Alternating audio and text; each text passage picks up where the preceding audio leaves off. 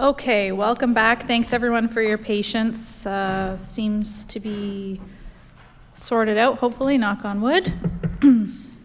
I'll now welcome everybody to the October 16th, 2025 Budget Committee meeting. Quick reminder, our meetings are web streamed and televised. Please ensure your phones are on silent. If you're online, please keep your camera on and mute yourself when not speaking, unmute yourself when you are speaking, and use your Microsoft Teams raise hand feature icon to be called upon and remove it after you finish speaking. I note that all members of council are present today. The agenda is before you. There is one change to the agenda to add a deputation from the Simcoe BIA that requires a 2/3 majority to amend. Is there a mover and a seconder to amend? Moved by Councillor Very, seconded by Councillor Columbus. All in favor? And then a mover and seconder to adopt the amended agenda. Moved by Councillor Micheli, seconded by Councillor Huffman. All in favor? Carried. Thank you very much. Are there any declarations of pecuniary interest today? Okay. 5 deputations are on the agenda. I would ask committee to accept the deputation for information after each speaker. Should committee wish to direct staff to bring a report back on any matters for further discussion, that can happen after the deputation. And we will jump right into item 3.1, Grand River Conservation Authority. Welcome, Samantha. You have 5 minutes, and I can let you know when you have 1 moment remaining. Thank you very much for the opportunity to speak before council today. So I'm Samantha Lawson. I'm the CAO of the Grand River Conservation Authority. And I think the presentation is just loading. And so I'm here to present today the 2026 draft budget. Next slide, please.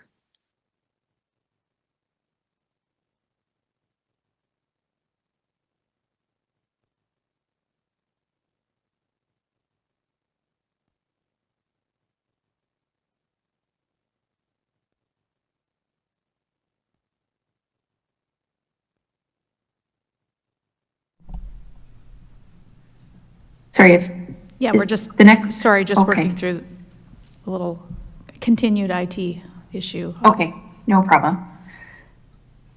Well, I can actually just keep going to some extent. So okay, that'd be great. Thank you. For those of you who aren't aware, the Grand River watershed is one of the largest watersheds in southern Ontario, and portions of southern and central Norfolk County are located within our watershed.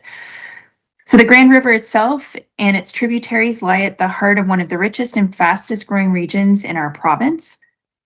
So the Grand River Conservation Authority provides a wide range of programs and services in engineering, planning, water, and land management, as well as outdoor recreation and environmental education.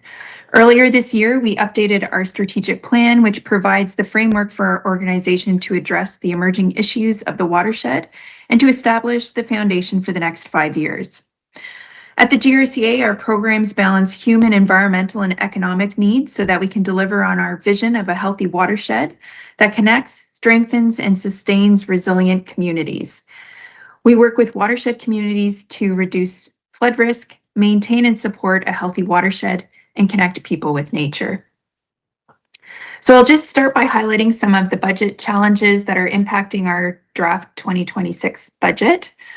So these include that the GRCA is impacted by the current economic climate, including inflation, supply chain issues, cost pressures arising from the impact of tariffs, and skilled labor shortages.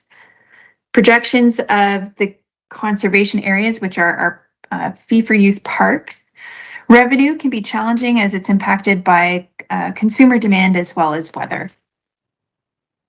A few other notable challenges worth mentioning are that the environmental education program is still in transition. We have aging infrastructure, and we are faced with increasing demands on our passive land management. And as probably similar to the county, sorry, we're on slide 4. Thank you. Oh, that's fine. As similar with other organizations, we are facing the challenge of keeping pace with digital innovation and technology advancements to help improve service delivery and process efficiencies as highlighted in our strategic plan. Next slide, please. So this slide outlines some of the material changes impacting the 2026 preliminary draft budget.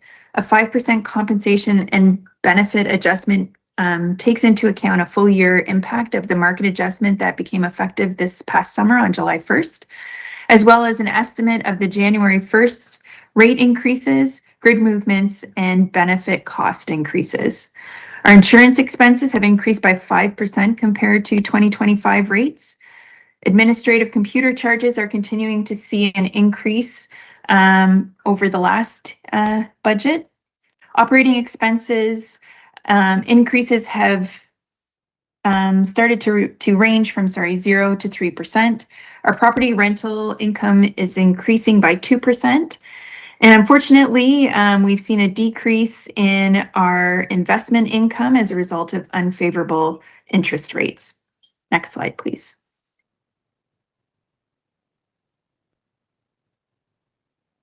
So at this time, we have proposed a 3.5 apportionment increase in the 2026 budget. So a 3.5 increase will result in an apportionment increase of 13.757 million to 14.238 million, or an overall increase of 481,000. So each 1% apportionment increase generates approximately 140,000 in funding for us. So for Norfolk, the increase is 2.5% based on the CBA of the watershed. So that translates to an increase from last year's budget to this year's budget of about $804. If I can get the next slide, please. So this slide here just outlines the steps that the GRCA has to go through in terms of drafting the budget and getting feedback, and then for final approval at our AGM in February. So where we're at right now is this month we'll be taking a draft budget to our board for approval to circulate to the municipalities, which will be distributed in November. Just under a minute remaining, Samantha. Okay. And during that time, we're circulating it to the municipalities for feedback and comment on the draft budget. So that's my presentation. If there are any questions, I'd be happy to take them. Okay, thank you very much. Questions from Budget Committee? Councillor Banerjee, go ahead. Thank you, Madam Chair, and through you. So I take it it's an $804 increase. Could you tell me what the total is then? Yeah, so the total for 2026 is proposed to be $32,393. Okay, thank you very much. Any further questions? Okay, thank you for joining us, Samantha. We appreciate the update. Mover and a seconder, please, to receive the deputation as information. Councillor Columbus and Councillor Berry, all in favor? Carried.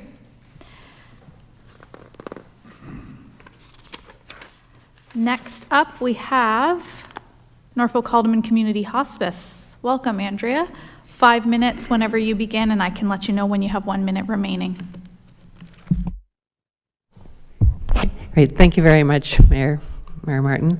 Thank you very much for having me giving you the opportunity to speak this morning to you. My name is Andrea Binkley, and I'm here on behalf of the Haldeman Norfolk Community Hospice with a deeply important request of funding support for the construction of our rural hospice residents to serve the people of both Norfolk and Haldeman communities.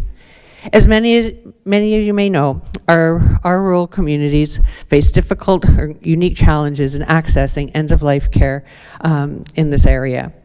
We have a dedicated healthcare providers in the region, but the absence of a local hospice residence. Many of our residents are forced to spend their final days far away from their home and separated from their families and communities. This is not a healthcare issue. It's a matter of dignity, compassion, and rural responsibility. In our public healthcare area, over 2,000 individuals per year would benefit from hospice palliative care, but also add at least 4 people or 4 family members who also would benefit from grief and bereavement support. Currently, there is no dedicated hospice residence within Norfolk and Haldeman communities. Many families are forced to provide complex care at home. Without adequate support, or to have to drive 30 to 40 minutes daily to visit a loved one in a out-of-region hospice.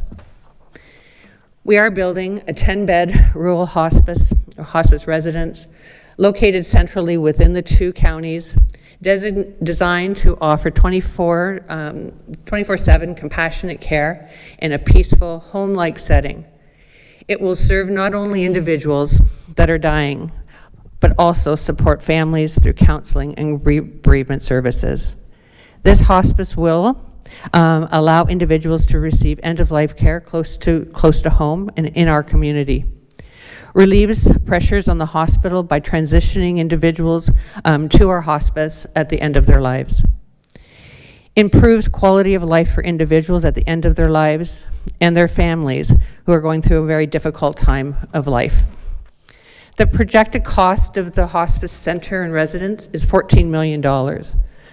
We are actively pursuing a combination of private donations, grants, and other community fundraising efforts.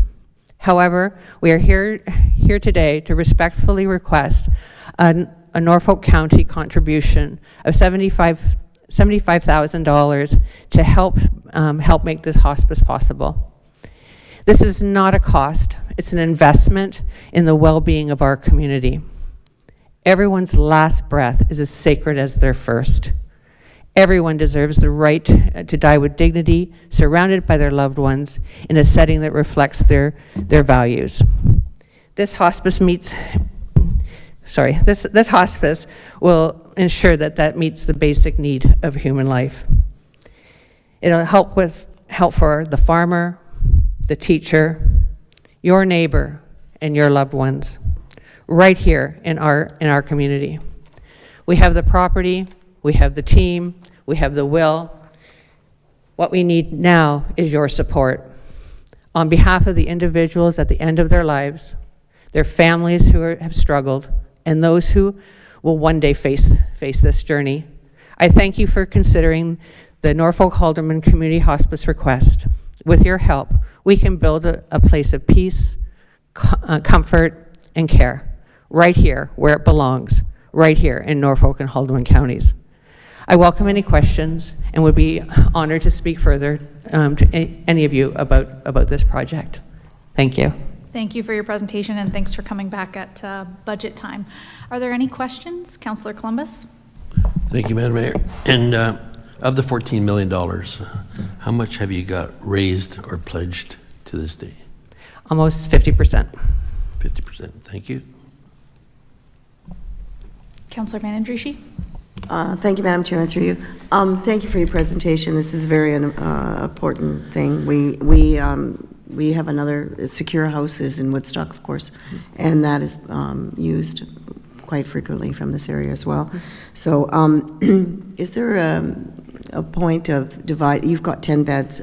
Are you restricting 5 for Haldeman End and 5 for Norfolk End, or how are you planning on doing that? No, it'll be Just based on need Okay. and the urgency of that need for the Urgency of individuals. that It doesn't matter where they're living. Okay, perfect. Love to hear it. Thank you very much.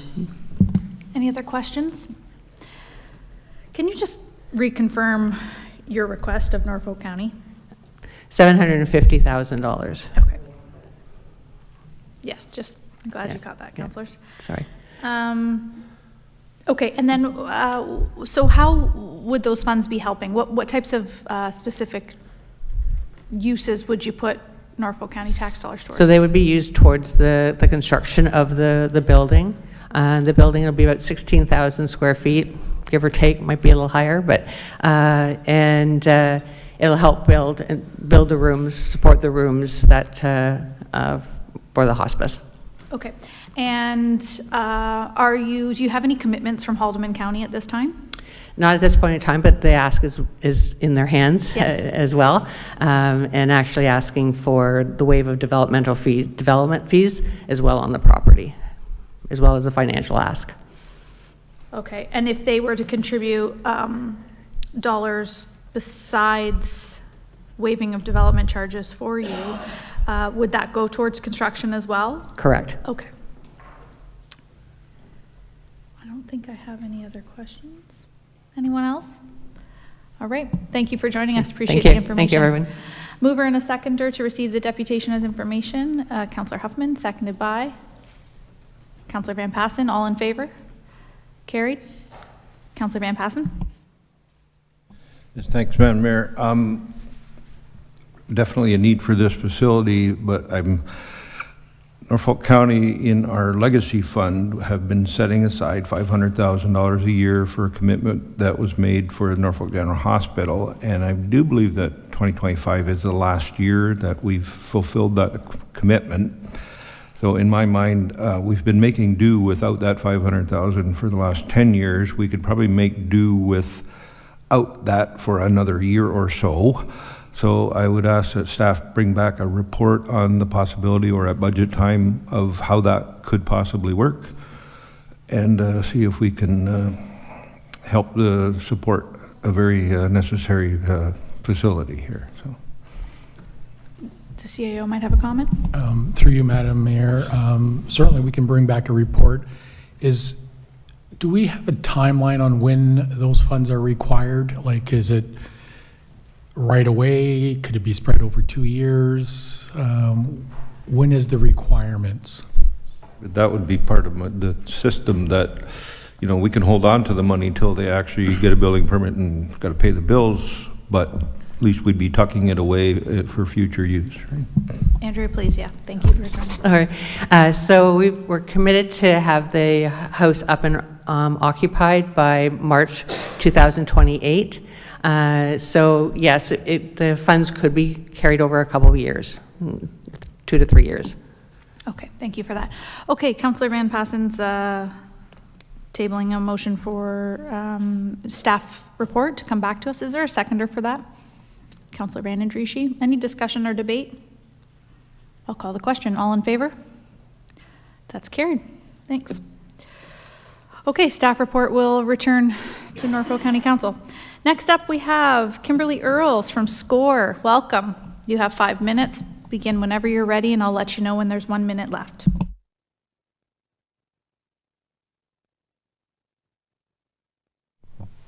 Thank you for having me here for a chance to provide an update on SCORE economic development. Just gonna step back so I'm in line. So next slide, please. So SCORE came together 2010 as a means for regional resource sharing across the 5-county region. What happens in one community often affects what happens in other communities across this region, and so the councils of the day realized that resource sharing and being mindful of taxpayer dollars was of paramount priority to them. Next slide, please. A little bit about our structure. We are governed by a board of directors, 2 appointed officials from each county, and again, the ability to influence not only the Economic Development Corporation itself, but the wider region and what happens to support the prosperity of the 5 counties. And you have direct access to monthly or bi-monthly meetings through CAOs, ECDEV professionals, and ministry contacts at all levels. Next slide, please. So as you can see, we take up a significant region, and our priority areas of focus on larger foundational pieces that support economic development. Next slide, please. And I've went through and looked at the Norfolk County Strategic Plan and marked with the check mark all the spaces where SCORE either amplifies or supports Norfolk's strategy. And you can see there is a lot of alignment there. Next slide, please. And similarly with the economic development strategy, you can see there are lots of alignment. I would like to take a moment, though, to say that alignment does not equate duplication. So when I'm saying that we're aligning, we're either filling in gaps to support what's happening at the county level or for other regional stakeholder organizations, or amplifying what they are doing, or provide some foundational pieces in place so that they can accomplish the work locally or at the other regional levels. Next slide, please. And here is a brief outline of some of our larger projects that we've undertaken. So again, kind of looking at those larger projects and initiatives that support economic development. Some of the ones that I'll just highlight really quickly: obtaining funding for provincial rural programs, creating and keeping infrastructure in place that supports supply chains, and supporting anchor pieces that make the region attractive to business. Next slide, please. In addition to the projects that we undertake, because SCORE is an action-oriented organization, so we actively test, create, and develop projects that support economic development. But in addition to that, we also do undertake some advocacy. Most recently at the AMO conference, we had 7 meetings with ministers, and out of that came an invitation to meet with Ministry of Economic Development, Vic Fideli at Niagara. And so we have a reputation for being a positive, collaborative region that can actually get things done. Next slide, please. So why is SCORE important? So it supports regional challenges that require collaboration. And SCORE EDC has, over the last 15 years, been the mechanism for that. We protect shared economies where jobs, education, services cross municipal boundaries, as we've heard some things here today, and we're right sized. So within the 5-county region, we are large enough to have some impact, but small enough to reach consensus and work together, and that keeps us competitive. Next slide, please. And I'll just take a couple minutes to outline our impact financially. So Just over 1 minute remaining. Okay. So over the last 3 years, we've had a direct impact. So we've been able to take our project funding and create a $250,000 direct impact. About 1.6 million of that have been supporting partners. Regionally, our impact has been about 42 million. Leadership in getting funding across the province has equated to about 337 million, and direct staff inputs that you have from not only the corporation, but partner county staff is just shy of $1 million. And all of that for the partnership ask of $30,000. And with that, I am happy to take any questions. Thank you very much. Questions for Mr. Earls? Councillor Van Andrieschie. Thank you, Madam Chair, and through you. Hi, Kim. Great presentation. Out of the participants, are there any leaving the organization? I know that some have stated something, and then I'm just wondering, have you lost any members, or are we gaining anything, or what, how do we stand? Sure. So thank you, through the chair, to Councillor Van Andrieschie. We have received withdrawal from the organization from Middlesex County. I would like to say, though, that is not unprecedented. Within the last 15 years, we had a 3-year span where Elgin County did not participate. It changes our focus somewhat, but not really our mandate, and not really, I don't believe, our effectiveness. But we have had that withdrawal, and we are hoping to re-engage them. Thank you, Madam Chair. The idea that it's large, okay, and I've always said it, and I remember its conception because I was there.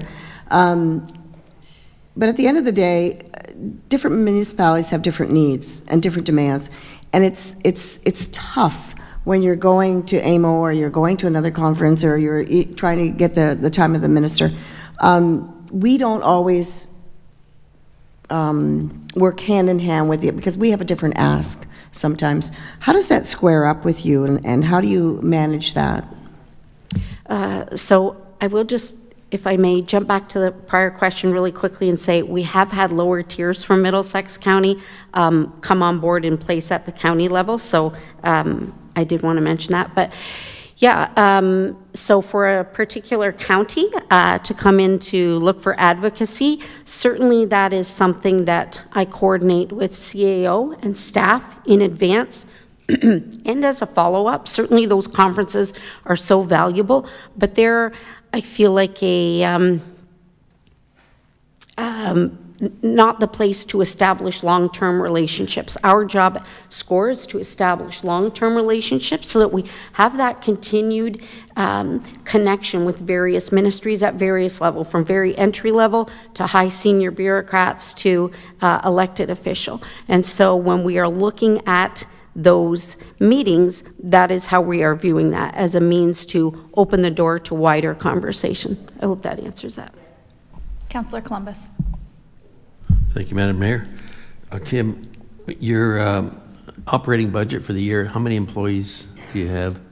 And do you get any dollars, other than the counties that are involved, do you get dollars from other sources?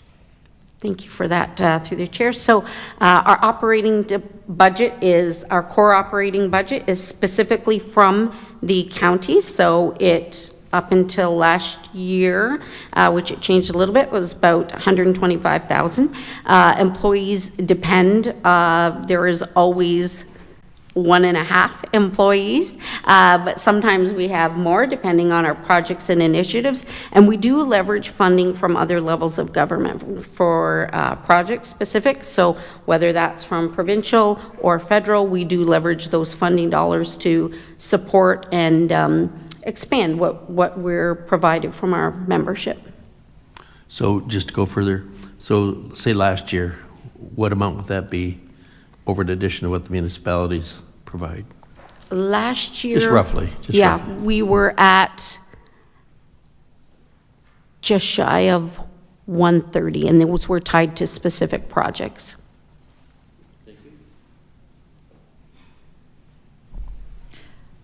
I have a question for you. Lakin, can you put the slide back up? I'm not sure. I think it's page 10. It's the impact, the financial impact. Kim, can you just kind of go in depth a little bit on that? Like, you know, workforce projects, 830,000.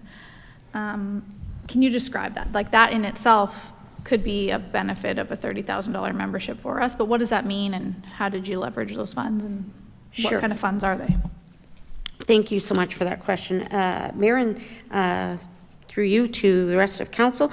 So the workforce project, so when I looked at leverage funding, what I considered was, what did SCORE either contribute as a, hey, this is a great idea, I think it's needed, but maybe we are not the person to be a lead applicant or to lead the project. And so for the Workforce Planning Board project, we actually created an HR toolkit aimed at small to medium-sized business that provides them with legal, accounting, other resources kind of consolidated into one place. And so that's what I look at when I'm looking at those types of funding. When I looked at the Rural Ontario Institute, that was a planning funding, again, transit projects. So we did a senior specific education project with Norfolk County, and then our agricultural projects, we did some market development work with Ontario Federation of Agriculture. And again, the idea may have been sparked at SCORE. It may have been something that the board and staff worked on together, but recognized that maybe another agency might be a better lead. So fair to say, you know, SCORE is not running all of these projects, but you've got your hands in a lot of different pots with a lot of different partners, and that's the regional impact of those dollars. My other question for you, if you could clarify for council, is transportation. So we've had this conversation with our staff in-house, and I think there's also some discussion on the WOW sea level. So what is it that SCORE would like to do with transportation? What's happening with transportation? What's the plan? Any information you can share with us on that? Sure. So I'll try and be brief. Transportation in general is something that is critical for economic development. So for workforce traction, for healthy communities, all of those things. And so SCORE really started working on transportation back in 2011. It's evolved. We partnered with the Rural Ontario Institute at that time. We're leadership in getting the funding through the province to support SCT members. And as that pilot project unfolded, and each member community received whatever money to start up funding routes where they thought would be most impactful in their communities, there was a recognition that there was an opportunity to consolidate those activities. So if you were looking, say, Norfolk County into Brant or Norfolk into Tillsonburg, there would be administrative costs for Norfolk and the same in Tilsonburg, the same in Brant. And so what SCT really does is to look for a mechanism where we can hopefully evolve so that all of those transit services can be coordinated under one brand. And so we are applying for funding through the Ontario Transit, I think it's Investment Fund, it's OTIF for short, that will allow us to move towards that model so that those municipal boundaries are easier to coordinate. And yeah. Okay, thanks for that. And it wouldn't be SCORE specifically managing it, it would be SCT, and you're the funding conduit and the administrative liaison until there's a project? Okay. Correct. So that is the hope of SCORE. All right, thank you for that clarification. Is there anyone else, any other questions or comments? And the request is the membership? Yes, fee. at the Okay. 30,000, the same amount. Okay, thanks very much for coming. Appreciate your time. Thank you. Mover and a seconder, please, to receive the deputation as information. Councillor Duthie, Councillor Huffman, all in favor? Carried. Second last, we have Miss Kent from Norfolk County Public Library. Whenever you're ready. 5 minutes, and I'll let you know when you have 1 minute left.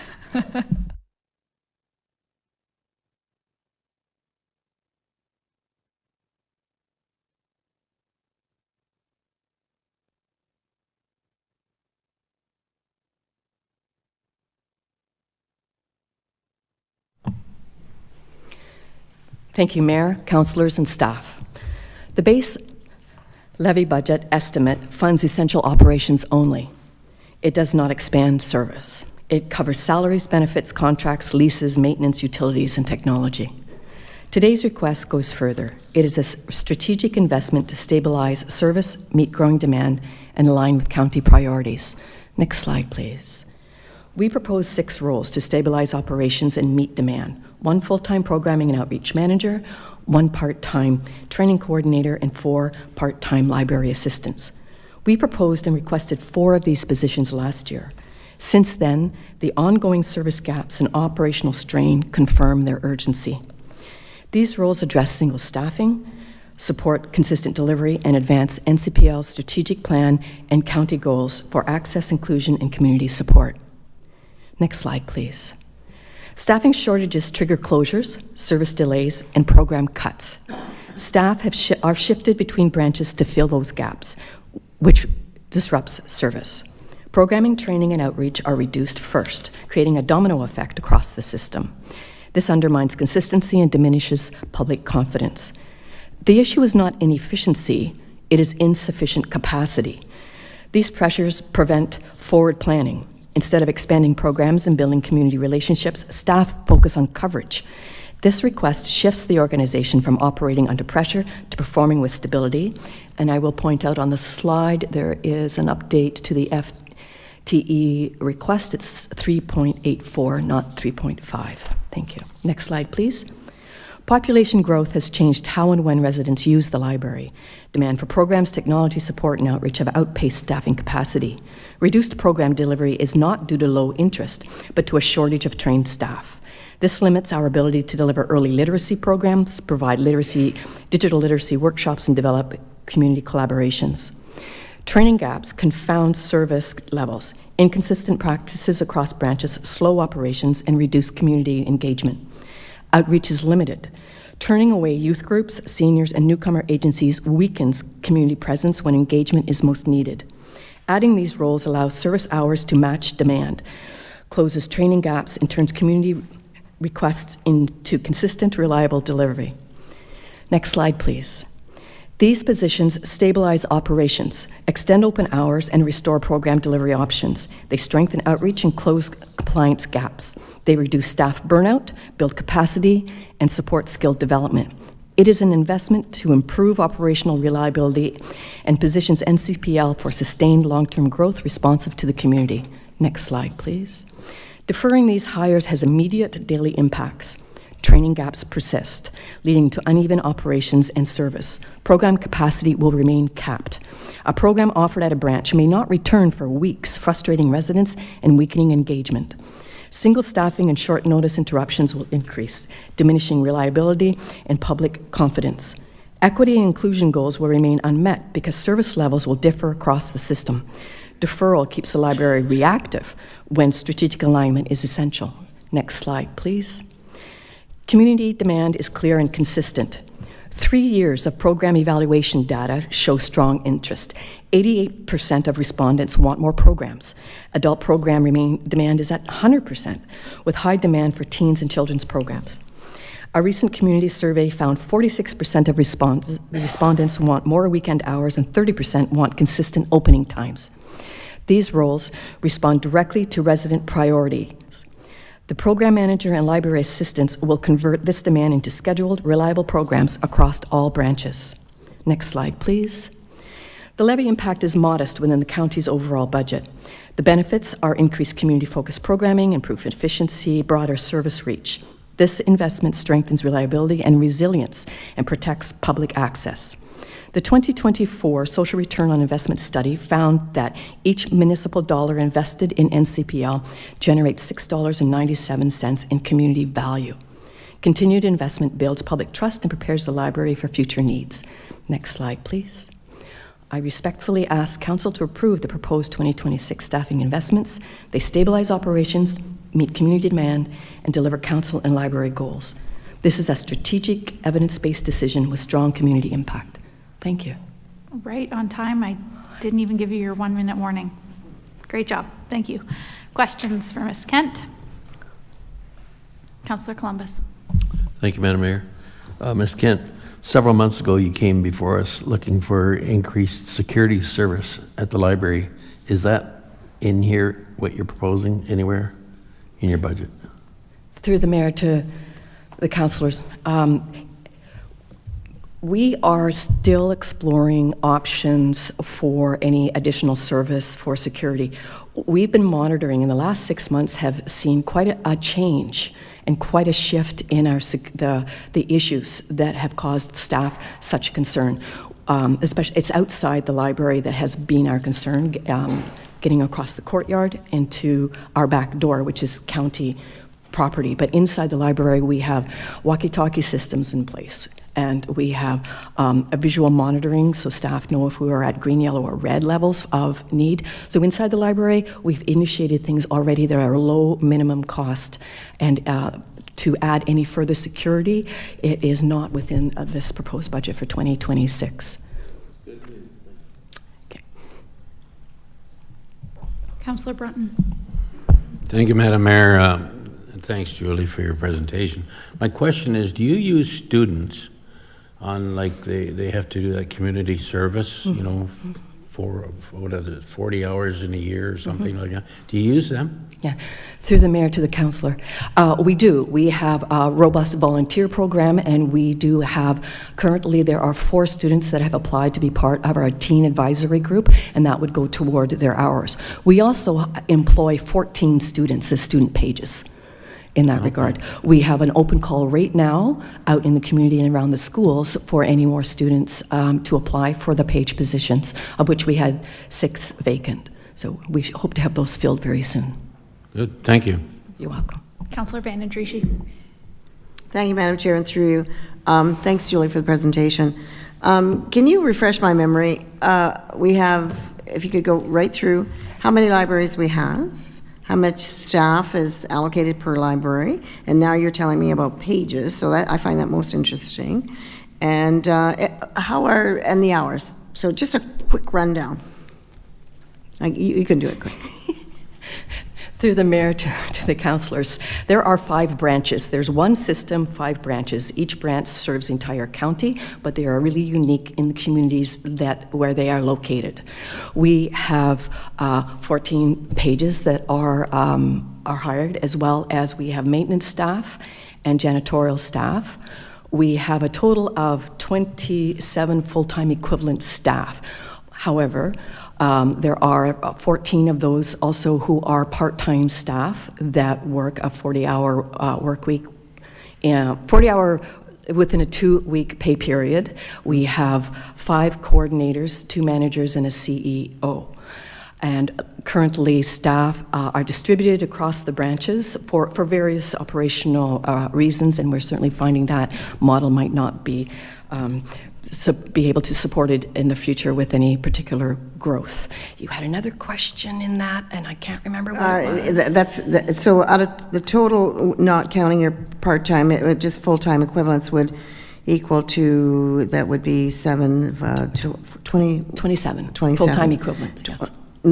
27 full-time equivalents plus the 14 part-time included in, so you're including 27, we have 5 branches, 5 libraries, and 27 people. 27 of full-time equivalents, yes. Full-time equivalents, eligible for a 40-hour work week. Right. Okay, thanks. Councillor Michele. Thank you, Madam Mayor, and through you to Julie. Very nice presentation, Julie. Thank you. Not surprising. I think one of the questions that Councillor Van Andrucci asked that I don't think you answered, which is going to be part of my question, it's about the hours of operation for the various branches. Is it true that occasionally, due to staffing shortages, some branches have to be closed on certain days, and they're currently, I believe most of them are closed on Mondays, is that right? Through the mayor to the council, yes, I can lay that out for you. All of the branches, okay, Simcoe is the only branch that's open to the public on Monday. The branch at Lakewood School in Port Dover is closed to the public on Monday, but available exclusively for school and the students. All of the other branches are open Tuesday to Saturday. The branches, though, other outside of Simcoe, have different operating hours. There are days of the week where they only open at noon, which is confusing for the public. And it's been going, I understand it's been 5 or 6 years that they've had this particular schedule. So the request from our survey from the community was they want to have consistent hours, and they want all the branches to be open at 10 o'clock in the morning and close at 7. So this cohort of 4 additional library assistants will enable us to do that for sure. Single staffing is a concern because we're not adhering then to Employment Standards Act when we have 1 staff in a branch. Our policies state also that we have to have 2. There are times that we only have 1 staff and we have to remain closed until we can move staff around or call in a casual to keep that branch open. We're very grateful for the funding in the last couple of years to previous, because we were able to reduce being closed 18 times, a branch closed 18 times a year, to last year there was only once. So that is moving in the right direction for that. But also in the note that I forwarded to you, the benchmark that the provincial government establishes for public library full-time equivalent staff for population served, it's 35 for us. We would have to have 35 full-time equivalents, and we're sitting with 27 full-time equivalents. So we are well below the benchmark from the provincial government. Thank you. Yes, thank you, Julie. That is exactly what I was anticipating you were going to say, and I'm not sure if other members of council experienced this, but Councillor Huffman and I sit on the library board, and if there is one common correspondence I get from residents about a common frustration is going to the various libraries in Norfolk County and finding them closed. So that consistent operating hours, I believe, would be a tremendous benefit to the entire population of Norfolk County. And Julie, in the information memo that you have provided to council, I think it really does illustrate how much below what we might consider to be the provincial standard for staff at libraries and operating hours at libraries we currently are at. So I thank you very much for the information, and I think it would, I get, again, people calling saying, I went to the Port Rowan Library on Monday and it was closed. Or I went to the Port Rowan Library on Thursday and I was there at 9 o'clock, but it was closed until noon. And these types of conversations are very difficult to kind of explain, especially council is obviously aware, and I think that Julie's put this in her information memo very well, that Norfolk County's population is growing, and we may need to start considering expanding our library availability. Thank you. Councillor Van Andriesch. Thank you, Madam Chair. Julie, just one more question, and excuse my ignorance on this. You've got 5 branches, 27 full-time people. Where do they go? Like, you tell me that a branch has to be closed. You got 27 people. Where do they go? Thank you very much. Thank you very much for the, yes, Mayor, to the councillor. So that's full-time equivalents. That includes our 14 student pages, which they are available in the evenings after school. That includes our janitors, our custodial staff, so they rotate through and they clean the branches. It includes the full-time 5 coordinators, full-time 3 CEO and 2 managers. The rest are staff who provide service 40 hours over a 2-week pay period. They are part-time library assistants that serve at service points. And there must be 2 per each branch during operating hours.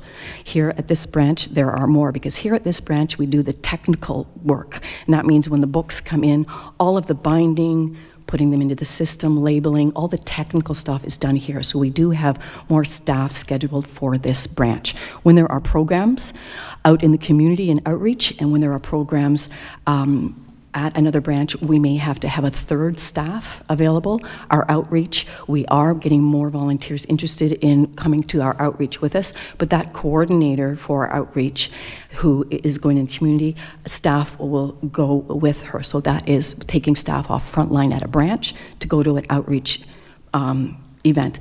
We've just been to the fair, and that means that some of our staff would not be in the branch, they would be scheduled to be at the fair. So that layers us throughout. It is very complex and complicated staffing, but we do make it just work. And the staff are very good, and they're very good at being flexible when we have to call someone in, or if we have to move someone around because there's not enough staff at a branch. Councillor Duffy. Thank you. Thank you, Madam Mayor. Through you, Ms. Ken, thanks for being here today.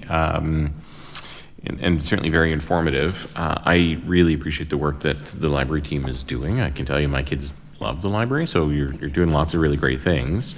That said, new FTEs are always difficult for me, truthfully, and it's the same on the county level as it would be on your side. So if I had to ask you to select which of these 6 are the most important to you, how would you rank them? Because it looks to me you've got programming and outreach manager, full-time, training and development coordinator, part-time, then 4 library assistants. So where would you put the emphasis? Through the mayor to the councillors and Councillor Duffy. A program and outreach manager would be really instrumental in ensuring that we have a foundational planning months in advance, and even if not years in advance, for all of our programming and outreach, making those relationships and building those relationships with the community. That would be a priority. Next for me would be the frontline staff. The frontline staff are those that are going to ensure that we can open with consistent hours and that we can actually build more program delivery. Okay, thank you. And then just supplementary to that, what would be the rate, the total dollar value of the program and outreach manager that you had in mind? Through the mayor to the councillor, the manager, program and outreach manager is the net levy impact is $138,400 for that one, and that is, and I think the finance budget department, they're so supportive and they're so good. That is a 0.1% of the county's impact, levy impact. Okay. Thank you. Thank you. I have a couple questions myself. If budget committee was to, approve the dollar value of all of those positions, what is the total financial request you're making today? Through the mayor to the councilors, I might have to get confirmation from Sure, budget Amy? staff behind me, please. Through the mayor, it's $403,800. And are you able to, so we know the program outreach is 138.4, are you able to quantify separately, the training and development, and then the 4 library, the dollar value for those, please? Yes, Madam Mayor, to the councilor, the training and development coordinator part-time is at $53,000, and that shows a 0% impact on the budget of 53 for the training and coordinator part-time position. The library assistant positions, they equal a 2.34 full-time equivalent, which is a $212,400 impact, which is 0.16% of the impact on the 2026 net levy budget. Great, thanks. Okay.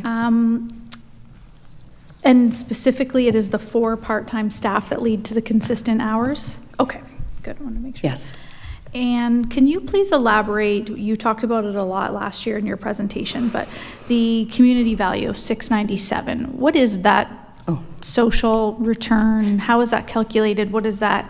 Can you share? Yes, thank you, Madam Mayor, to the councilors. I didn't bring my document to cue me up here, but this is an algorithm that was built by economists from Agoma University with the Ontario Library Service, which is the firm, the agency that we work with. They're consultants for us, and they help us build everything from policy to operations mechanisms. There are 7 pillars in the social return on investment, and that is everything from how many seats we provide, how much space we provide, how many public computers are available, how much time the public uses our resources, how many items we have in our collection, how many staff we have, our location. Those 7 pillars are, and I won't be able to pull up them all. I can certainly forward you the document again for that, but it does equate to the social economic benefit. For example, the benefit of having a library in the community is roughly $400 per household to have benefit of a library in the community. Okay, thanks. Another question I have, when actually Councillor Berry was chair, there was a really big emphasis put through the library on fundraising. Can you speak to fundraising efforts, what's happening to bring in additional revenue, if anything? Yes, thank you, Madam Mayor, to the mayor and the councillors. Because of staffing shortages, they don't have staff to commit to comprehensive and robust fundraising. However, we are so grateful for the amazing Friends of the Library groups, and we currently have a 3rd chapter here at the Simcoe branch, and those 3 groups are very active in the community to fundraise, and that has a direct benefit to the library. For example, the Port Dover branch donated to the library funding so that we could put in a sensory board in the children's area and a Lego station, and they are doing an event for fundraising, an author event shortly. So we do get direct benefit from those groups. The Friends of the Library at Simcoe have donated to a makerspace mobile cart that we can take a mini 3D printer and go to schools and go out to other organizations to demonstrate the maker movement and maker equipment. And the Delhi branch, they have been on pause for a short period of time, but they're back, and they are doing fundraising, and they donate things such as furniture for the children's areas. Okay, I think it was last year at budget. Were you asking for a fundraising coordinator? Your chair is Through the nodding mayor, her head. yes, through the mayor to council. I believe at last October, it was a fundraising, and then after discussions, it was converted to the training and development. Okay. Yes. Yes. Thank you. Slightly off topic from budget, but still relevant. Are you able to comment on the agreement, the expiry date with Lakewood specifically? That brings me deep concern. Yeah, thank you very much. A little over 2 years ago, I opened the conversation with the school board about extending the Lakewood lease, and we are in the conversations right now to extend that another 10 to 15 years. I anticipate we will have a renewed lease for that specific property. Probably within the next 6 to 8 months, we will have that lease in place to extend the Port Dover branch at Lakewood. They are really growing. They're converting. That's my fear. Yeah, they're converting many of their classrooms, many of their space to classrooms. Yes. But all indications we have is that it's an incredibly valuable and strong relationship that we have with that school, and they see the value. So we are extending that lease and hope to have it signed shortly. Okay. My last question for you is your 2 employees per location. That's an in-house policy that you have? Is that an in-house policy that you have? Thank you, Madam Mayor. It is, and it does fold into the Employment Standards Act, because the Employment Standard Act, it's the safety for a staff when there is only one person, the other person not on site. So it was folded into to ensure that we had correct coverage for the branches following legislation and our policy. Okay. Thank you. I would just comment and say that you have really grown over the last few budget presentations. A lot of good information coming off the top of your head about the library and the staff and the FTEs, so job well done. Are there any other questions? Councillor Columbus? Madam Mayor, just to follow up on Councillor Michelle's suggestion there with respect to extending the hours. To extend the hours to make them even and like every day it would be the same 10 o'clock or whatever, rather than have odd hours. What would be the cost for that frontline staff? Just the frontline staff. Madam Mayor, through the councillors, I can't calculate that off the top of my head. May I return a number to you? Okay, thanks. Thank you. No problem. I jinxed you. Okay, I'm not seeing any further questions. Thank you for your presentation. Mover and a seconder to receive Ms. Kent's presentation as information. Moved by Councillor Michelle, seconded by Councillor Huffman. All in favor? Carried. And our last deputation is Downtown Simcoe BIA. We have Les Anderson joining us. Welcome, Les. 5 minutes, 1 minute remaining. I'll give you your notice and start whenever you're ready.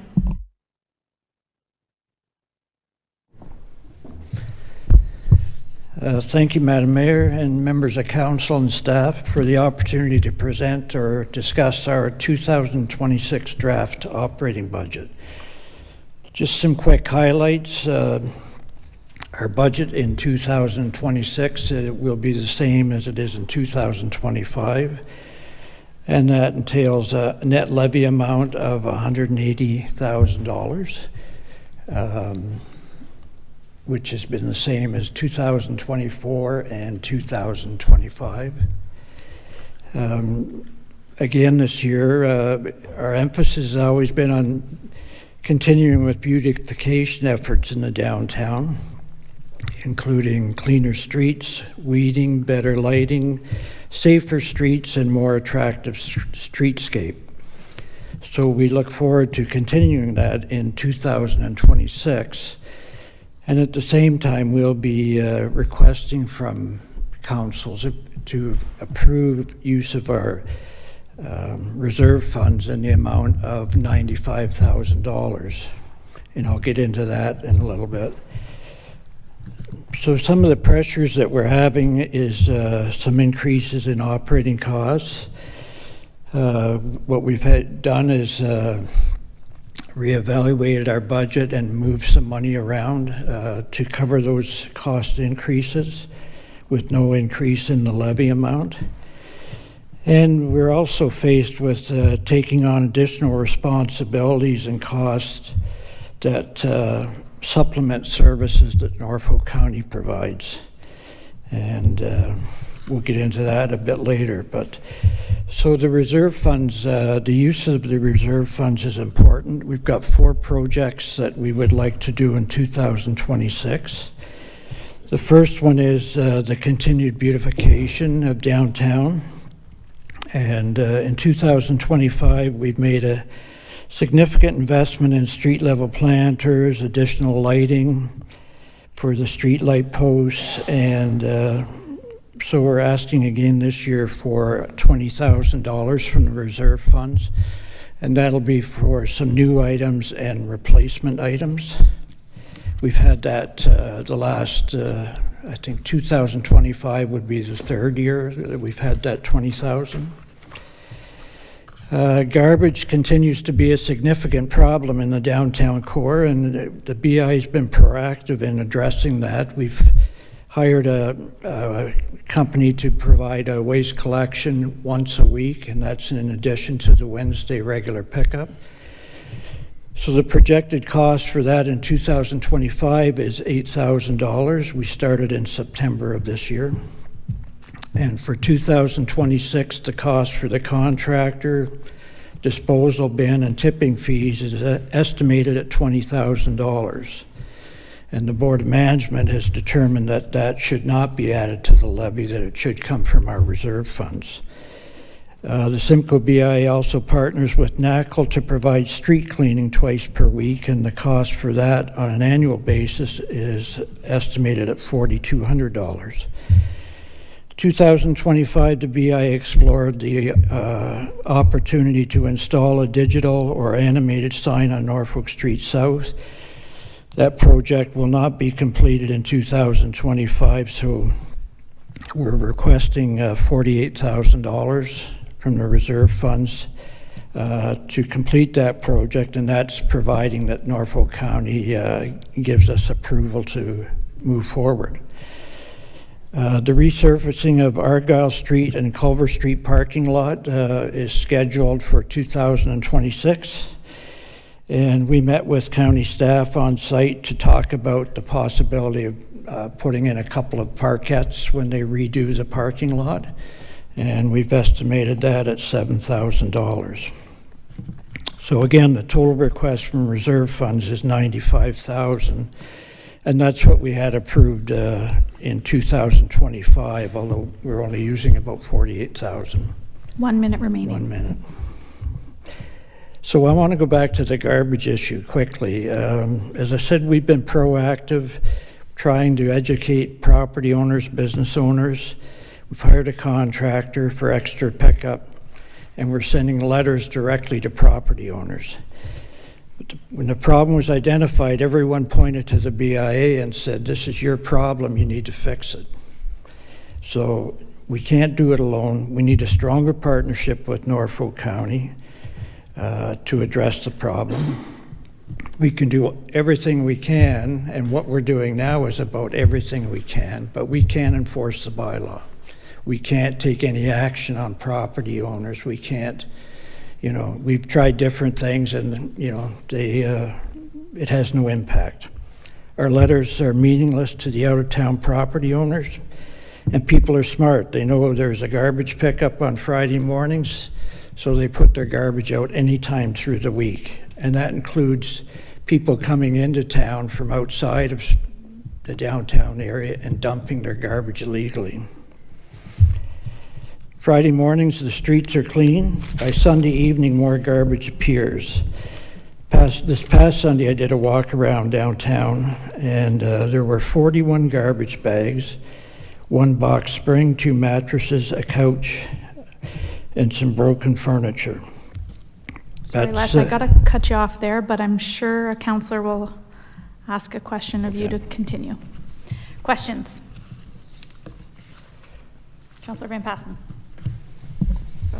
Thank you, Madam Mayor.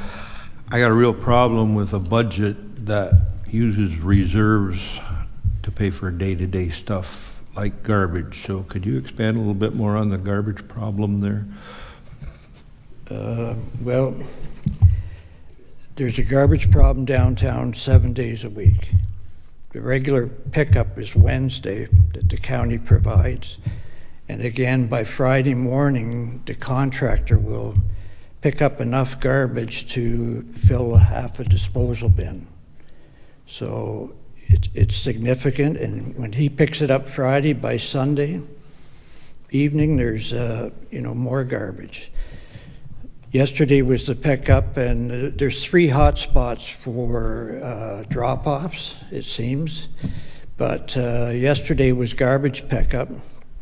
This morning, when I drove by one of those spots, what happens to be by Norfolk and Robinson Street, the corner, there's 3 garbage bags and a box of whatever is sitting there. So it's a constant thing, and the members aren't happy about it either. I mean, they can only do so much. They talk to their neighbor, they try and work with their residential people in the apartments upstairs, but again, we can only do so much. And so, you know, that's why we got into the extra pickup, because we didn't want garbage sitting around through the weekends when we had events or whatever. And then, but as I said, people are smart and they know they can put it out any day of the week. Councillor Brunton? Thank you, Mayor Martin. And I just want to expand on something about the garbage, if I may. We're taking a step, and the biggest problem, I've harped on this for some time now, is the absentee landlords in the downtown. And we cannot access, I guess it's top security, I don't know why, but anyways, the actual owners of property. So we're taking the liberty to draft a letter, and correct me if I'm wrong here, Les, that'll go out with a tax notice. We've worked that out with Amy and her department to notify the actual owner of the property, hopefully, to address the issue of garbage with their tenants. Because when there is garbage on the street, you can't really tell if it's a small business or a residential person that's put it out. So the onus is really not only on bylaw, but on that absentee landlord to enforce that. And it's become a real problem. I drove through the town Monday morning and it was a disaster. So anyways, hopefully that'll help us, but Les has covered it off pretty good. Thank you. Councillor Vandendriessche, Duthie, then Michelli. Thank you, Madam Chair, and through you, thank you for your presentation. I appreciate that, and I understand the issues of, especially garbage. But the day-to-day operations should be out of the levy, I feel, rather than any capital. Yes, I can see coming that out of your reserves. How many businesses do you levy? I'd have to get that from the finance department. I'm not sure. You don't know how many businesses are in the core? Well, there's about 120 buildings, but it's based on the square footage of their... Okay, so there's a ratio to work with on that. And if I could get, the amount that you're spending on garbage, if you were to redistribute that cost on a levy through to those 120 or whatever number, I'd like to know what that would be. Okay, we'll get that just to for see, you know what I mean? Because you haven't raised your levy in a few years, as I've taken note.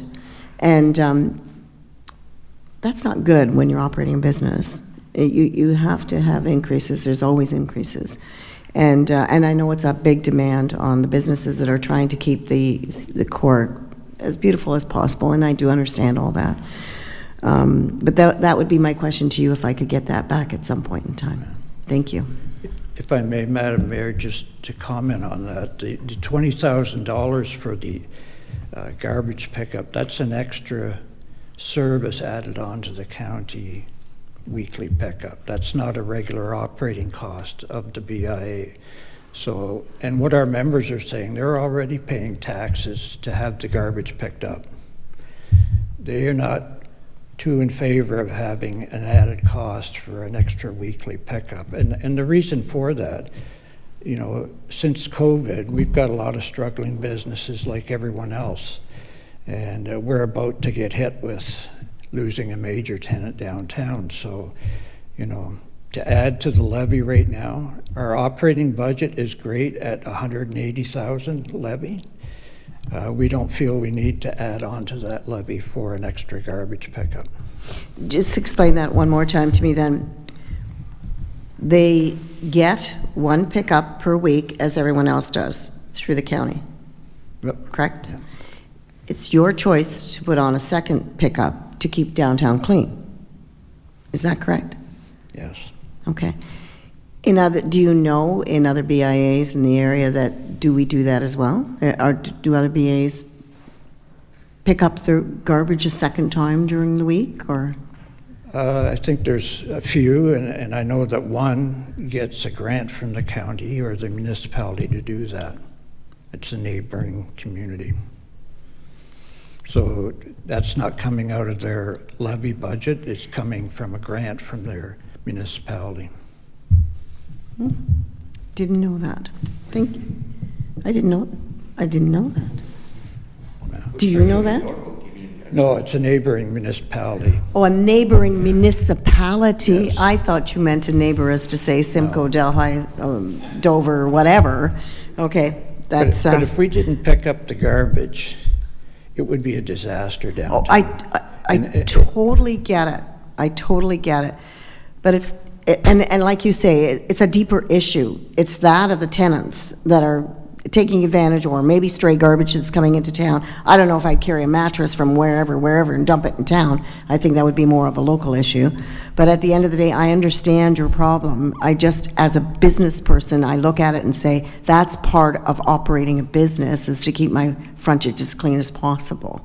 So there's where I have an issue of taking from reserve all the time to try to maintain a levy budget at 180. For how many years have you done that? So there's my concern, is what I'm saying. Councillor Duffy. Thank you, Madam Mayor. Through you, I know this might be somewhat unorthodox, but I wonder if I could just ask a clarifying question of staff to help set the table for my question. Would that be okay? Mr. Everetts, are we considering this the wrong way around in terms of how the budget process works in terms of the levy on the BIA? Is it not that the BIA is meant to decide what they need to operate, and then that is the amount that is levied on the businesses within the BIA? Through the mayor to Councillor Duthie, you are correct. The BIA sets their budget, and then we'll incorporate it when the final levy comes in January. Okay, thanks. Okay, so Les, thank you for being here, and I agree with you completely that the garbage is a massive problem. I drive through the downtown every day. I make it part of my route so that I can see what's going on in the downtown and report things to the appropriate staff as needed for collection, because it can be a disaster. You're absolutely right. I guess the struggle that I'm having a little bit here is I don't think it should be coming out of the reserves either, truthfully. Why do you believe that the members wouldn't think it's important to build that into the budget then that is levied? Because if it is better for everybody in the downtown, that the downtown is cleaner and we have cleaner streets, I guess I struggle to think, why would they not want to chip in on that? Help me with that. Yeah. I'm not speaking for all of them, just some of them that we've touched base with and talked to about the garbage issue, but I think there's three reasons. One is they're already paying taxes for garbage pickup. Not all of them are the property owners. In fact, the majority aren't property owners, so it's the landlord's responsibility to look after that.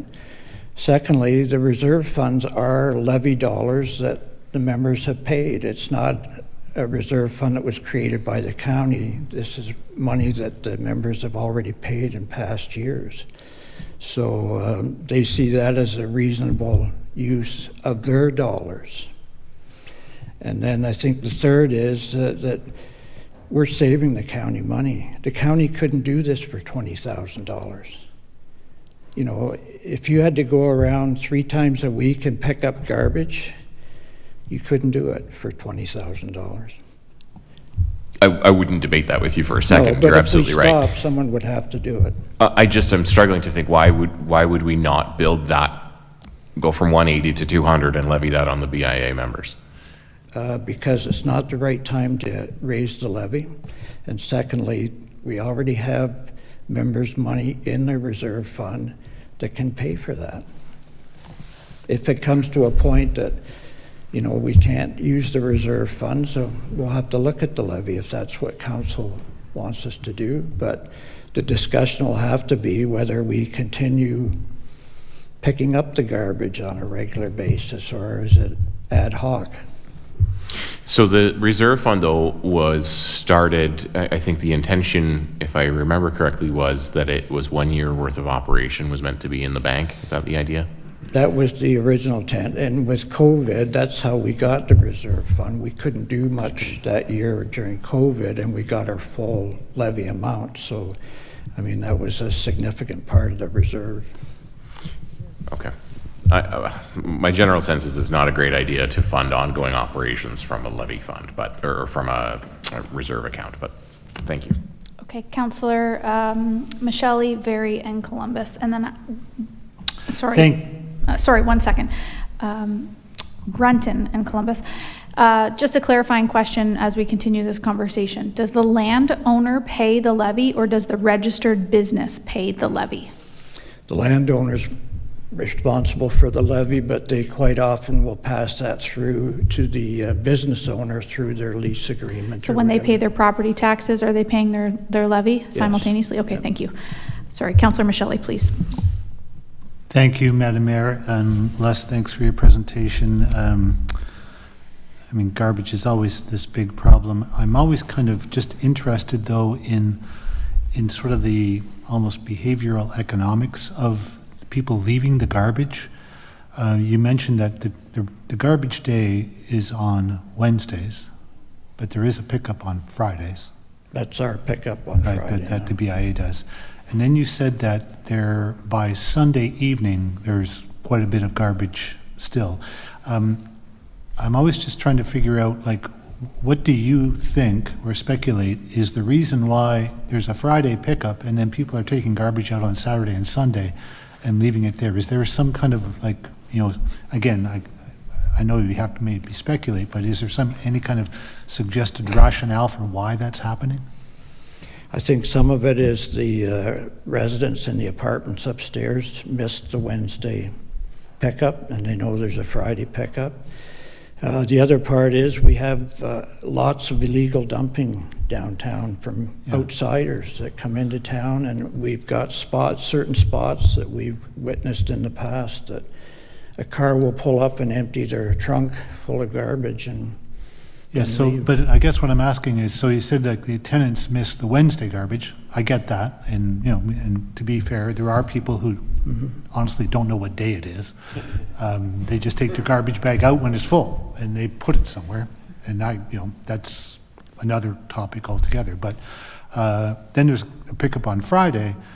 I'm just kind of curious, why are people then on Saturday and Sunday leaving it? I know that there's not a real, like, actual absolute answer to that. It's just something that I consider.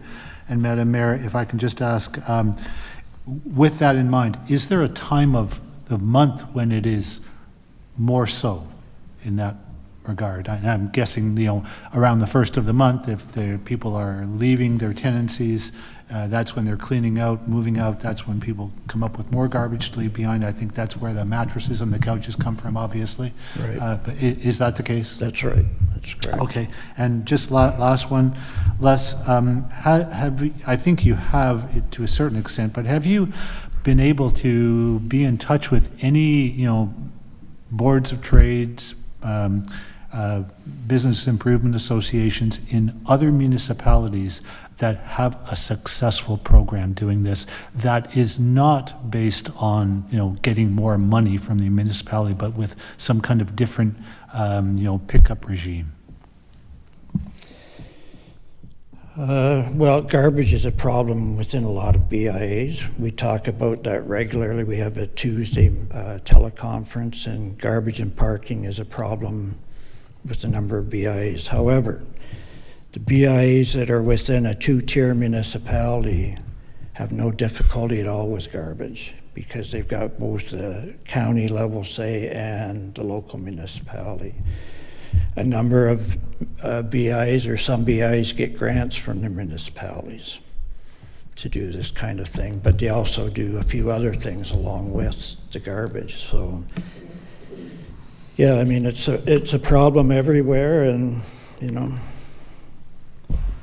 we've taken it on. We know we've got to look at the problem and try and resolve it, but without something with teeth, bylaw, like if we're not going to enforce the bylaw, let's get rid of it.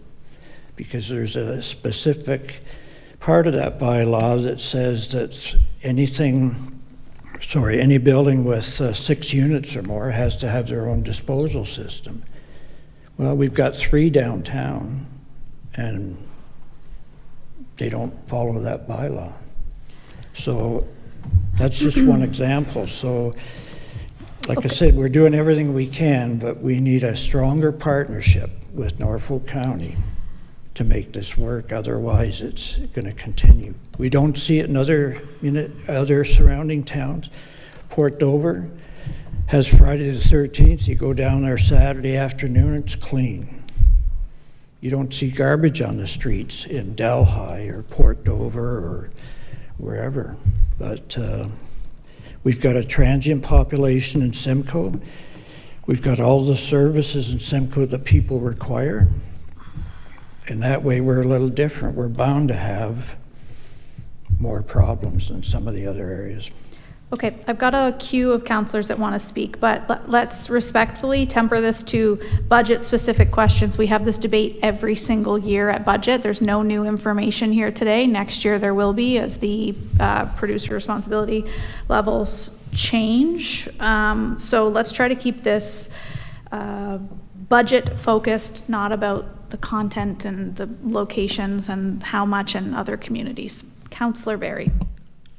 Thank you, Mayor. And this is budget specific because there's an MBI for a bylaw officer, so I'm going to ask it. So just to put a finer point on it, do you believe that additional bylaw enforcement will solve the problem?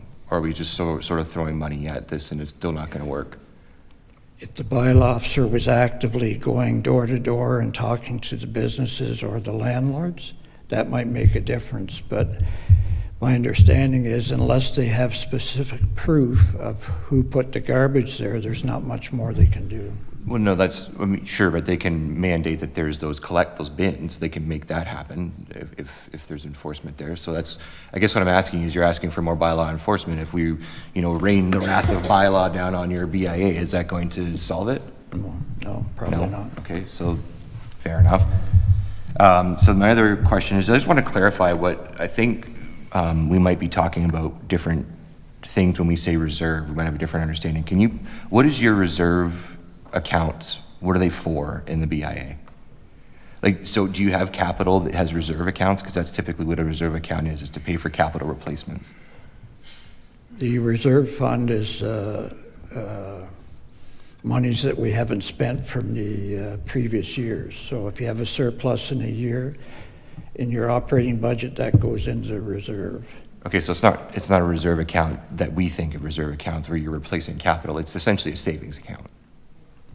Okay, so I understand the rationale. I understand what you're saying. You need it for having a year's worth of operations in the bank, but why is that necessary? And the reason I ask this question is because the BIA receives the levy every year because it's collected automatically from the business owners.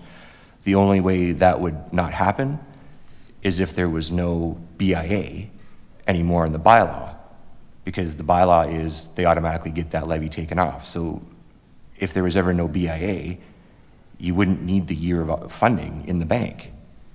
You see what I'm saying? You get the money. You get the money regardless. You don't have to save money.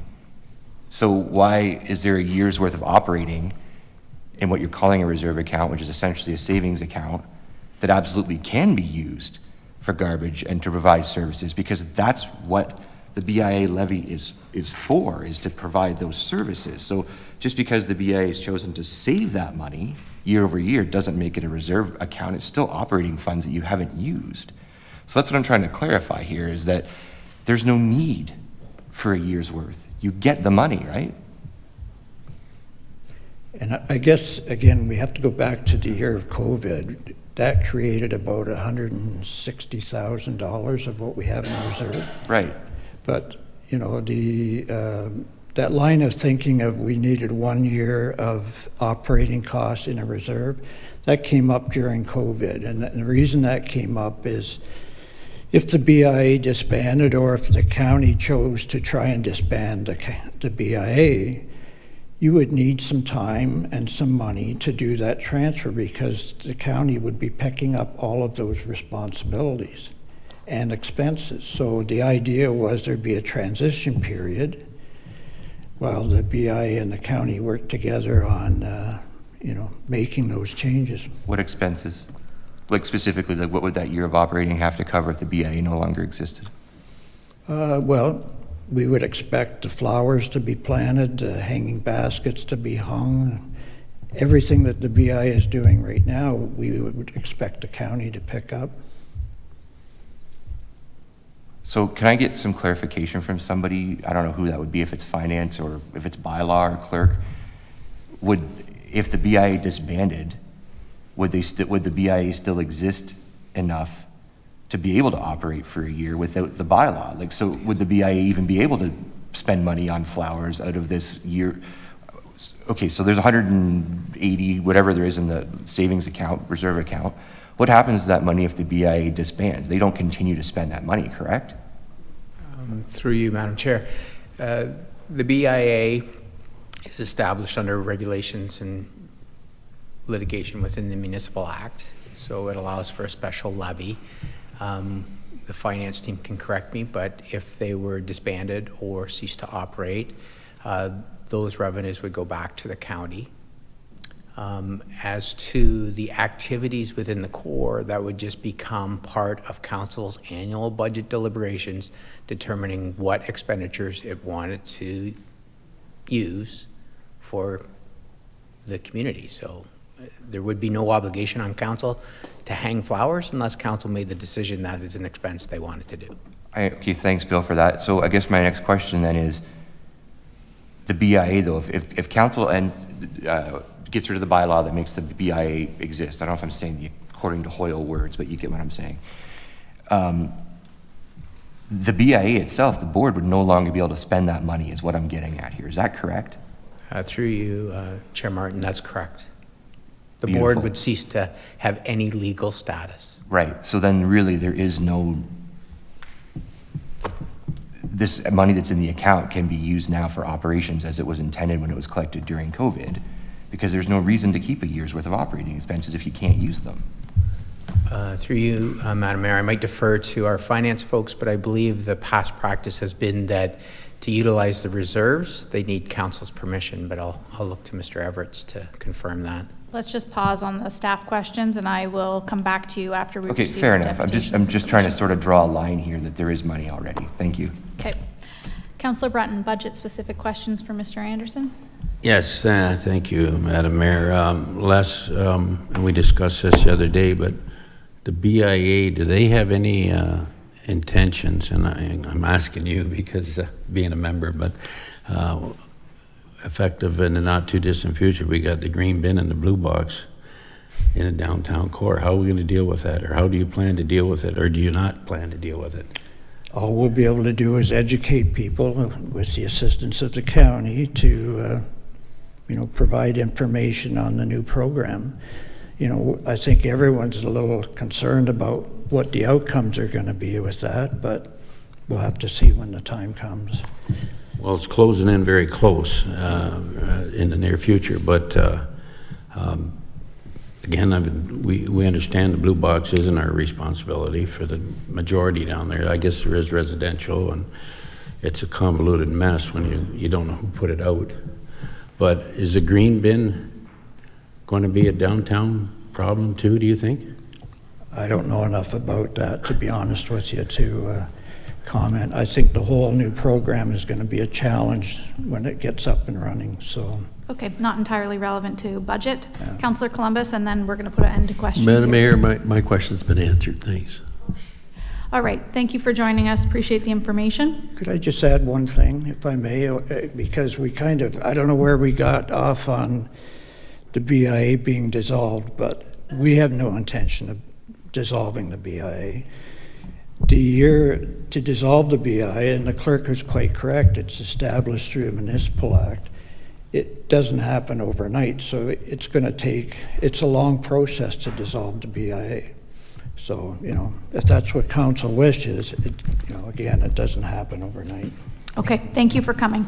A mover and a seconder, please, to receive less deputation as information. Councillor Duthie, Councillor Brunton, all in favor? Carried. Councillor Berry, you want to go back to staff? Sure. It's a good opportunity to clarify that I wasn't suggesting the BI is going to dissolve.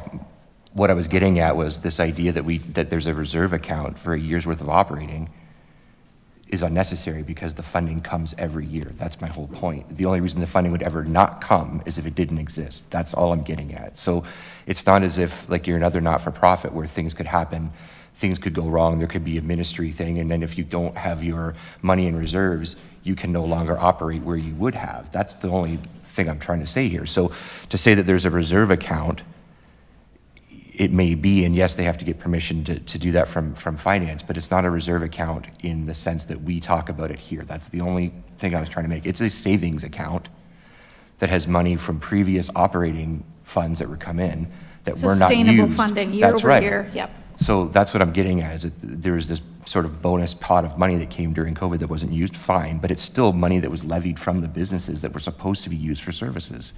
And so that's what I'm trying to get at here, is where this money is sitting, it doesn't need to sit in a reserve. So I'm wondering, how do we distinguish, I guess, the BIA having a reserve versus a savings? And when we think about budget, I would like to think about it as a savings account, because it is operating funding. So I still don't have an answer to that question. What's the difference between a savings, quote unquote, and a reserve, quote unquote, how they access it and what it's for? And I don't know who that's to, if that's to finance or if that's to bylaw, because it's a bylaw that makes that happen. Chris, I think, is prepared to speak. Okay, thanks, Chris. Sure. Through the mayor to Councillor Berry, I think I would liken this to more of our operating reserves, where the discussion has been surrounding capital replacement. We do have, as the county, several operating reserves, and similarly, we would use them for one-time items typically, and not to fund ongoing operating costs. The idea behind that is that you're not playing with your levy year over year. Okay, thank you. So what does the BIA need an operating reserve for? Through the mayor, I guess my answer to that would probably be anything that's one time in nature that may come up. That's the best I can offer. Okay, thank you. Councillor Duthie has supplemental to that specifically. Go ahead. Thanks, Madam Mayor. Through you, I think I may be able to provide some clarity to that, but in order to do so, I just want to ask the clerk. If the BIA were to cease to exist by their own virtue or by our doing, could we then still levy the members within the BIA if the BIA doesn't exist? Through the chair, no, not specifically. Okay. And again, I would have to defer to our finance folks about special area rating, but again, that's a complicated process. So I believe the answer to that question is, if the BIA were to cease to exist again by their own doing or ours, the reason for having that savings account or that reserve account was to provide a year's worth of operating until something was figured out, because we can't continue to levy them if it doesn't exist. But therefore, we still need to, the municipality would be responsible for picking up the tab for all of the activities that need to take place in the core while we were establishing what the next BIA looked like. That was the, if I'm understanding that correctly, from asking this question multiple times before, that's the purpose of having that reserve account. Okay, back to the queue. I have Councillor Brunton, Columbus, and then Duthie for staff questions. Well, thank you, Mayor Martin. I just wanted to clarify some of the things that are needed with reserve funds. And we have on-street planters, we have hanging baskets, we have benches downtown. There are numerous things that are infrastructure related that over time need replaced, just like any other infrastructure. Okay, thank you. Councillor Columbus. Nothing further for me, thanks. Councillor Duthie. Staff, thank you, Madam Mayor. Through you, staff question. So if the BIA, and you may not have this off the top of your head, Mr. Everett, I'm sorry. If the BIA budget went from $180,000 to $200,000, what's the change in the levy to the commercial property owner? Yeah, I don't, sorry, through the mayor, I don't have that right off the top of my head, but the impact would be the 20,000. I believe there's 176 properties within the Simcoe BIA, so that would give some kind of proportion there.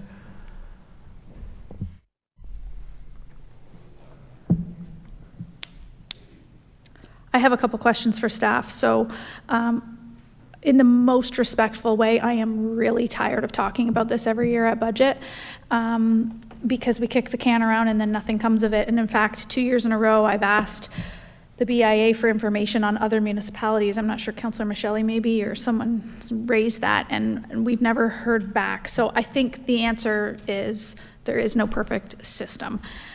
So council has made a decision to stop funding the garbage as we were previously. That's the reality of where we're at. The BIA has picked this up. I've vacillated back and forth myself between our responsibility with residential properties, the BIA's responsibility with commercial properties.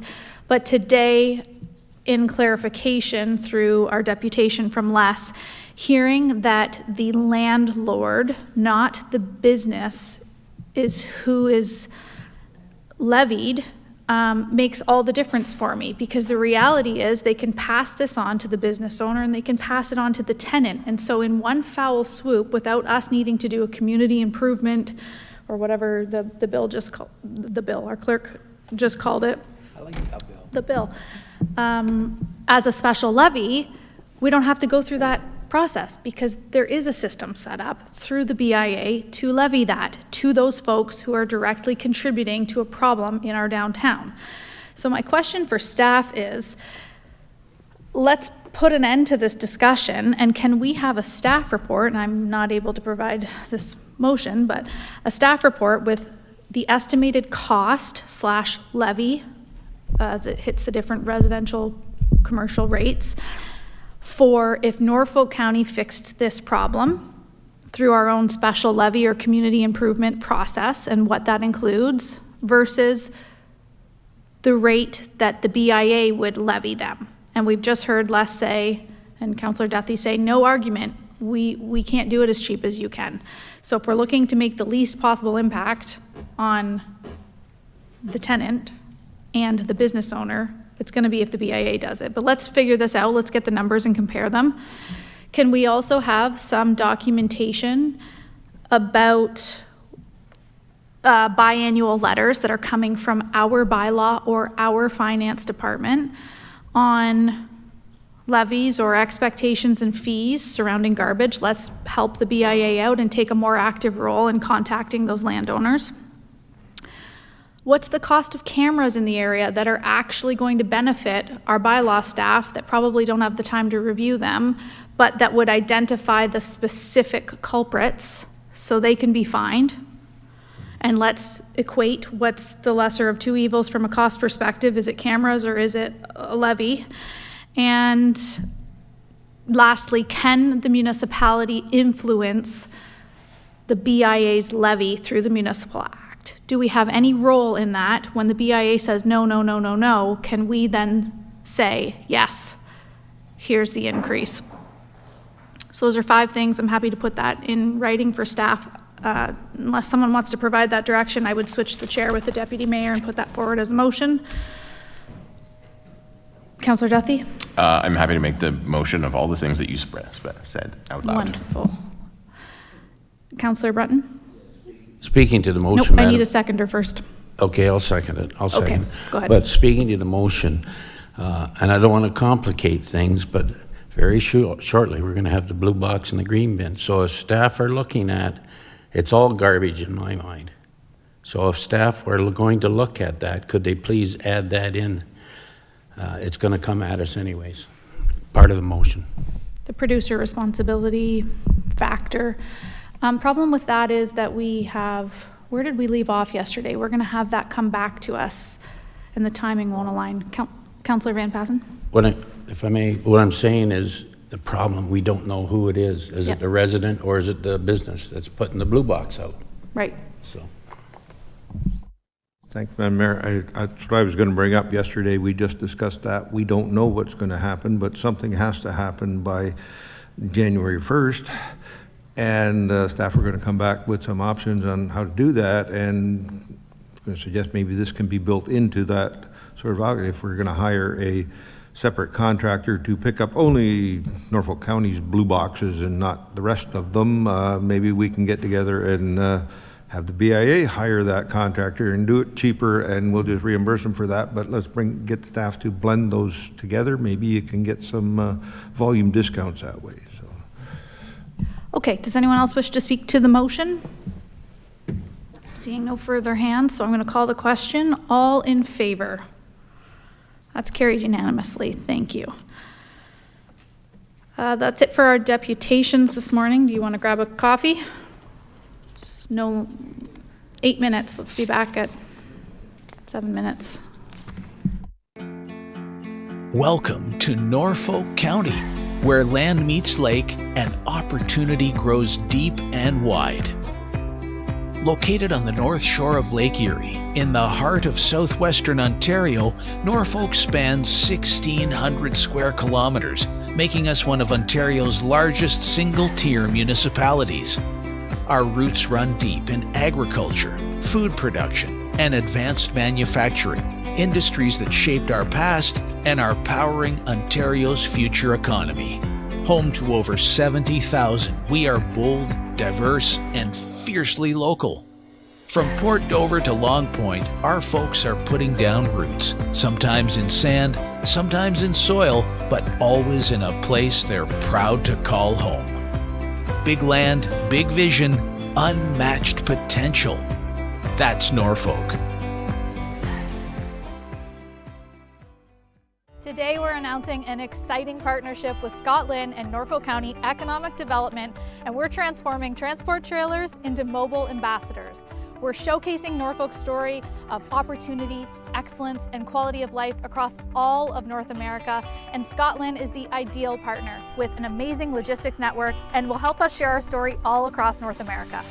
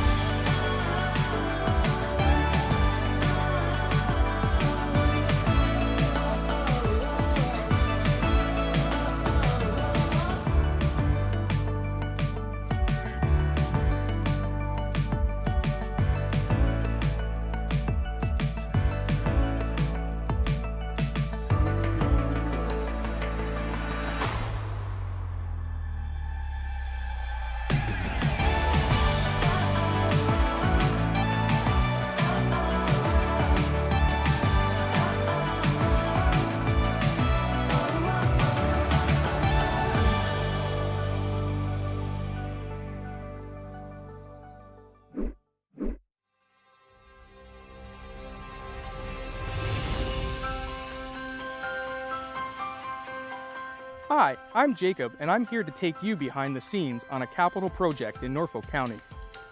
We begin planning capital projects by analyzing our infrastructure needs related to roads, water mains, storm and sanitary sewers, as well as bridges. We assess their overall condition, age, and servicing requirements. This provides a solid foundation to ensure Norfolk has the hard infrastructure for current and future needs. Once a project is determined and approved by Council, we retain an engineer to complete the design. During this stage, we engage the public through public information centers or postings on the county website to inform them of the upcoming project and provide an opportunity to share feedback. After the design is completed and all approvals are in place, we hire a contractor through a public bidding process.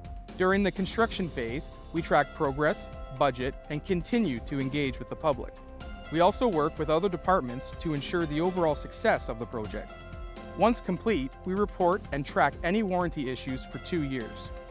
We measure a project's success by its ability to enhance infrastructure and positively impact residents. As a Norfolk County employee, I enjoy building the community that has given me so much. Thank you for taking the time to join me on this behind-the-scenes tour.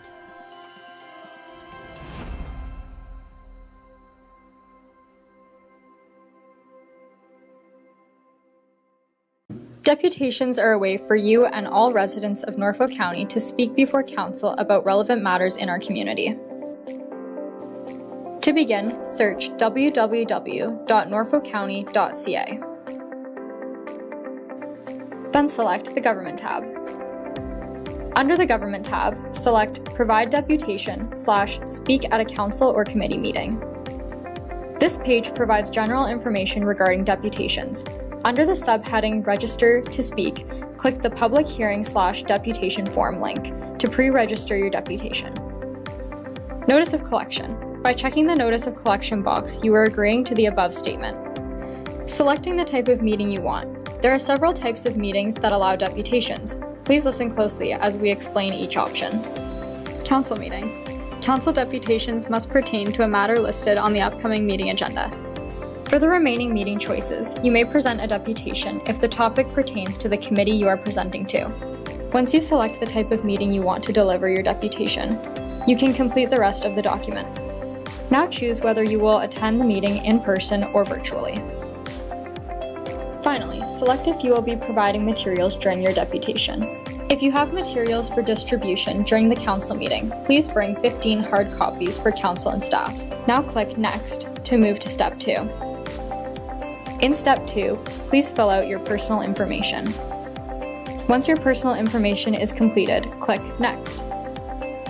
Lastly, review your information and select Next to submit your form. You have now completed the deputation request form. You will receive a confirmation email from the Clerk's Department that they've received your request. Next, we will talk about what to do on the day of your deputation. So, you've received your approval and the day of your deputation is upon you. For starters, council is located here, at 50 Colburn Street. Now there's two entrances you can use when you arrive. One is here, located off Colburn, and one located off Talbot Street. When you arrive, you'll have three main options to park. The first is to park at the Simcoe Town Center Mall, which is where Food Basics is located.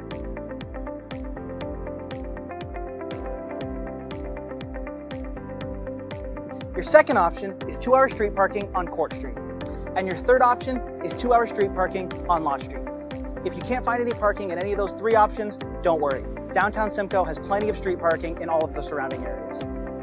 If you enter through the Colburn Street doors, you'll have to make your way through the building to get to council chambers. But don't worry, if you require any assistance, you can feel free to ask Service Norfolk at the front desk. Make your way along this path and you'll end up in the main lobby. To your left, there'll be an elevator. You can either ring the bell or go ask the people at the front desk for assistance. If you don't need to use the elevator, you can head on up the green staircase and go up to council chambers.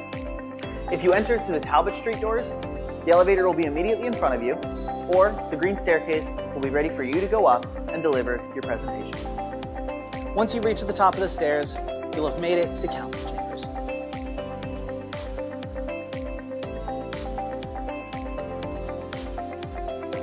Feel free to take a seat here or here and wait for council to call your name when it's time to present.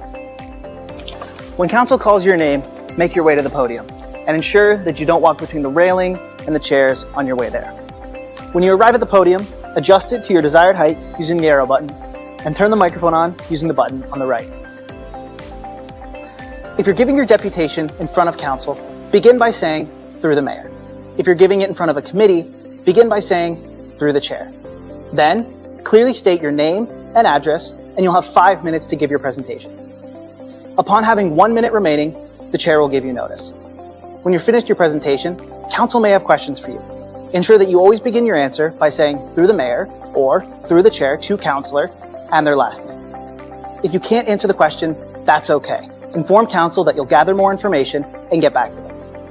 After that, council will have heard out what you've had to say, and they'll take appropriate action as they deem necessary. And now, you've finished your deputation. You can either have a seat and watch the rest of the meeting, or you can leave through the door that you came in and ensure that you leave as quietly as possible.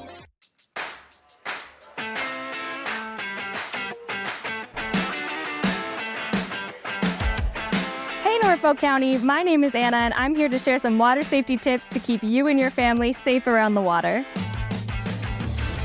Knowing how to swim is a life skill and an essential part of staying safe and having fun. Swimming lessons are the best way to learn essential swim survival skills to recover from a fall into deep water. Think you're too old for lessons? There are programs designed for teens and adults as well.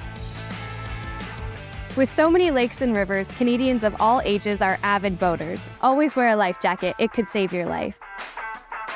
Never swim alone, regardless of age and skill level. Always swim with a buddy. A buddy can throw you a buoyant aid if you get into trouble. When possible, wade into unknown waters to prevent injury. Backyard pools are a great place to make family memories. But remember, if you are not within arm's reach of your child in and around the water, then you've gone too far. Drowning can occur in as little as 10 seconds and it is silent. Every drowning death is preventable. Take time to educate yourself and those around you to ensure you're staying safe and having fun around the water. For more information, visit norfolkcounty.ca/watersafety.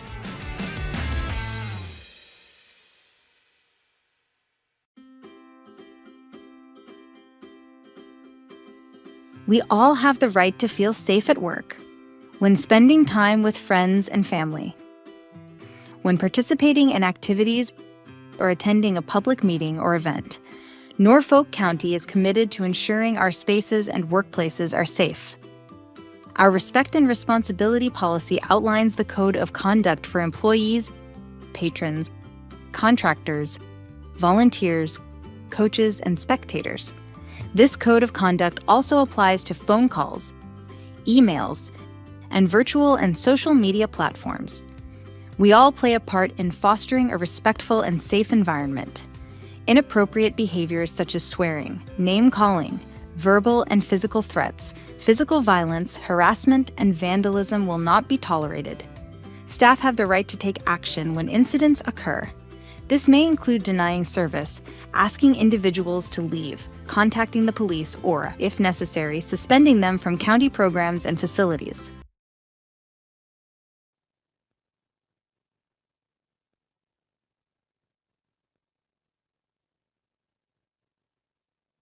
Okay, welcome back. We're on item 4.1, Strong Mayor Budget Process and Estimated Timelines, Report CS 25138. Thank you, Mayor Martin and members of council. This report is provided for information purposes and it is intended to give both council and the public a clear overview of the 2026 budget process and timelines as we move into the upcoming budget season. The report details the legislative timelines related to the budget process under the Strong Mayor legislation, including submission, amendment, and veto periods. Our aim is to maintain clear and predictable process so that council and the community understand what to expect at each stage. I have included a flow chart attached to the report that will hopefully provide a clear picture of what could happen and what the associated timelines are. But with that, all timelines are contingent on the release date of the budget documents. So for the purposes of simplicity, I've included a chart in the report that outlines the longest possible time frame to budget adoption for each of our 3 budgets, assuming that the documents are released 1 week prior to the budget committee review. So from the point of budget release, council has 30 days to make amendments at a meeting by consensus. After this period, the mayor has 10 days to veto any council amendments. No meeting is required for this. And finally, after the 10-day veto period, council can override mayoral vetoes with a 2/3 majority within a 15-day period. As noted in the report, any of these periods can be shortened at any point in time. Any shortening of these periods would advance the adoption of the budget. And on that note, this new process does not see a formal approval stage for budgets like we've seen in the past. So just something to note for all of you. The budget is deemed adopted once the process is complete. So for an example, with our rate budget that's coming up, when it's released and then council reviews at the budget committee meeting, if, for example, no changes were made at that meeting, then the budget would be deemed adopted that day because there's no need for those other periods to exhaust themselves. As noted in the report, exercising the full period for each stage could impact things like interim tax billing, as the budget would not be adopted with enough time to calculate the interim rates based on the 2026 levy requirement. And additionally, there could be impacts to procurement as a result of adopting budgets later than usual. So this could include potential for reduced number of bid submissions, less favorable pricing, and compressed timelines, adding pressure to staff work plans. In summary, this report is about clarity and readiness, making sure everyone has a shared understanding of how the 2026 budget will move forward. No decisions are required of you today. It is simply to update you to support awareness as we head into the next phase of the process. And with that, I'm happy to take any questions. Thank you very much. Questions from council? Okay, seeing none, there is a staff recommendation to receive the report as information, and that's it. Moved by Councillor Huffman, seconded by Councillor Columbus. All in favor? Carried. Thank you. 4.2, we have the 2026 non-union economic increase, CAO 25088, and Mr. Meneses. Good morning, Madam Mayor, and thank you very much for the opportunity to present this report. In keeping with past precedent and past practice of the county, staff are recommending a 3% non-union economic increase for 2026. That is in keeping with our comparator benchmark municipalities. They are all projecting an average increase between 3 and 3.5% for 2026, and it is also consistent with collective agreements that have been signed recently with the 3% increase in wages for our union staff starting in 2026 as well. And with that, Madam Mayor, I'm happy to answer any questions you may have. Thanks very much. Questions from council? Not to pick favorites, but it's better than the 5% from Grand River Conservation Authority. Councillor Duthie. Thanks, Madam Mayor. Happy to move the staff recommendation.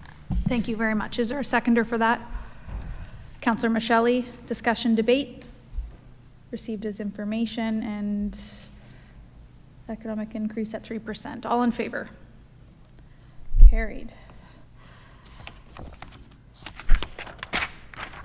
4.3, we have Mr. Ryan Fest with the proposed 2026 user fee and service charges, report CS 25137.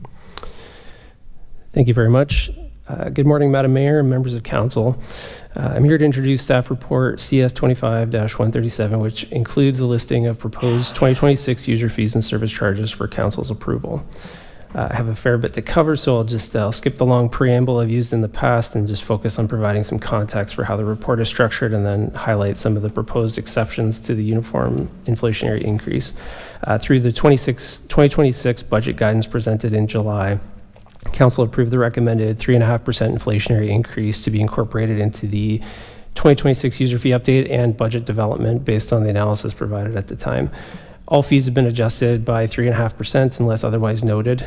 With over 600 fees being updated each year, recommended exceptions have been organized into 4 tables for clarity as found in attachment 1. Table 1 highlights fees that are recommended to increase higher or lower than the 3.5%. Table 2 highlights fees recommended to remain at 2025 rates. And Table 3 contains a listing of new proposed fees, and Table 4 a listing of fees recommended to be removed. Overall, recommended exceptions to the uniform rate increase are driven by affordability considerations for specific user groups, legislative fees, or proposed approved or previously approved rates and increases. Recreation programming fees also tend to undergo more frequent adjustments in response to market factors and specific programming goals. Additionally, certain recommendations have been made regarding cemeteries fees based on findings produced by the master planning process, as well as marina user fees, which are currently undergoing a more fulsome review. On that note, I want to take a few moments to address the recommended changes to the Port Dover Marina seasonal dockage fees, consistent with the comparator analysis presented to Council in June as part of the Sustainability Plan Update report. Research indicated that while 2025 pricing was within 3.5% of the comparator group for the core 26-foot and 30-foot slips, pricing exceeded the target rates by more than 10% for smaller vessels in the 23-foot slip category and larger vessels, and for larger vessels in the 35-foot slip category. Just to reiterate, the target rates were based on a weighted average of both local privately owned marinas and rates for marinas located outside of Norfolk County. The proposed rate adjustments for the 23-foot and 35-foot slips are intended to align with the chosen methodology in an effort to improve fairness and transparency. Additionally, staff have proposed revised minimum foot charges for slip category for each slip category to better reflect the average boat size allocated to each slip. The current approach imposes minimums on boat sizes that are actually closer to the maximums allowed for each slip at the same underlying cost per foot, which essentially acts as more of a flat rate for most customers. Research revealed that while there's little consistency in terms of pricing structures used amongst the comparators, at least 50% used a variable cost per foot, and even those that did employ a flat rate per slip used different effective rates based on the slip size. So eliminating minimums would increase probably increase risk and complicate the slip allocation process. So establishing lower minimums and an allowable size range for each category was deemed to be a reasonable adjustment and could improve pricing flexibility and competitiveness going forward. Similarly, staff are recommending holding transient dockage rates, winter boat storage rates, dock box rental fees, and daily ramp fees for both marinas at 2025 rates pending further review, as these are all deemed to be on the high end of the market and have not undergone an extensive evaluation like we did with the seasonal dockage fees. Port row and seasonal dockage fees and boathouse rental fees are recommended to increase by the 3.5%, as 2025 rates were deemed to be on the lower end of the comparator range as presented in June. These more conservative adjustments recommended for 2026 are reflective of a more nuanced pricing approach, which was developed more recently. And staff also recognize that consecutive significant increases would likely not be supported by the market in the short term. While the results of the 2025 season are still pending, preliminary indications are that vacancies were higher than in recent years, likely driven in part by reactions of some patrons to the rate increases. However, broader economic factors, as well as a slow start to the season due to poor weather and low water levels, was also undoubtedly contributed to the outcome. Staff must continue to try and balance both short-term market constraints as well as long-term internal financing requirements when making rate recommendations, and maintain that the 25% increases implemented in 25 were necessary to position the marinas for future growth, better align with the market comparators, and begin to address the infrastructure funding gap that still exists by raising the revenue floor long-term. It's important to note that significant capital funding pressures are still forecast for future years, and any significant unplanned expenditures, such as the recently identified dredging requirements, will negatively affect the long-term sustainability and make it more difficult to remain self-funded. We'll continue to look at pricing for complementary services and explore additional revenue opportunities as part of the long-term strategy for each marina. Switching gears now, just looking at attachment 1, table 3, with the listing of new proposed fees for 2026. Most of these additions were based on recommendations produced by the cemetery's master planning process. Specifically, staff are recommending a new 3-tiered columbarium fee structure ranging from $16.75 for the lower level niches and $22.60 for upper level niches based on the comparator analysis. This approach is meant to fill the columbarium more effectively and provide more affordable options for some customers. Partially in response to the recent thefts at the cemeteries, staff are recommending a more accessible blank engravable granite door option for columbaria at a rate of $200 as an alternative to the more expensive bronze plaque, which was priced at $1,000 in 2026 based on current cost recovery. Staff are also recommending fees for certain processes like affidavit preparation, corner marker setting, genealogy searches, and general administrative work based on special requests, which is based on increasing staff time requirements in recent years. So fees are representative of hourly rates as determined by the Schedule A calculations. Also of note, Realty staff completed a review of the current encroachment policy during the year, which included a comparative analysis of other municipal encroachment fees. As a result, staff are recommending the introduction of a new annual fee for permanent encroachments, which was found to be a more common practice amongst the comparator group, with 60% charging an annual fee of at least of $136 on average. The recommended rate of $122 would apply to only new encroachments entered into under the new policy.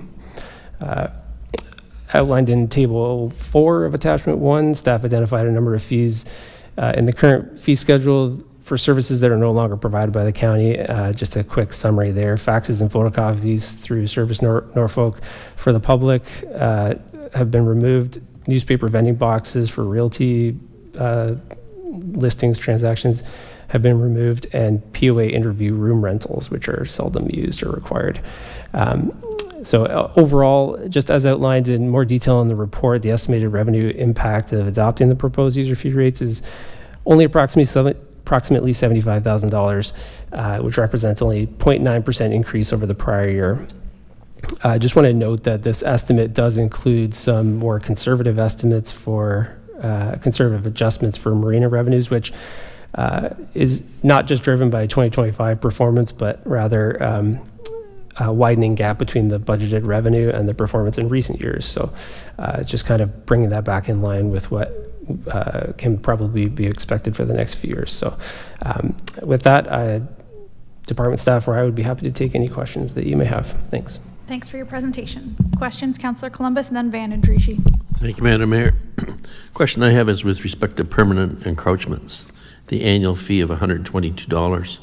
So if somebody has a storefront and the brick face is actually on the sidewalk or encroaches on the municipal property, they would have to pay $122 every year for that?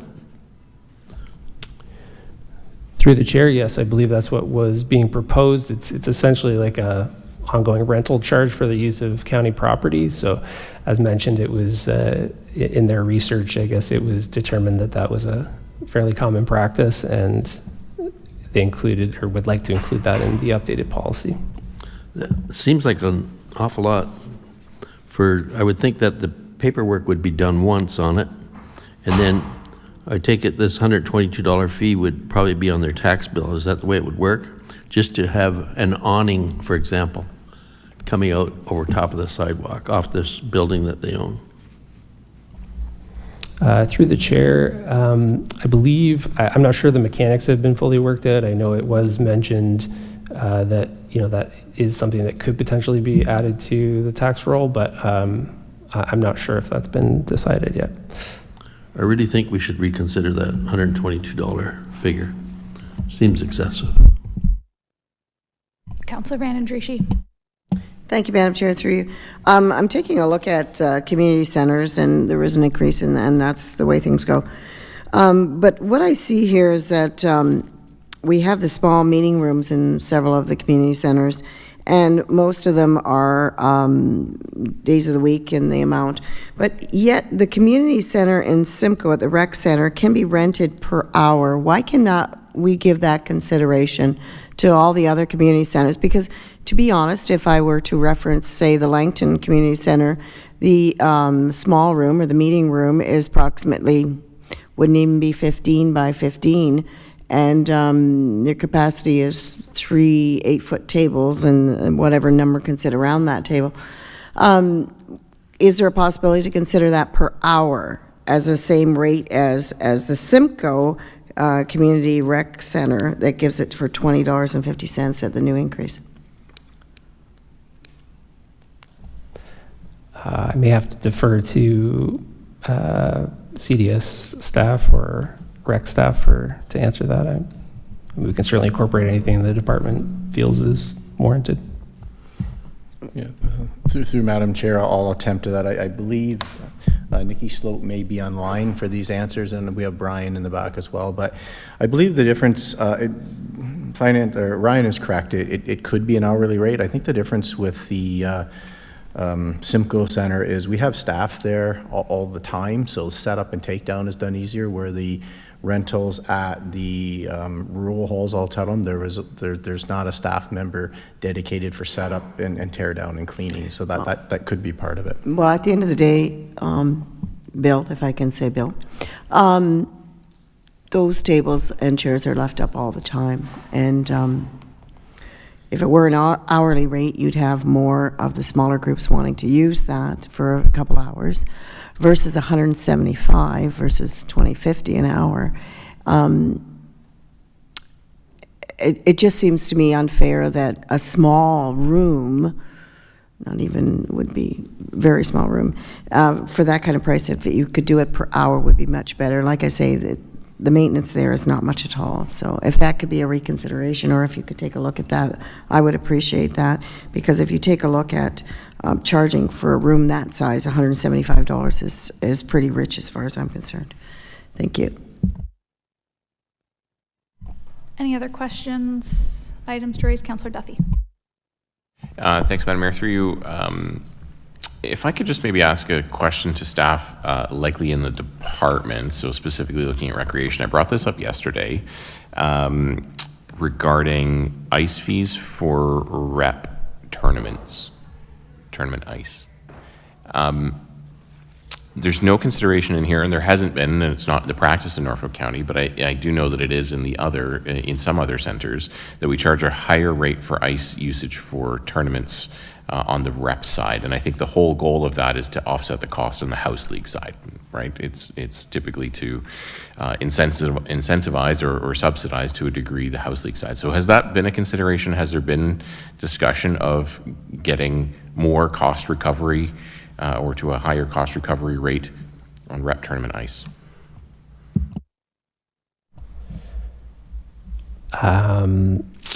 To be honest, I believe like ice fees have been on the schedule to be reviewed, which, you know, we could certainly look at that. I mean, I haven't personally been involved in any conversations that way, but perhaps Bill is can comment on that.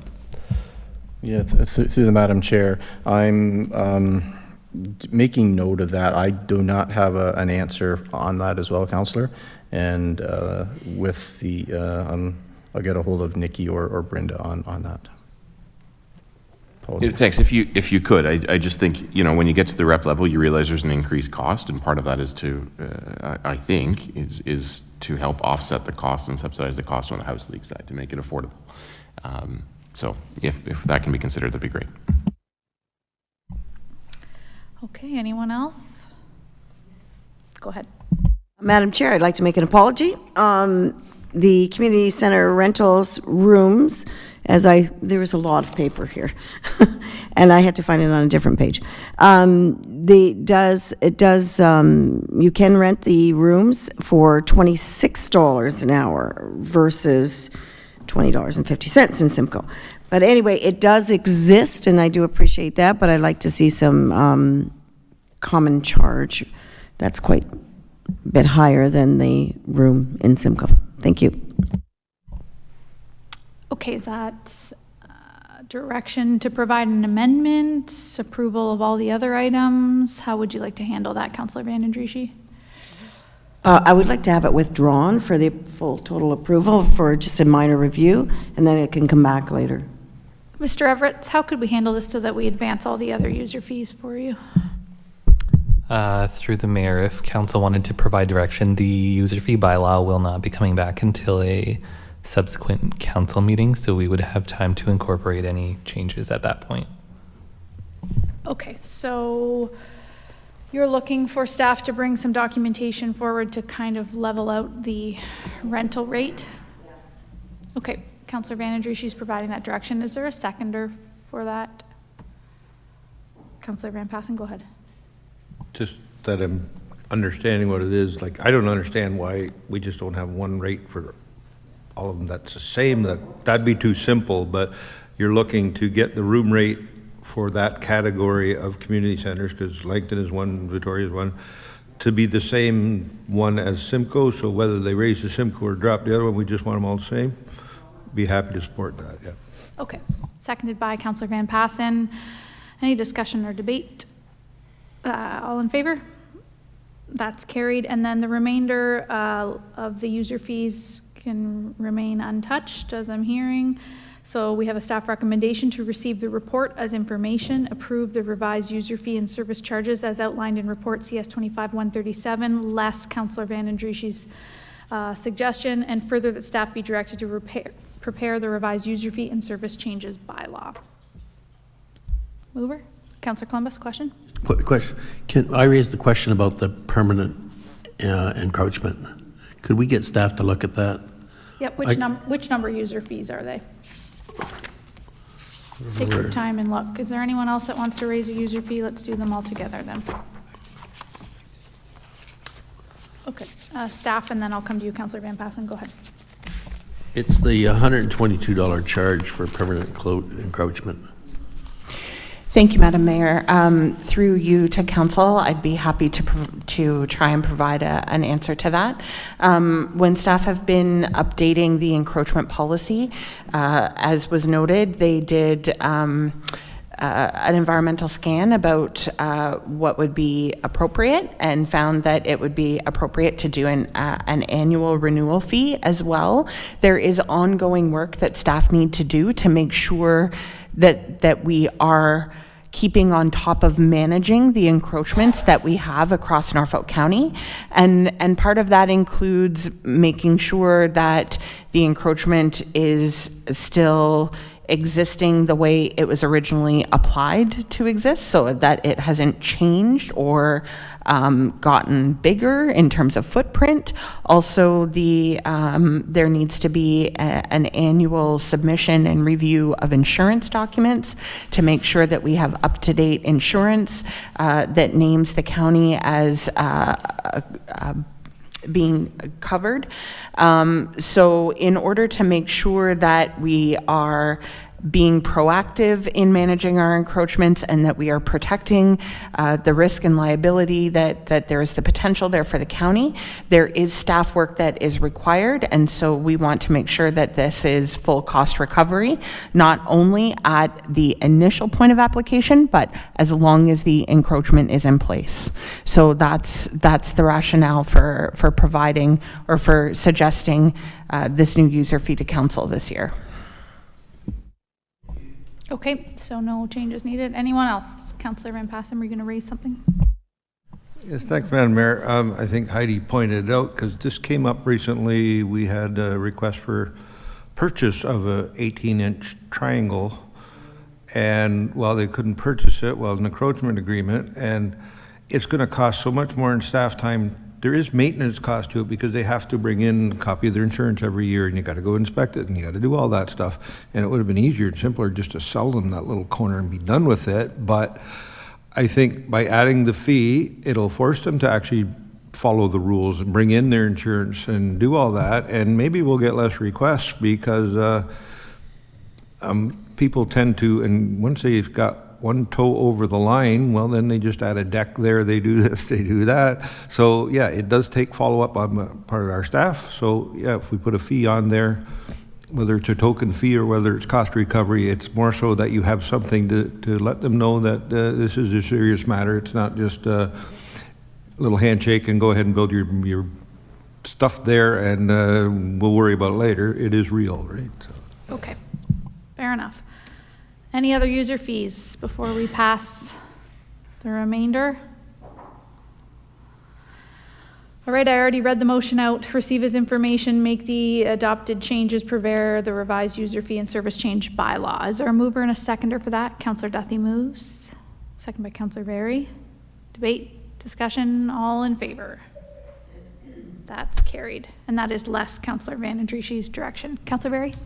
Yeah, may I have a sort of a cousin of this question, and it's for a clerk. When we do this talk of fees has got me thinking about that lottery fee again, and I've asked about it in the past about looking at that. When does that come, and can we get an update on the plan for the lottery fee?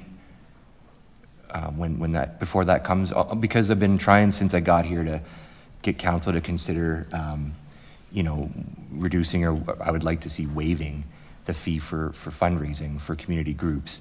And we haven't gotten anywhere with that. And that's not at you. I'm just saying we haven't made it yet. And here we are, year 3 going into budget 4. And I'd like to have a real talk about that with some information. Through you, Madam Mayor, probably the best course of action would be for the councillor to make a motion to bring staff report back on that subject matter. I'm sure we did that already, though, didn't we? I'm looking at the CAO. Through you, Madam Mayor, I believe you have asked for staff to do a review of our lottery license fees, and specifically, I think right now it's based on a percentage of different things. And so I know that there's provincial legislation guiding the fees, but we can certainly, as staff, review where we're at with that and bring it back at a meeting before the end of the year. Okay, so we don't need a motion, we can, No, I think we already have action. Okay. It's an open action item. okay, thank you, just didn't want to let that slip again. Thank you. No problemo. Okay, next staff report. 4.4 is our proposed new budget initiatives, report CS 25-136. Amy Vesperini, whenever you're ready. Thank you, Mayor and Council. I'll be walking you through the report for the new proposed budget initiatives as recommended by SLT for inclusion in the draft 2026 levy operating budget. These initiatives represent proposed service enhancements, additions, or improvements to operations across the county. The aim is to align services with community growth, regulatory obligations, and operational needs. Similar to previous years, the process started with a review of the overall list from last year's budget process. All departments were tasked with updating, making additions and removals, as well as refining their requests. From that point, SLT went through multiple meetings and prioritization sessions in order to shortlist the requests and prioritize resources that were felt to be most critical to the corporation. This is not an easy task, knowing that many areas have resource pressures and that continued growth will add to these pressures. The prioritized requests were then ranked with the ranking criteria found within Appendix 2, with the highest ranked initiatives moving forward in the process. Ultimately, 7 initiatives were selected for business case preparation and are intended to be included in the draft 2026 levy operating budget. The mayoral direction, budget guidance, and affordability pressures facing the county and residents were considered when choosing which initiatives to be included. These initiatives include a risk and claims specialist, a fleet training and compliance officer, stormwater CTV inspections, development compliance technologist, customer service representatives for the Gilbertson Administration Building, a mechanic, and a bylaw officer. The estimated impact of all of these initiatives at this time is $741,900, which is equal to a 0.54% increase on the 2025 levy. These impacts will be further reviewed and refined, prioritized as SLT reviews the preliminary operating budget in the coming months. At the Norfolk County Council meeting on September 23rd, 2 resolutions from the Norfolk Agriculture Advisory Committee meeting minutes from July 9th were moved to be discussed as part of the 2026 budget process. They were a membership in the Southwestern Ontario Marketing Alliance and hiring an additional economic development staff officer to create a concierge system. Both of these items were brought forward through the NBI process, as both are changes to the current operations. The SOMA request was prioritized and ranked by SLT. However, the ranking put the request lower than the 7 initiatives put forward today. The addition of an FTE was reviewed by SLT. However, it was not prioritized and thus did not move forward to the ranking stage. As a result of this year's NBI process, SLT is not recommending that either of these initiatives are put forward for inclusion in the 2026 operating budget. And lastly, as we heard this morning, the Norfolk County Library has provided 3 MBIs representing 6 positions, or 3.84 FTEs, that were noting that these have not been reviewed, prioritized, or ranked by SLT. They have not been considered against any other initiatives or county pressures. As in previous years, these MBIs will be presented as discretionary during the levy budget deliberations and over and above the increase recommended by SLT. The total ask from the library is for $403,800, or a 0.3% increase on the 2025 levy. The full details and draft business cases for the recommended MBIs are included in Attachment 1. The ranking guideline is Attachment 2. The complete list of the MBIs brought forward by staff is included in Attachment 3. And the business cases for the library are Attachment 4. At this time, I'll pass the floor back to the mayor, who will oversee the flow for each general manager to speak and provide more detail on the MBIs that fall within their division. And any questions specific to the proposed initiatives will be best addressed by the appropriate general manager. Thank you. Okay, thank you very much. First up, Ms. Van Dyke with General Manager of Corporate Services. Can you introduce your NBIs? Thank you, Mayor Martin. Through you to Council, the first NBI that I will talk about is the Risk and Claims Specialist. The purpose of this new budget initiative is to add 1 full-time equivalent, a risk and claims specialist, to the finance team in the risk management area. The claims and risk specialist will allow for increased control over claims management, insurance savings through higher deductible retentions, and additional revenue through damage cost recovery. Each year, the county manages many claims brought forward that are below our policy deductibles and must be handled by county staff. Many of these claims require the county to complete an in-depth investigation to determine damages, costs, and liability.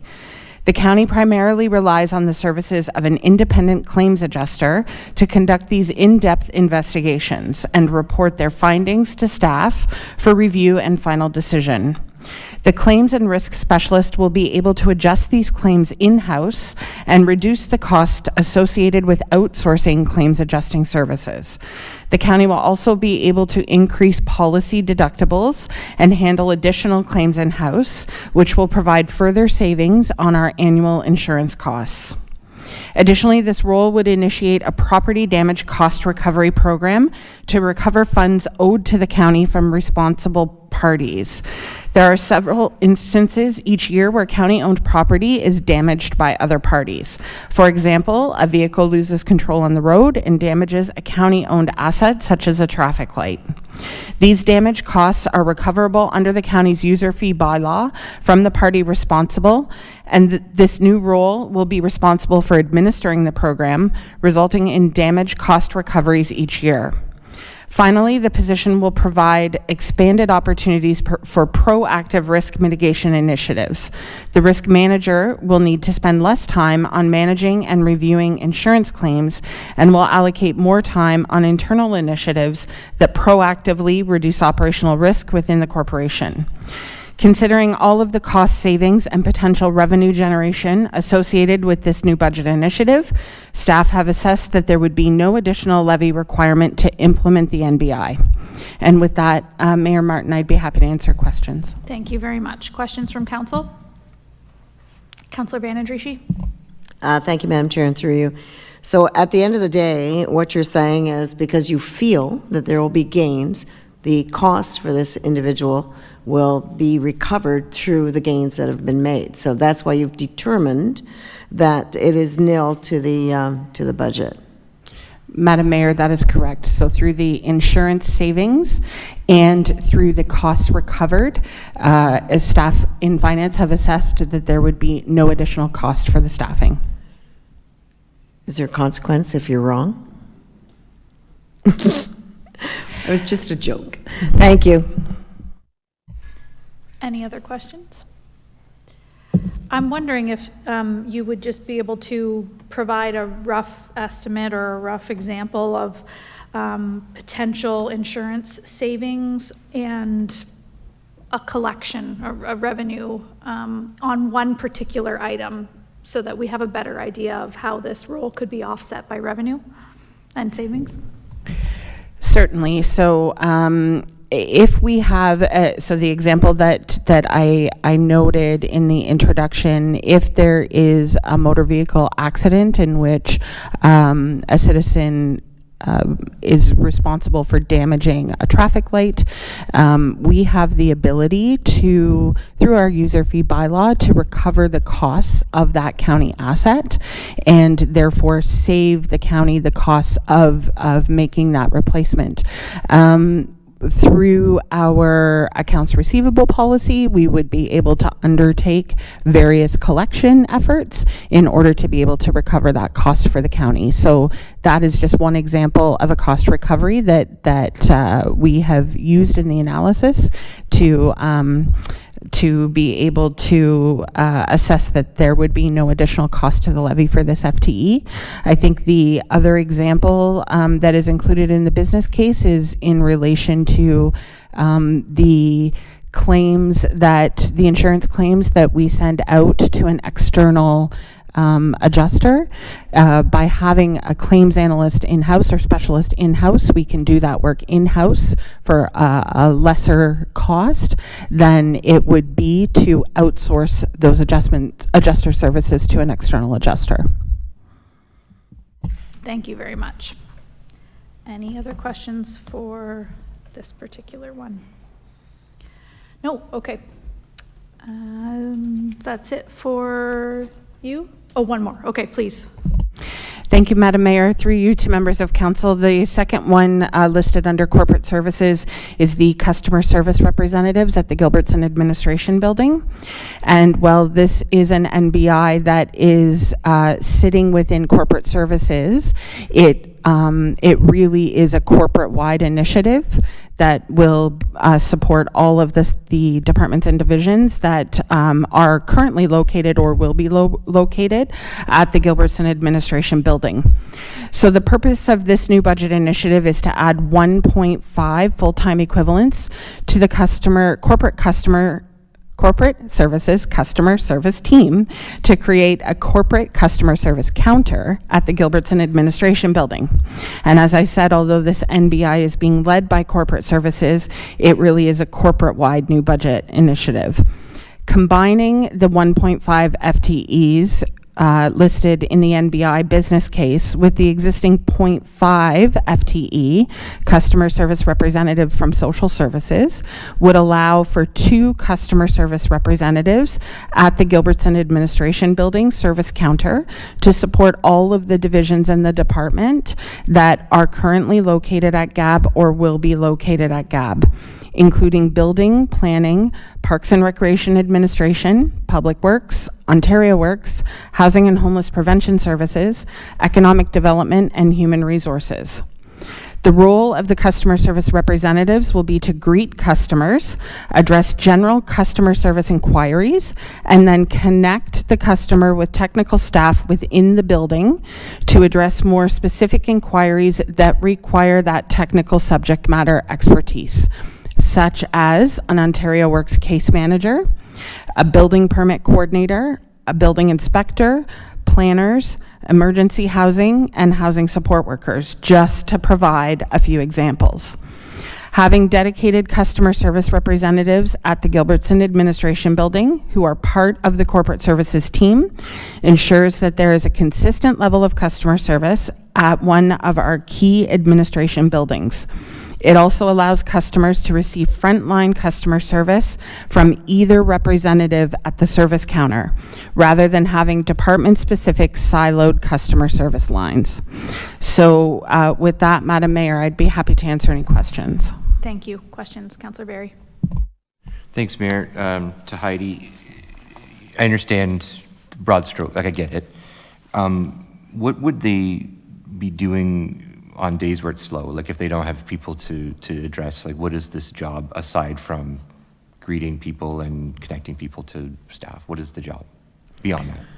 Certainly, Madam Mayor, through you to Councillor Very, there are other day-to-day administrative tasks that the departments and the divisions within the building could ask for assistance from the CSRs. So historically at Gilbertson, the CSRs have undertaken tasks like accepting and sorting mail, assisting departments with any big mail outs that they're doing, you know, some of those legislative mail outs, so literally stuffing envelopes and sealing them, and any of that day-to-day administrative work that if there were not those customer service reps to assist would go to some of the technical staff in the building and take them away from their regular duties. Okay, and then you know, it's an increase. It's not a huge increase, but it's an increase. What is the quality control? Like, how do we measure the value for the increase? Like, how do we know this was a good investment later, and how do you track this? And you know, I understand it's an important job. I'm not trying to trivialize the job, but how do we know as council and residents know that this was a good use of dollars, apart from there's an extra person in the seat now? Like, what is the result here? So, Madam Mayor, through to Councillor Very, historically and even currently with temporary staff, we have 2 people at the customer service counter at Gilbertson, and we have been tracking the numbers and the types of customer inquiries that are coming in. We would continue to do that, just like we do at all of the rest of our customer service counters. We would be looking at key performance indicators like first contact resolution, turnaround time for response, and all of those measures are part of an annual customer service report that will be starting to come to council as part of our customer experience strategy that was previously approved by council last year. So the customer service value that would come from Gilbertson would be measured the same way that we measure it in Delhi or at the county admin building. Okay, and last one, just to clarify for me, is there any overlap between this and Service Norfolk? Like, is this Service Norfolk as part of this, or do they, okay, it's all part of the same thing? So, Madam Mayor, through you to Councillor Very, it would be part of the broader corporate customer service team. The Service Norfolk agents are able to, the scope of their work is a bit broader than what we're looking at for Gilbertson based on the types of customer service inquiries that we have had been tracking at Gilbertson. So at a Service Norfolk counter, or through the phones or through emails, through the customer service portal, Service Norfolk agents are able to create and action work orders, take payments, that sort of thing. We are looking at the issue of payments at Gilbertson to make sure that we're not shifting customers all over town and that they can get all of the services that they need at one stop. But because we are seeing that most of the customer service inquiries that are coming into Gilbertson require more of a technical subject matter interaction between staff and the customer. We have assessed that what we need at the frontline counter is someone to make that initial contact, that initial assessment, and then facilitate the technical staff coming to the customer service counter to provide that interaction. So such as the staff that I listed in my opening remarks. Yep. Okay. So, okay, because that was in the report. It does mention that they have the same access to information but I was trying to just determine what the difference was.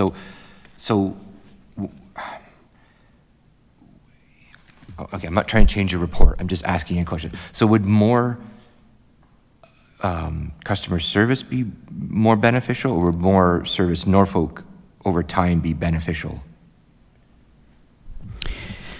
Thank you, Madam Mayor. Through to Councillor Very. I think that based on the information that we have right now, the recommendation is that we have 2 customer service representatives at Gilbertson. As we move more staff into Gilbertson, as we grow Gilbertson as a key administration building, we will continue to monitor the volume and the types of customer service interactions that come into Gilbertson. And if there needs to be a shift, then we will certainly assess that and bring that forward to council if that shift needs to happen. Okay, that's good. I just curious about the long term, but thank you very much. I appreciate it. Councillor Van Andrucci. Thank you, Madam Chair, and through you, if you could help me, Heidi, how many staff do we have in customer service altogether? Like, because we have 3 facilities that we have frontline staff at, correct? So, thank you for the question, Madam Mayor. Through you to Councillor Van Andrucci. Service Norfolk currently has 9 FTEs. They provide in-person customer service at the counters in Delhi and the county administration building. They manage all of the telephone inquiries, all of the email inquiries, and all of the inquiries that come through the customer service portal and are managed through the customer relationship management system. In addition to that, the Gilbertson Administration Building has always had 2 customer service reps that were specific to health and social services. Right. And they continue to have 2 customer service reps at Gilbertson 0.5 of that is a permanent FTE that is left with social services after the health unit has left. The other, we have been temporarily staffing. So you've been keeping them there. So they're actually, because I've been in the building, there's physically people there, and when you go to the counter, what happens is you ask to see so-and-so, and they make that phone call up, and somebody comes out and someone talks to you. Okay, so you've got 9 now, and part of them are answering the phones and giving, and, you know, and I do understand all that.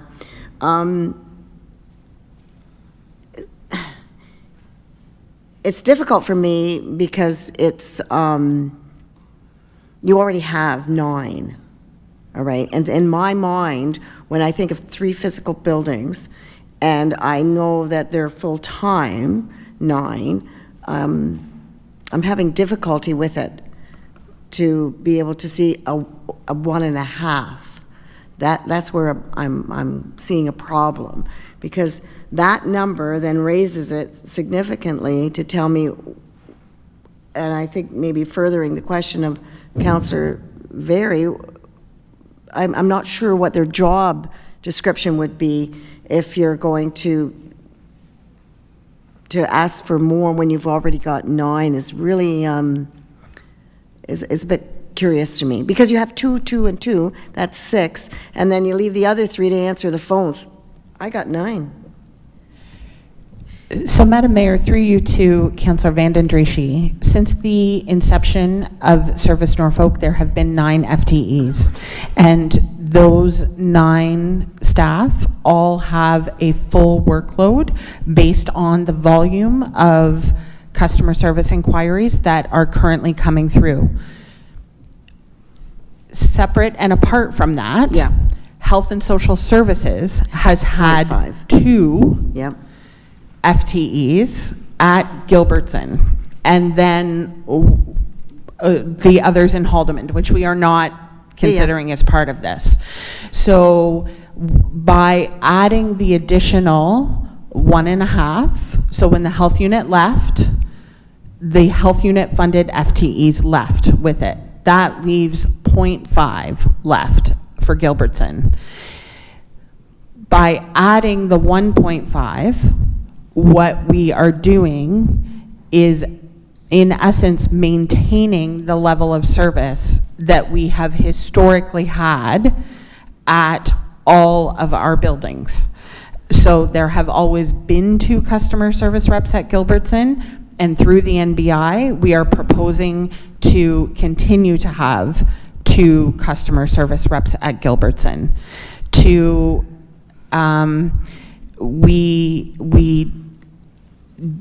With the 9 FTEs in Service Norfolk, each of them has a full workload. So we don't have the capacity to shift 2 of those FTEs to Gilbertson to be at the counter. Right. What I'm thinking is this. We haven't increased in population that much, and the questions are relatively the same from here to here to here. You have 3 different buildings. And if you're moving to Robertson's, people that were maybe accustomed to coming here will go there. That's no difference in workload, in my mind, because it's the same population you're dealing with. But that's okay, I understand. I just feel that when you have 9, I would redistribute my staff to make it work. Any other questions? And just a reminder, we're not making decisions on this today. We're going to refer to budget. Oh, sorry, Councillor Michelli, you were in the queue. My apologies. Thank you, Madam Mayor. And I guess just pursuant to Councillor Very and Councillor Vanden Drieschie's questions, and I don't want to sound obtuse about this, but Heidi, are these people intended to be like just for, at the counter, live, in-person contact, or will they also be answering phones and emails and that type of thing? So, Madam Mayor, through you to Councillor Michelli, our service delivery model is that staff who are at the counter do not also answer the phones, so that we don't encounter a situation where we have a lineup of people waiting for in-person counter service because we have staff who are on the phones. So when people are at the counter, their primary function is to provide in-person customer service. If there are downtimes, then the Service Norfolk agents are picking up emails and assisting with the other tasks. And historically at Gilbertson, as I noted, the customer service reps have also picked up administrative tasks in those downtimes, such as sorting and processing mail, assisting staff with bulk mail outs, that sort of thing. That has always been part of the role at Gilbertson and would continue to do so. Okay, thank you, Heidi. I guess just further to that then, so you described if there's lineups, is that something that happens where we have so many people lined up to talk to an in-person customer service rep? So Mayor Martin, through you to Councillor Michelli, we definitely have some peak times here at CAB as we get close to the time when people are paying their property taxes. Yes, absolutely. We have lineups during certain seasons when it is common for people to get marriage licenses. We also can have lineups here at CAB. And from my history and experience working at Gilbertson, there were certainly times when it was when only Health and Social Services was there, depending on the time of the year that people were bringing in water samples or the time of the month when people were required to meet with their Ontario case managers or seeing about back to school things, that sort of thing. Definitely, yes, there are peaks and valleys. Councillor Barry. Yeah. Heidi, how, through the mayor there, how, essential is it that these people are at Gilbertson? Like, is that strategically important to this position, or could they be somewhere else? And where I'm going is, I'm not trying to, again, change your report, but hearing that the library needs people, could we have customer service at a library and have the library reallocate some of their staff so that the customer service requirements of the library goes through our customer service people, freeing up other time on their end to do the library tasks that aren't customer service. I'm just sort of throwing it out there. Like, if you don't actually need to have the chairs at Gilbertson, maybe we could get two birds stoned at once. If you really need them there, then obviously that won't work. So, Madam Mayor, through to Councillor Very, we physically need people sitting at the counter at Gilbertson. When members of the public come into the building, they need to connect with somebody at that front counter to either have their question answered by that person, or if they need to speak to a building inspector, an Ontario Works case manager about their check, a planner about their development application, someone in economic development because they want to start a new business, there needs to be a physical person there to facilitate that connection. Understood. Thank you very much for the clarification. Councillor Columbus. Thank you, Madam Mayor. Heidi, is there significant staff turnover at Service Norfolk and the customer service representative? Madam Mayor, through you to Councillor Columbus, I would say that since I have been with corporate services, we would have what I would describe as a regular amount of turnover on the Service Norfolk team. We have a number of long-serving staff in customer service. So I'm not concerned about the turnover on Service Norfolk. In the customer service reps at Gilbertson, again, I can only speak to my experience at Health and Social Services. We had some long-serving staff in that role. There have been some changes since the merger of the health unit and that shift. But generally speaking, we have some pretty long-serving staff. Great, thanks. Okay, let's close this out because no decisions needed today. Just a couple comments from me on this one. I struggle with this one as well, just given that it's different from Service Norfolk. And I didn't realize that our Service Norfolk folks were unionized, and that is what it is. But although none of our staff complained, it's troublesome to me that we sent our entire finance team out to work all those events this year. I know that they wanted to and they enjoyed it, and they all spoke very highly of it, but we had no Service Norfolk staff there to support them in that experience, which is relating directly to the customer service and the people that we serve, because they're unionized. They couldn't work on the weekends, as I understood it. So, Madam Mayor, through you to yourself and council, we did have both union and non-unionized staff working at the community engagements. The staff that were selected, because it was finance focused, we chose primarily finance staff, as supported by one or two people from communications, because it was a community engagement function. And we wanted someone from, it was leadership, primarily the director of corporate communications and customer service. And it was Ms. McCurdy's responsibility to gather up all of the community feedback, not only about budget, but other items, and bring that back and then redistribute it out to the applicable departments. Yeah, to me, it just seems like a very Service Norfolk thing to do, but then we can't have them do it. And I can understand wanting to maintain service levels, certainly, so that there aren't service level reductions, but we offloaded the health unit, so there's less work specifically in Gilbertson.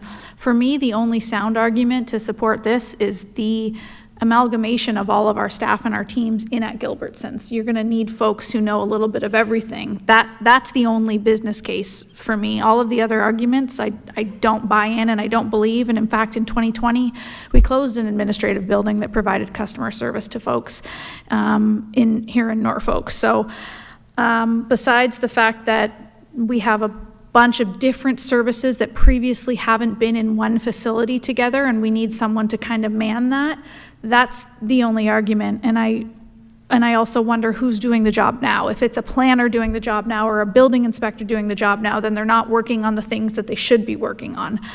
Those are the two arguments for me that build a stronger business case to support this. But I don't like the concept of this being different entirely from Service Norfolk. I would like to see those 9 other staff all know the same stuff, so they're recirculated and able to support each other and bounce around. Like the fact that we have 2 separate customer service teams, and one's just customer service and one's Service Norfolk and one's unionized and one only goes to Gilbertson. It's getting a bit messy for me. So again, no decisions needed today. That's just my feedback on this, and maybe we can build on the discussion at budget. With that, we have Mr. Grice and Mr. Cridlin. How does everyone feel about pausing here for lunch? Okay, how long would you like? It's 12:46.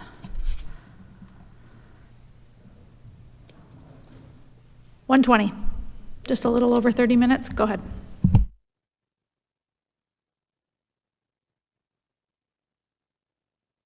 Those responsible for damaging county property will be required to cover the cost of repairs, fees, and lost revenues. We are committed to providing high-quality customer service and a safe and respectful environment for all. For more information about our respect and responsibility policy, visit norfolkcounty.ca/RNR.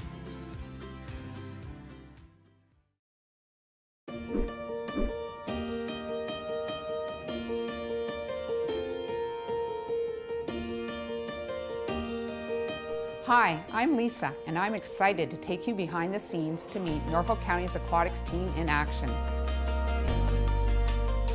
I think the people are what make the job. I think working with the people that I do, we're a great team. We work really well together. That makes a positive work environment. That makes a positive work for the public as well. They see that we work well together, and I think that benefits them as well. I still love coming here every day. It's an exciting job. It's always different. You're always doing new things. Being part of our team offers staff the opportunity to develop essential skills in lifeguarding, teaching swimming lessons, customer service, first aid, and of course, teamwork. I think swimming in general is a really great skill to have from a very young age, so being a part of children learning how to swim is super important to me. It's a really rewarding process to see them go from not the greatest swimmer to a better or great swimmer. It's a really good stepping stone to what I want to do in the future. It's just a nice variety and everybody brings something different and special to the team. Our aquatics team is dedicated to educating the community on water safety and drowning prevention. You might be a quiet student coming in, and this job is really going to push you to find your voice and be like an impactful member of a team. I love that it's different every day, and you get to meet new people every day and see some of the same faces every day as well. But my job is different every single day. I don't do the same, so it's amazing. As a proud Norfolk County employee, I'm honored to be part of a team delivering life-saving skills to our community. Thank you for joining me on this behind-the-scenes tour. I hope this video gives you a glimpse of what it's like to be part of our aquatics team. If you're interested in taking advanced leadership courses to become a lifeguard and instructor, visit norfolkcounty.ca.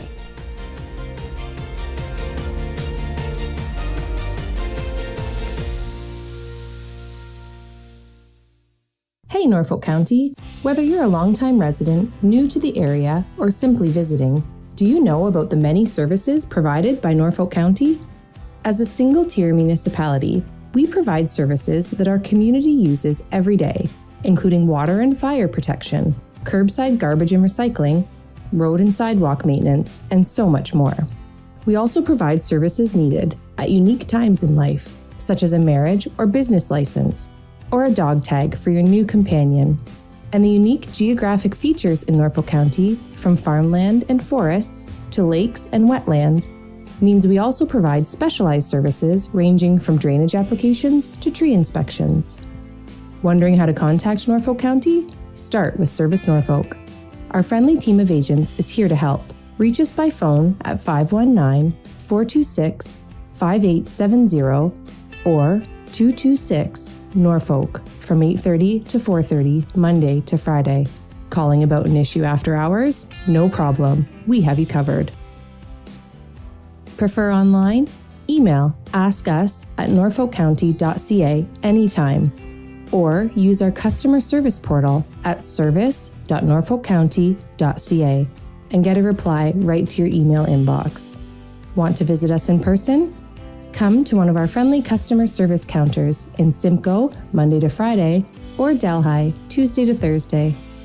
Service Norfolk, connecting you to Norfolk County services. Meet Captain Clean, the toilet paper superhero, here to protect Norfolk County's pipes and keep everything flowing smoothly. Remember, only flush the 3 Ps: pee, poop, and toilet paper. Flushing anything else can cause big trouble. Things like wipes, hair, or grease can create sewer blockages. These blockages restrict flow, combine with other debris, and cause costly damage, overflow, and even water pollution. By sticking to the 3 Ps, you can help prevent clogs, reduce repair costs, and keep our water clean. For items you can't flush, proper disposal is key. Throw regular waste in the garbage. Do not believe claims on packaging that products are flushable. Take it from Captain Clean, they are not.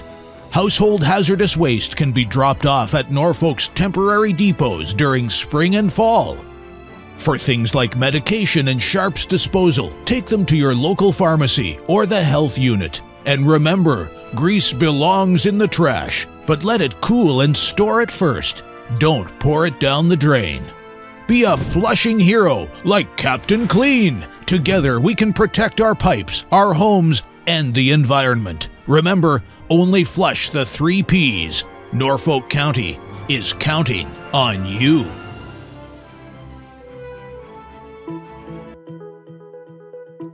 Hi, I'm Dave. I'm here to take you behind the scenes for a quick look at what we do at Norfolk County's water treatment facility. Here in Port Rowan, the water treatment process starts by pumping water from Lake Erie up into the water treatment facility. Back in the treatment facility, I inspect large clarification tanks where the lake water enters the plant. Here we add coagulant, a chemical that attracts dirt particles together. These form into larger particles called flock, which eventually sinks and is sent to waste. Next, the water enters the filtration system, where any remaining dirt particles are trapped by the filters. The water is then chlorinated and sent into a 113 cubic meter underground storage chamber. The water is then taken to the granular activated carbon filters that work like supersized 10,000 pound Brita filters to remove taste and odor. The final step is disinfection, which includes UV and a final dose of chlorine, ensuring safe, potable drinking water. Water testing is an important part of the job. Throughout the day, we take water samples at different stages of the process, up to 9 tests depending on the treatment facility. As a Norfolk resident myself, I am proud to serve the community I live in. Thanks for joining me in this behind-the-scenes tour.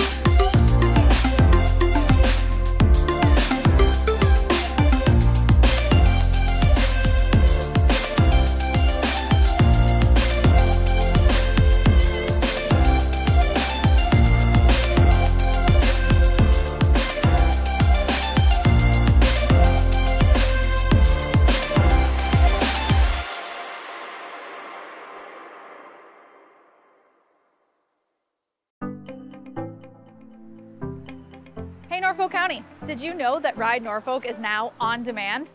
This means you can schedule Norfolk's public transit service to pick you up for appointments, shopping, school, or work. Ride Norfolk has partnered with Blaze Transit to offer on-demand pickups at all 95 stops across Norfolk, including this one.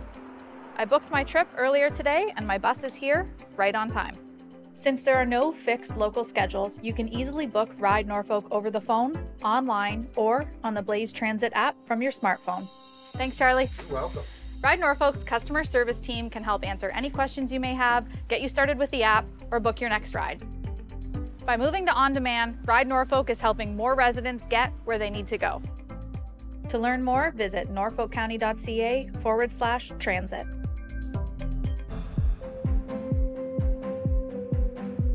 Hi, I'm Marissa, and I'm here to take you behind the scenes for a quick look at what we do at Norfolk County's waste and recycling operations. Here at the transfer station in Simcoe, residents can bring a variety of waste materials for disposal. Norfolk operates 2 transfer stations, welcoming about 27,000 customers every year, and accepts material ranging from bulky items, wood, metal, and yard waste. Norfolk also provides curbside waste programs. Recycling from your home arrives at this facility where it is manually sorted by the type of material. You can see why it's important to separate materials into the correct bin, rinse recyclables, and remove items from bags. This facility processes 4,600 metric tons per year. That's equal to about 20 tons per day. Once items are sorted by material type, they are baled and ready to be shipped across North America to be made into new material. About 8 to 10% of the material that arrives here shouldn't have been put in the recycling bin. Residents can use our Recycle Coach app to confirm if an item can be recycled. After seeing how waste is handled, I hope this video helps show why rinsing and sorting your recyclables are important steps in the recycling process. As a Norfolk County employee, I am proud to serve the community I was raised in. Thanks for joining me on this behind-the-scenes tour. This summer, discover the hidden gem of Norfolk County, Ontario's Garden. Stroll through historic villages where time seems to slow down. Feel the sand between your toes on our pristine Lake Erie beaches. From live theater that captivates to trails that wind through breathtaking landscapes, adventure and relaxation await at every turn. Meet the farmers who grow your dinner and taste wine and beer crafted right here. Experience Norfolk County this summer, where small town charm meets farm fresh flavor. Ontario's Garden. It's time you came home to it.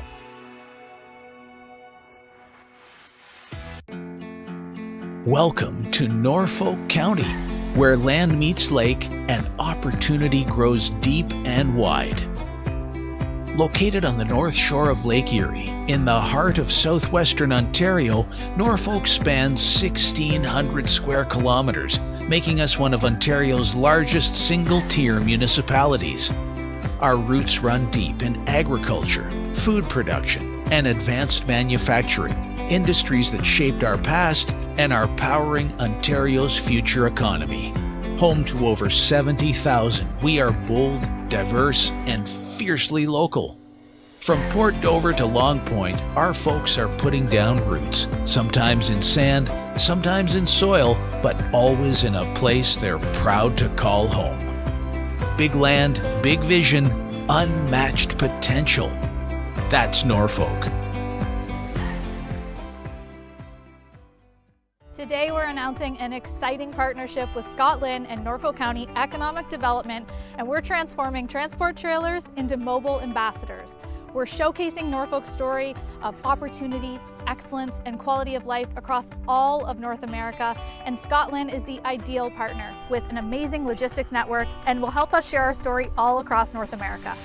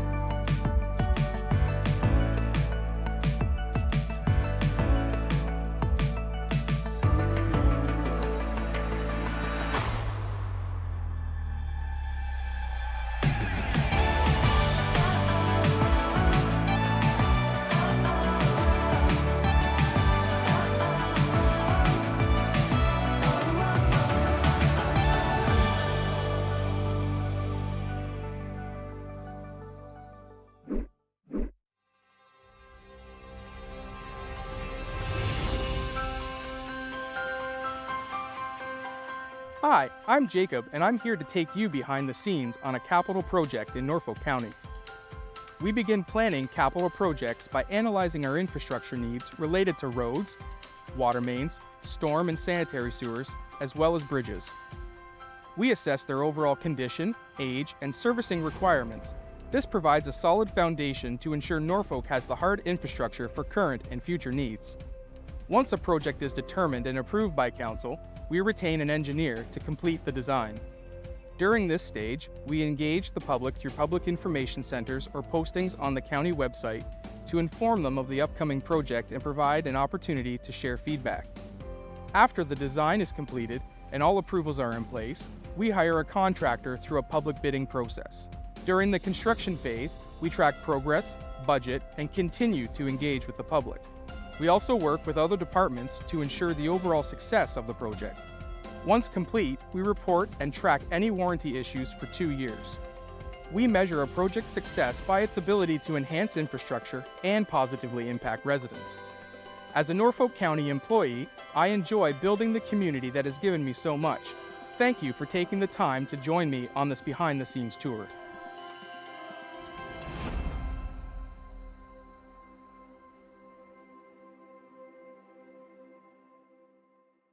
Deputations are a way for you and all residents of Norfolk County to speak before Council about relevant matters in our community.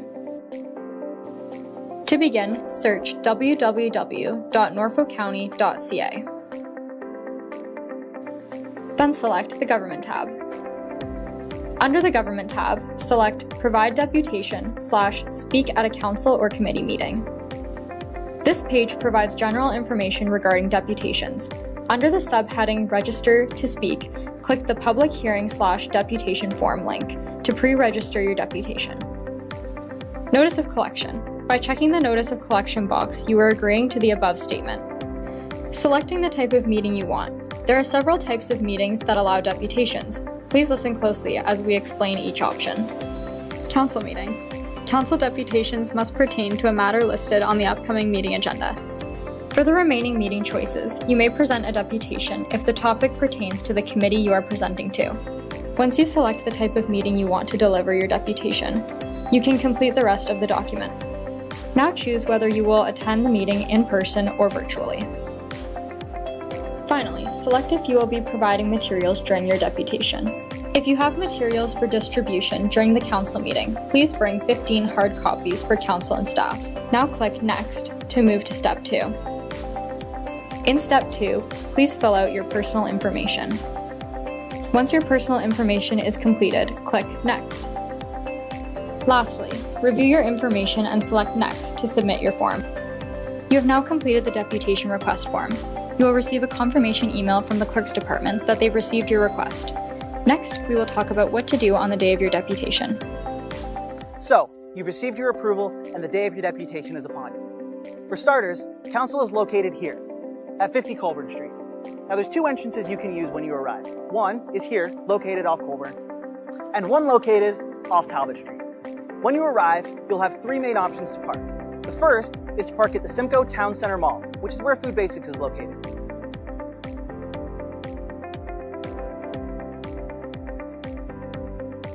Your second option is 2-hour street parking on Court Street. And your third option is 2-hour street parking on Lott Street. If you can't find any parking at any of those three options, don't worry. Downtown Simcoe has plenty of street parking when it's time to present. When council calls your name, make your way to the podium and ensure that you don't walk between the railing and the chairs on your way there. When you arrive at the podium, adjust it to your desired height using the arrow buttons and turn the microphone on using the button on the right. If you're giving your deputation in front of council, begin by saying, through the mayor. If you're giving it in front of a committee, begin by saying, through the chair. Then, clearly state your name and address, and you'll have 5 minutes to give your presentation. Upon having 1 minute remaining, the chair will give you notice. When you're finished your presentation, council may have questions for you. Ensure that you always begin your answer by saying, through the mayor, or through the chair to councilor, and their last name. If you can't answer the question, that's okay. Inform council that you'll gather more information and get back to them. After that, council will have heard out what you've had to say, and they'll take appropriate action as they deem necessary. And now, you've finished your deputation. You can either have a seat and watch the rest of the meeting, or you can leave through the door that you came in and ensure that you leave as quietly as possible.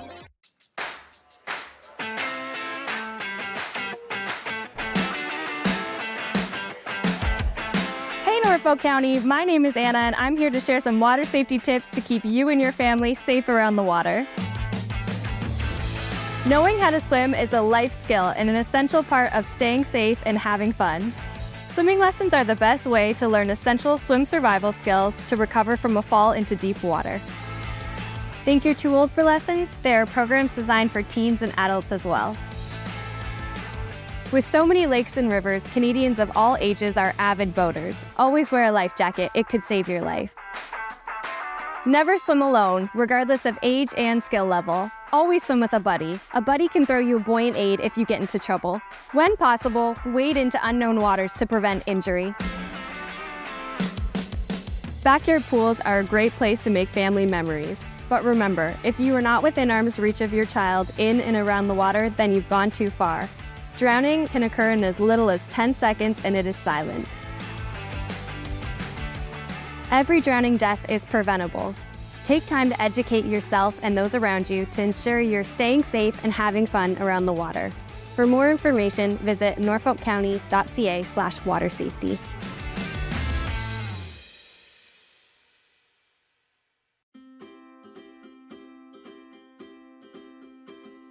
We all have the right to feel safe at work, when spending time with friends and family, when participating in activities or attending a public meeting or event.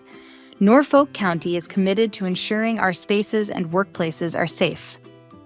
Our respect and responsibility policy outlines the code of conduct for employees, patrons, contractors, volunteers, coaches, and spectators.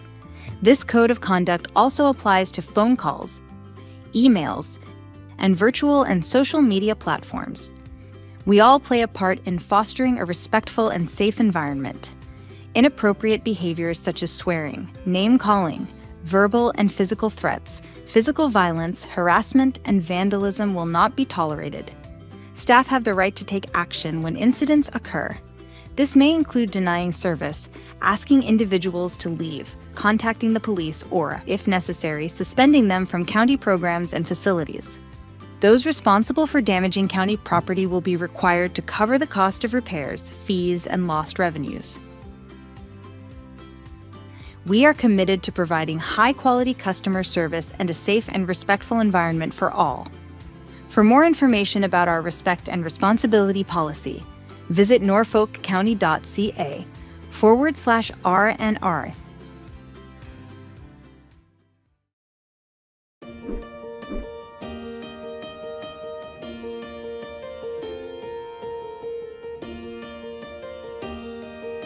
Hi, I'm Lisa, and I'm excited to take you behind the scenes to meet Norfolk County's aquatics team in action. I think the people are what make the job. I think working with the people that I do, we're a great team. We work really well together. That makes a positive work environment. That makes a positive work for the public as well. They see that we work well together, and I think that benefits them as well. I still love coming here every day. It's an exciting job. It's always different. You're always doing new things. Being part of our team offers staff the opportunity to develop essential skills in lifeguarding, teaching swimming lessons, customer service, first aid, and of course, teamwork. I think swimming in general is a really great skill to have from a very young age, so being a part of children learning how to swim is super important to me. It's a really rewarding process to see them go from not the greatest swimmer to a better or great swimmer. It's a really good stepping stone to what I want to do in the future. It's just a nice variety, and everybody brings something different and special to the team. Our aquatics team is dedicated to educating the community on water safety and drowning prevention. You might be a quiet student coming in, and this job is really going to push you to find your voice and be like an impactful member of a team. I love that it's different every day, and you get to meet new people every day and see some of the same faces every day as well. But my job is different every single day. I don't do the same, so it's amazing. As a proud Norfolk County employee, I'm honored to be part of a team delivering life-saving skills to our community. Thank you for joining me on this behind-the-scenes tour. I hope this video gives you a glimpse of what it's like to be part of our aquatics team. If you're interested in taking advanced leadership courses to become a lifeguard and instructor, visit norfolkcounty.ca.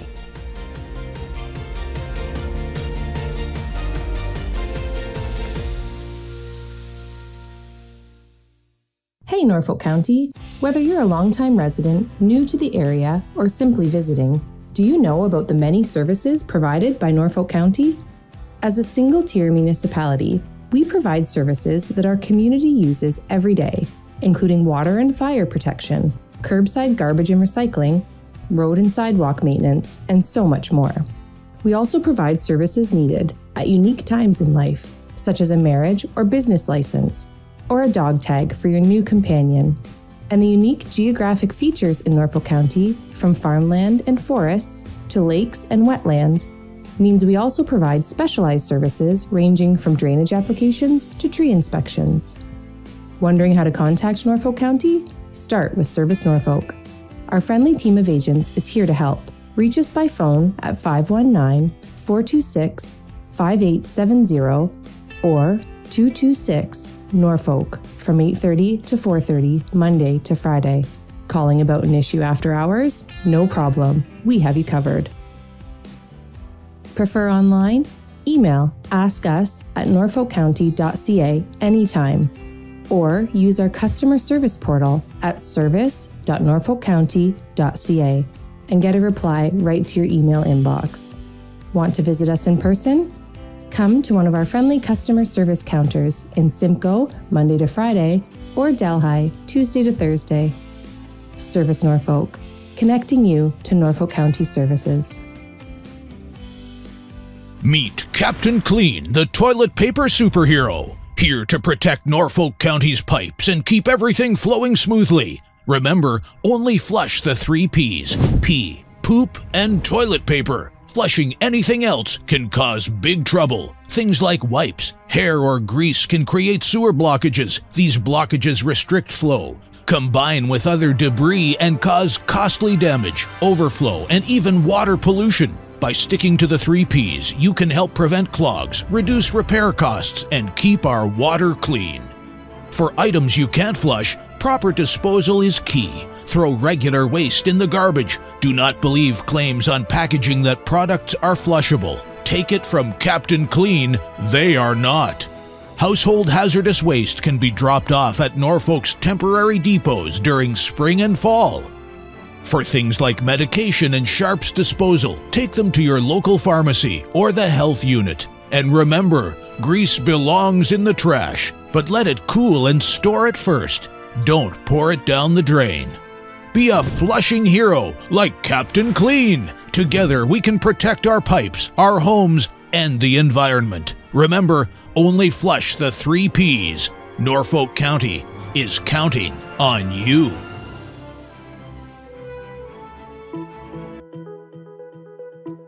Hi, I'm Dave. I'm here to take you behind the scenes for a quick look at what we do at Norfolk County's water treatment facility. Here in Port Rowan, the water treatment process starts by pumping water from Lake Erie up into the water treatment facility. Back in the treatment facility, I inspect large clarification tanks where the lake water enters the plant. Here we add coagulant, a chemical that attracts dirt particles together. These form into larger particles called flock, which eventually sinks and is sent to waste. Next, the water enters the filtration system where any remaining dirt particles are trapped by the filters. The water is then chlorinated and sent into a 113 cubic meter underground storage chamber. The water is then taken to the granular activated carbon filters that work like supersized 10,000 pound Brita filters to remove taste and odor. The final step is disinfection, which includes UV and a final dose of chlorine, ensuring safe, potable drinking water. Water testing is an important part of the job. Throughout the day, we take water samples at different stages of the process, up to 9 tests depending on the treatment facility. As a Norfolk resident myself, I am proud to serve the community I live in. Thanks for joining me in this behind the scenes tour.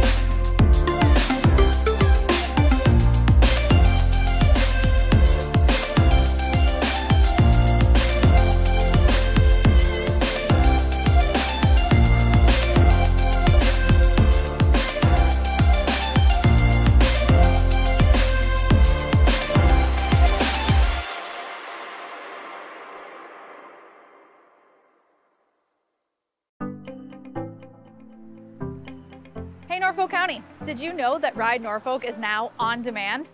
This means you can schedule Norfolk's public transit service to pick you up for appointments, shopping, school, or work. Ride Norfolk has partnered with Blaze Transit to offer on-demand pickups at all 95 stops across Norfolk, including this one.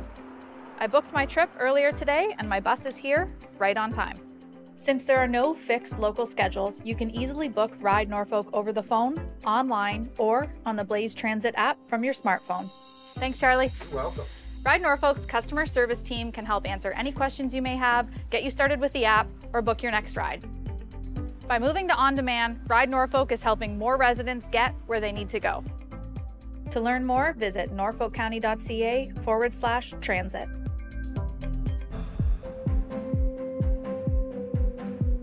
Hi, I'm Marissa, and I'm here to take you behind the scenes for a quick look at what we do at Norfolk County's waste and recycling operations. Here at the transfer station in Simcoe, residents can bring a variety of waste materials for disposal.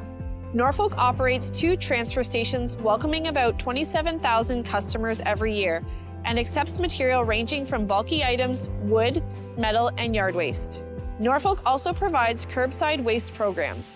Recycling from your home arrives at this facility where it is manually sorted by the type of material. You can see why it's important to separate materials into the correct bin, rinse recyclables, and remove items from bags. This facility processes 4,600 metric tons per year. That's equal to about 20 tons per day. Once items are sorted by material type, they are baled and ready to be shipped across North America to be made into new material. About 8 to 10% of the material that arrives here shouldn't have been put in the recycling bin. Residents can use our Recycle Coach app to confirm if an item can be recycled. After seeing how waste is handled, I hope this video helps show why rinsing and sorting your recyclables are important steps in the recycling process. As a Norfolk County employee, I am proud to serve the community I was raised in. Thanks for joining me on this behind-the-scenes tour.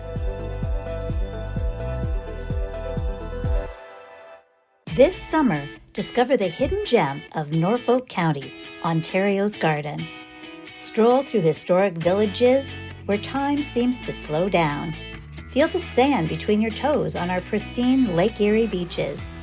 From live theater that captivates to trails that wind through breathtaking landscapes, adventure and relaxation await at every turn.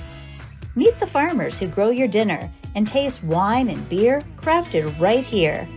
Experience Norfolk County this summer, where small-town charm meets farm-fresh flavor. Ontario's garden. It's time you came home to it.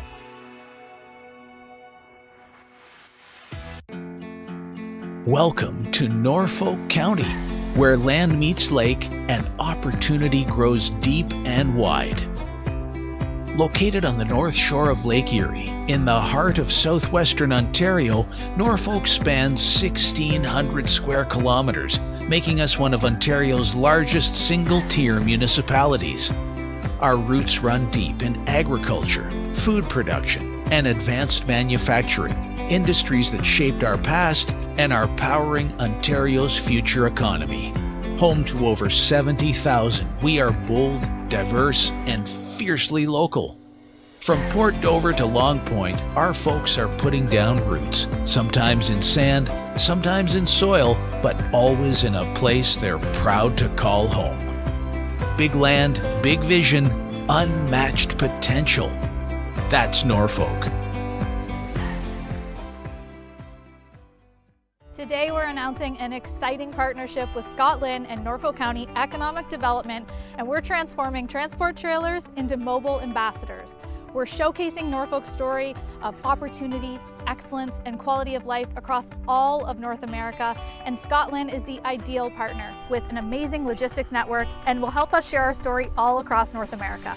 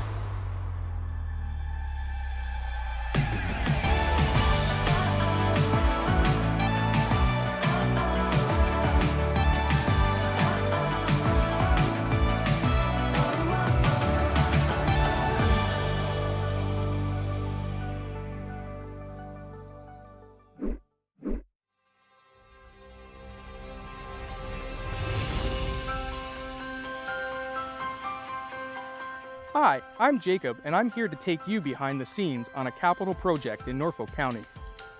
We begin planning capital projects by analyzing our infrastructure needs related to roads, water mains, storm and sanitary sewers, as well as bridges. We assess their overall condition, age, and servicing requirements. This provides a solid foundation to ensure Norfolk has the hard infrastructure for current and future needs. Once a project is determined and approved by Council, we retain an engineer to complete the design. During this stage, we engage the public through public information centers or postings on the county website to inform them of the upcoming project and provide an opportunity to share feedback. After the design is completed and all approvals are in place, we hire a contractor through a public bidding process. During the construction phase, we track progress, budget, and continue to engage with the public. We also work with other departments to ensure the overall success of the project. Once complete, we report and track any warranty issues for 2 years. We measure a project's success by its ability to enhance infrastructure and positively impact residents. As a Norfolk County employee, I enjoy building the community that has given me so much. Thank you for taking the time to join me on this behind-the-scenes tour.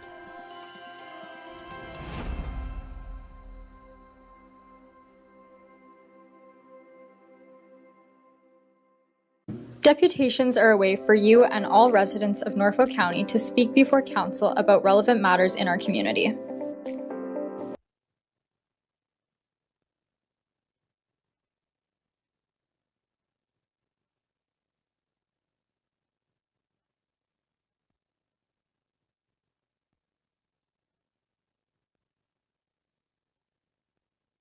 All right, good afternoon. Welcome back. Thanks, everyone.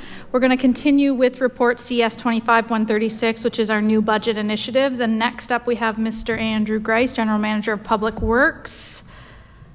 Would you introduce your NBIs?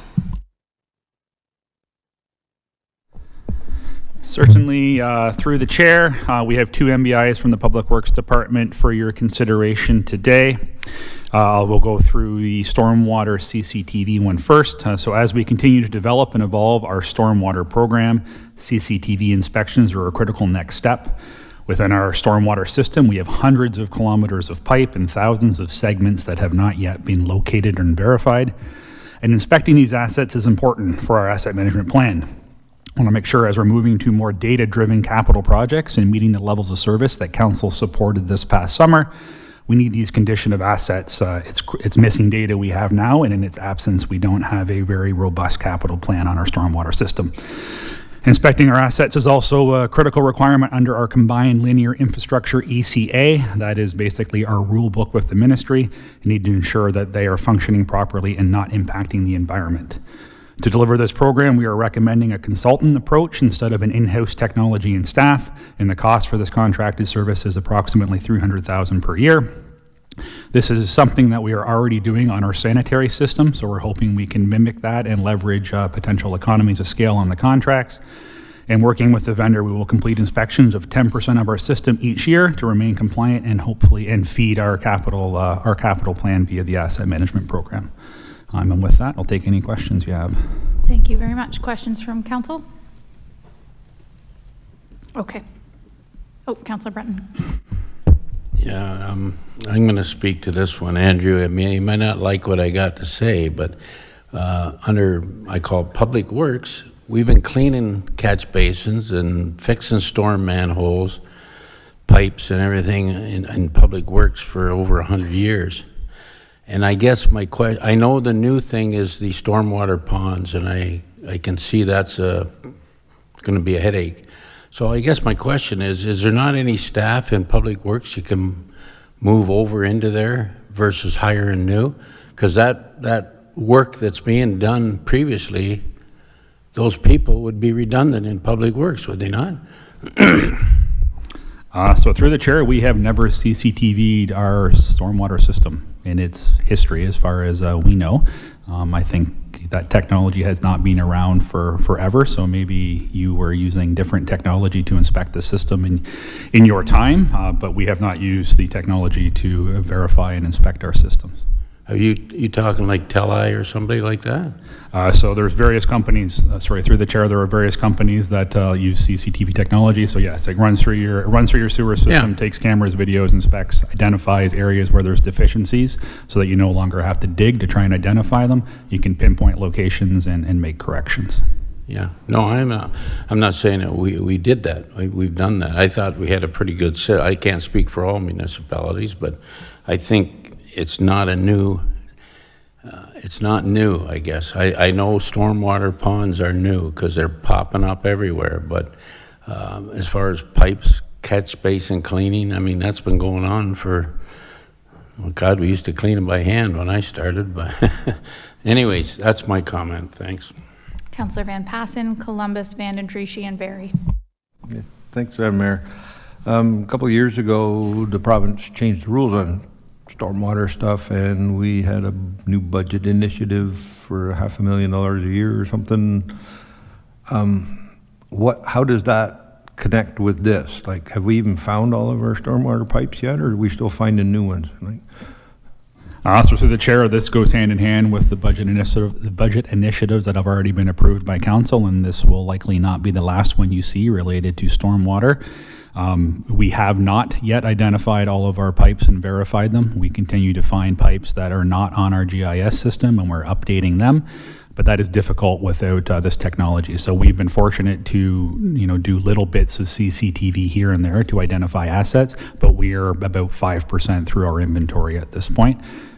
In order to meet our ministry obligations, we need to make sure that those are all verified each over a 10-year period. So the intent to do 10% per year always keeps us on top of our infrastructure. So if I could, Madam Mayor, do you want to go on your rant about downloading from the province, or should I do it today?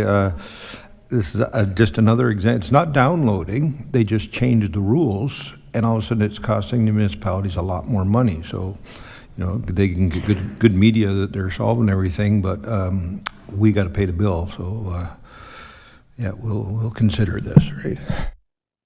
Councillor Columbus. Thank you, Madam Mayor. Is this a one-year thing, or is it an ongoing year after year item? And if we don't do it, what is the penalty from the province? So through the chair, this is an ongoing effort, much like we do with our sanitary system. We do 10% per year on our sanitary system. We're currently doing 20% per year in 5-year increments. We will likely marry these so that it's an ongoing program, 10% per year. So it's an ongoing commitment for eternity. It is used for not just ministry regulations, it is also feeding our capital plan. So we're trying to make sure that when we develop our long-term capital plan for road reconstruction and subsurface replacements, we're identifying the right assets that need to be done. And the CCTV inspections provide that level of detail to make sure we're digging in the ground where we should be for construction replacements. And ultimately with the ministry, if we are not maintaining our assets, we are certainly subject to fines and penalties from them. Councillor Vandendriessche, then Barrie. Thank you, Madam Chair, and through you. Okay, so this is not, the way I read it, it's not a person as much as it is a contract to a person with equipment. Am I misunderstanding that? Through the chair, no, you are correct. We are not recommending we go out and purchase this technology and hire staff to do it ourselves. We have limited resources, and this is a area that is quite specialized, and it is far cheaper for us to leverage a contractor to do it than train and purchase equipment ourselves. So that is why the recommendation is here that you want to have it contracted versus buying the equipment and training someone to be able to do the job. Through the chair, yes, that is correct. Okay.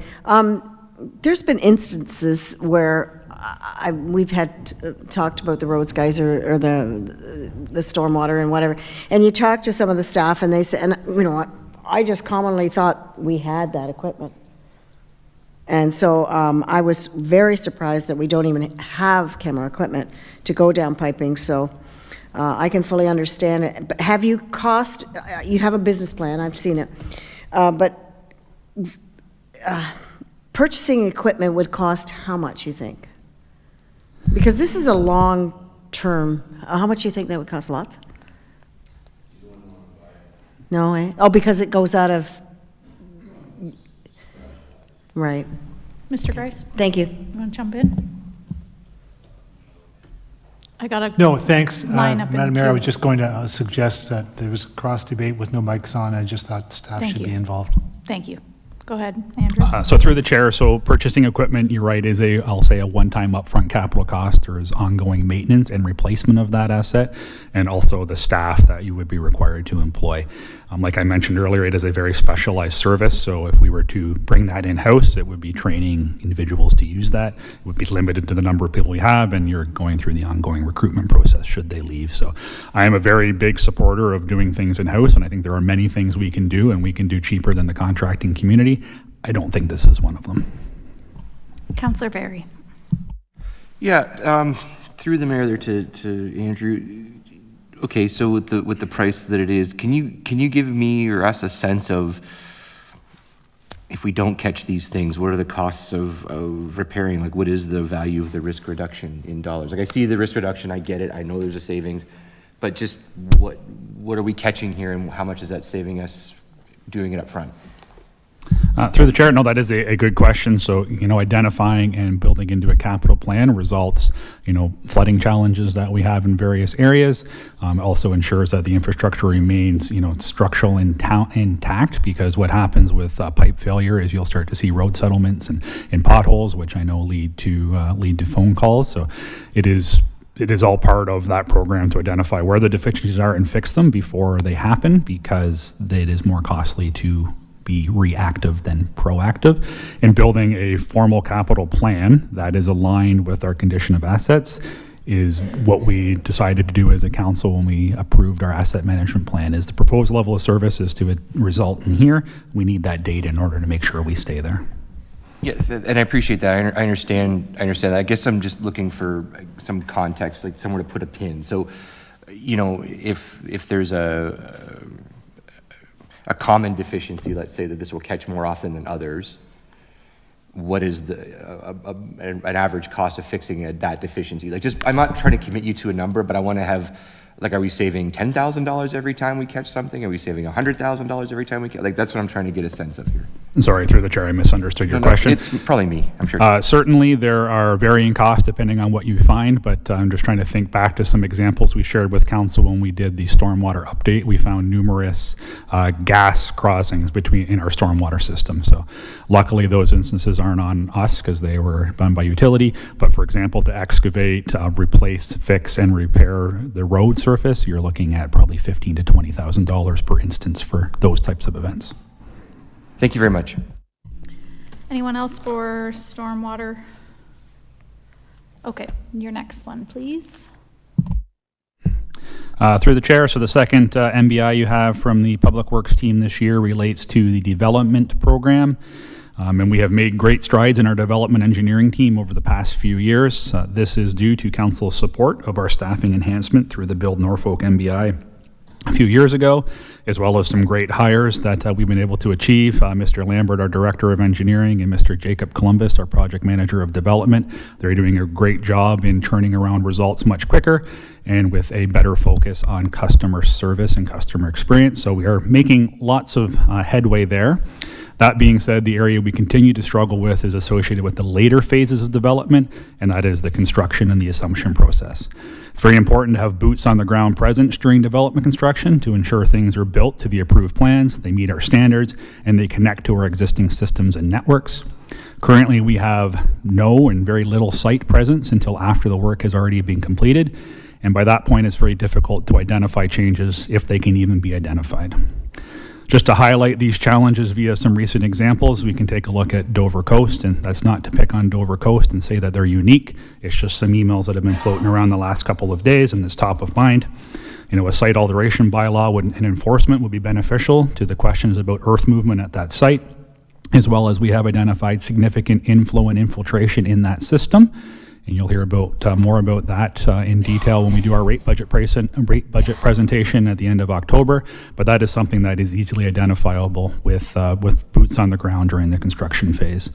The financial implications associated with this MBI are recoverable for the most part through inspection fees. So the net levy impact is just over $25,000, and that ratio will be modified and adjusted accordingly in future years as see fit to ensure that we minimize the impact on our taxpayers. With that, if there's any questions, we're happy to answer.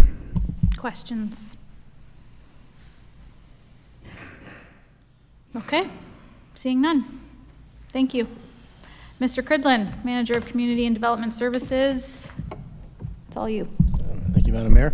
Yeah, I'm pleased to present CDS's MBIs here, and we actually have 3 here today. So I will be presenting them in orders that SLT had ranked them. So number 1 off the top is our Fleet Training and Compliance Officer. This is a brand new position. This MBI has been discussed through the budget session with SLT for a few years now. This year, it was ranked high enough to be put forward to council for consideration today, and obviously approval or not approval in January. There's many benefits that come with this MBI. If it was to be approved, the position will reduce overall liability and risk to the corporation, and it will benefit many departments. Right now, it can help the HR department with verification of licensing, things like that. It'll help our legal department working with tracking, training, and tracking compliance, and also documentation. And with that becomes risk. I think we've heard through one of Heidi's explanations about the risk officer that this will work hand in hand with that, and also will help our operational departments. When I say operational, I mean roads ops, parks, water, wastewater. They all drive county vehicles, but when saying that, at any time of the day or week, any employee with Norfolk County could drive a Norfolk County vehicle. It will aid the county in ensuring compliance with regulations such as the Ministry of Labor, the Highway Traffic Act, and the CVOR. It should save us money as we go corporately with the reduction of accidents and incident claims, savings in fuel economy. We figured well-trained drivers, it's proven that they save fuel when they drive, reduced insurance rates with lack of accidents. Also, we'll save some training dollars from hiring outside training parties. Recently, the fleet department went under I'll call it a simulated MTO audit, where we hired a company that has ex-police officers and MTO officers to come in for a few $1,000s, and they enacted what would have been a full-fledged MTO audit, and we failed. So out of that came a number of internal staff policies, which we've put in place to help us score higher in the event, and not the event, I guess it's like emergency management. It's not when it will, or it's not if it'll happen, it's when it'll happen. And one of their big recommendations was for Norfolk County to have a fleet training and compliance officer. They were quite surprised with our fleet being over 500 pieces of equipment and our number of employees that we did not have a position like that. So SLT has viewed this and ranked it fairly high, and with that, I'll turn it over to Norfolk County councilors for any questions they may have. Councillor Huffman. Thank you, Chair. Through you, I've just highlighted one line in here. This role would execute the new drivers policy, which would include a training program for new drivers. When you're saying new drivers, is that new drivers or new drivers to the county? I'm confused by the new drivers. Yeah, through the chair, I think what they're referring to is new employees to Norfolk County. Okay, maybe we could make a change to that. I don't know, just it seems funny that we're saying new drivers, because obviously someone could be 50 years old and they've been driving forever, and then they get hired, so they would still be deemed a new driver. So a new employee. New employee, that's correct. Okay. Councillor Van Passen and then Van Andrieschie. Yes, thanks, Madam Mayor. One of the complaints or comments I get quite often is our fire department is always looking for new volunteer firemen, and they go through a lot of specialized training, but one of the requirements is to also get the DZ license so they can drive the fire truck, and that seems to stop a lot of them, or that holds them up from being fully qualified because they can't find the time or the place or anything to get that. Would this position help with that training and stuff to get our new volunteers that license quicker? Through the Madam Mayor, yes, it could, because some of these positions you can work with the ministry and actually have a licensed person who can authorize granting the license. I'm not sure if it'll depend when we post how that works out, but they will be able to organize set training and put a competent driver, whether it's a fire department, a roads employer, water and sewer, we coordinate all to sit together, do the drive time, and then that individual would be well prepared to go do the physical test at the provincial outlet. Councillor Banandrishi. Thank you, Madam Chair, and through you. I'll ask you, Bill, with the staff that you have, is there a possibility of an individual there that could meet this bill if they were to get the training that's required to be able to call themselves a fleet training and compliance officer? Through the mayor, that's a very good question.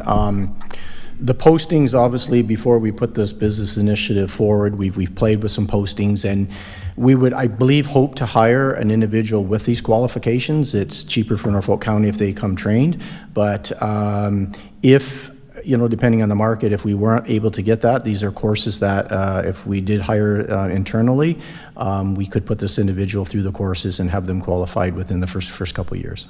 Yeah, that's what I would assume, because other companies do the same thing. When they're looking for a compliance officer, they'll sometimes look to the staff they have for someone who's looking for an advancement or willing to take on these training courses that they'd have to have. So hopefully maybe that can be looked at as well. Thank you. Councillor Brunton. Thank you, Madam Mayor. Bill, I recall a figure of 23 when we were looking at that recent risk management report. Not to get into details, but do you remember that figure? I think that was internal, 23 incidences. Do you remember that? For the year of 225, Yeah. Yes, I believe. I was there for that conversation. Did we hire the right people or the wrong people at the time? I guess that's my question. Anyways, when you hire somebody, do they have a driver's license? Through Madam Mayor, yes, when we hire, they have to have an appropriate driver's license. So if it's a G license like myself, administrative, I have to have the G, have to prove document, and if it's like a DZ or AZ, they have to come with that. What this position would do, because you are correct, I'll use myself as an example. I've kept my AZ license. I've never given it up. I don't think you want me behind the wheel. And this is what this compliance officer will step in on the onboarding program. Okay, Cridlin checks out all the check boxes, but let's take him around let's see what he knows about a circle check, and let's see what he knows about driving. And that's where it would be part of the onboarding, where this individual would be trained to say, you do not want this individual to move forward in the hiring process. Okay, and my last question on that, was there any repeat offenders, or is that not a fair question? Yeah, I guess that's more of a closed session. Okay. Question, yeah. Thank you, Bartho. Any other questions? My only question, Mr. Cridlin, is can you benchmark like a firm or a company, if we were to send our staff out, what the cost is on a certification instead of bringing it in-house? Can you quantify? Great question, Mayor Martin.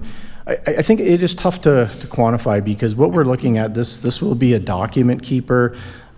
This will be a trainer in everything from brush chippers, chainsaws, and driving will be a big part of it. So when you're looking at a multifaceted program like that, it would be hard to price. And I guess, to be honest to council, if this MBI does go through, this will go a long ways to make sure that we're compliant with a lot of legislation. However, there still will be some outside training, because of one individual, we won't be able to encompass it all. But we have found that's like anything, I think Andrew had mentioned, when you get to outside contractors, I mean, the price is just going up. They have to pay more insurance, things like that. So a lot of things can be done in-house cheaper anymore, and this is one where an aspect of this can be done in-house cheaper. Okay, no, good point on all of the other pieces of equipment. Next. Thank you, and through the mayor. The next one is the additional mechanic staff. This MBI, if approved, would aid in aid with the backlog of workload. Presently, Norfolk County has over 500 pieces of equipment and vehicles. We have, I'm going to say, only 5 mechanics, 1 mechanic's helper, and a 4-person on the floor. At times, you can see how there's a considerable backlog of getting equipment repaired. When I say and also this includes fire and paramedic equipment. And as well as when we say equipment, say as an ambulance, sure, there's a physical vehicle, but these staff also maintain the striker, I'm lost for words here, the gurneys, the power lifters, that's all part of that. They have to be inspected on a certain inspection date and be done and repaired. Same as the fire trucks. It's not just the fire truck going down the road. These folks do the pump tests. They have to make sure that the pumps are up to speed, and not to underestimate our snowplow group. The snowplow trucks have got very high tech with electronics and hydraulics, and it's a whole other learning aspect again. So a lot of items and very detailed. So with that, staff receive thousands of work orders a year, the 6 staff on the floor. In addition, we have the annual services on our larger trucks, some of our pickup trucks, and obviously our trailers all need the MTO inspections. When staff looked at this, it becomes a numbers game where historically Norfolk County has spent around $600,000 a year on contracting services out, which makes sense with 500 pieces of equipment and only 6 staff. A lot of work has to be contracted out. The last 3 years, it's shown that our cost to contract work out is a little closer to about $680,000, so it's risen quite a bit. And 2025, we're on pace to spend over $700,000 in contract services. And this is not to knock our private sector services. Like I said, every year prices go up for them as well. It's cost of living. So when finance staff and fleet staff sat down together, they did an estimate, and it's very we're very fair to the process. We included that a mechanic would not be working 40 hours a day, 52 weeks a year. We know they have vacation. We know how they have training time. We know they have sick time. We know they have admin time where they're going to be doing book work and stuff. So even when we put a safety factor in that, I'll call it, we still came out that we feel the hiring one more additional mechanic on the floor, make sure I get my number right here, I've got a few things open, the $122,000 per year for this additional mechanic, we should, I'll say, be able to reduce the contract service dollars on the other side of the house the same amount. So it will net out to zero increase on the levy. And I know my next question to me will probably be, can you ensure that? And what if that doesn't happen? We could always have major, huge breakdowns in equipment that are going to impact that we can't do. But if it all works out there, it's factored in fairly nicely that one more mechanic should be able to pay for itself by reducing the amount of money going out to contract services. It also gives us the ability of another body to on the floor to actually leave the shop and do mobile repairs as well, because when we're busy, they're stuck in the floor, and if we've got the one extra body, that can kind of be a floater and do some preventative maintenance for us. So with that, I'll turn it over. Any questions County Council may have? Thanks very much. Councillor Van Passen. Thanks, Madam Mayor. It's something I've been harping about ever since I've been here, and also hoping that if we hired the second mechanic to straddle their hours a little bit. So you got one guy who shows up early in the morning, goes home after lunch, but the other one comes in later and stays till like 5, 6 o'clock at night. So when you have a truck come in at the end of the day and the driver notices that the one taillight's not working, somebody's there to fix it so it's ready to go in the morning again. So hopefully with the second, sort of, you'd have 2 teams of mechanics that don't just cover 8 hours a day, they would cover 12 hours a day, shifted back and forth a little bit. So if this is approved, I hope you'd consider that sort of arrangement with the staffing and try to get a little better efficiency out of the whole system. So, anyone else? Okay. Thanks very much. That's it for... One more. Oh, sorry. Yeah, I was greedy this year, sorry. One more. So, okay. Go ahead. My third and last is the additional bylaw officer. Norfolk County presently has 5 bylaw officers. And this number, to me, from my knowledge, has not changed since the formation of Norfolk County in 2001. Obviously, Norfolk County's population has grown. We have increased subdivisions, and the growth population are still estimated to obviously grow. With the growth of people, the call volume has increased, and we've also, by officers, deal with a few different items now than they did in 2001. Obviously, dealing with things like cannabis operations, homeless camps, and just the additional subdivisions, people living closer, that's the cause for the call volume to go up. With that said, this position would be primarily focused on parking. Presently, Norfolk County depends on students for the majority of parking concerns. And obviously, students are from May till September. Staff did do a pilot where we kept a student for a few weeks, a month, and extended them. We had some gapping dollars. And the study showed that we could probably comfortably show 120 parking tickets more per month if we had year-round parking enforcement, concentrated parking enforcement. And this works out to conservatively about $50,000 revenue to Norfolk County. Now that revenue doesn't come necessarily back to my division or my department or the levy process, but it does come back to Norfolk County. I'll share a little story. I'm not sure if some of you have been hit up with the same thing, but as I go about my work life or personal life in Norfolk, folks will often say to me in the first part of June, your bylaw students are working because for the last 7 months, I parked in that corner, didn't get a ticket, and I know your students are there because I got a ticket. I hear this in the urban area. So I guess what it's showing is there is missed revenue out there, but there is also parking infractions that I think council deals with a lot of issues on parking concerns and complaints about parking. So this officer would primarily be focused on the parking, which I think is an advantage. It is also having another bylaw officer can really help with prime time. It can help with vacation coverage with the other areas. Right now, our officers each work a zone. If they are off for a couple of weeks, we have to pull another officer from another zone for some of the daily calls, and then the workload gets higher. Then the level of service isn't great with the customers because they're saying, I called for a bylaw officer this morning and they didn't show up to Wednesday. So this could definitely help with that. It could also help with guidance to the students in the summertime. I give our summer students a lot of credit in bylaw. I had my eyes open this year just how irate people can be when they get parking tickets, and these poor kids come out of school and they handle themselves very well. So having somebody dedicated to parking, this could be a mentor or somebody just to back them up on some of the calls that we don't have now with their other officers busy. And also there is the ability with additional officer to have some weekend coverage when needed across the county. And I think that's been a point that's been missing here, and I've heard council say no bylaw officer in the weekend. We have the ability, a greater ability with this position to cover that. I'll just end at that. The comprehensive parking bylaw that was presented to council last year, a number of items had been followed up on, and one of the recommendations was one more additional enforcement officer for parking within Norfolk County. So with that, I'll turn over any questions you may have. Councillor Van Andruschi. Thank you, Madam Chair, and through you. The idea of weekends or after hours, is that what I heard that we could do here? Because right now we don't have that service. Are you implying that could happen with this extra individual?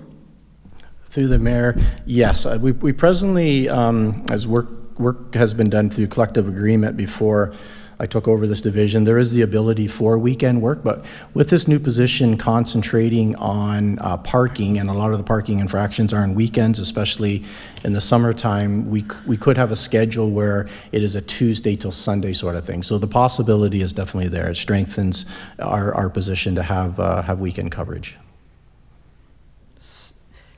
It can or can't. I'm getting this implication from you that it's a possibility, but not a firm thing to say that you can do it. Like you think you can get it through. I just don't understand. I want a firm.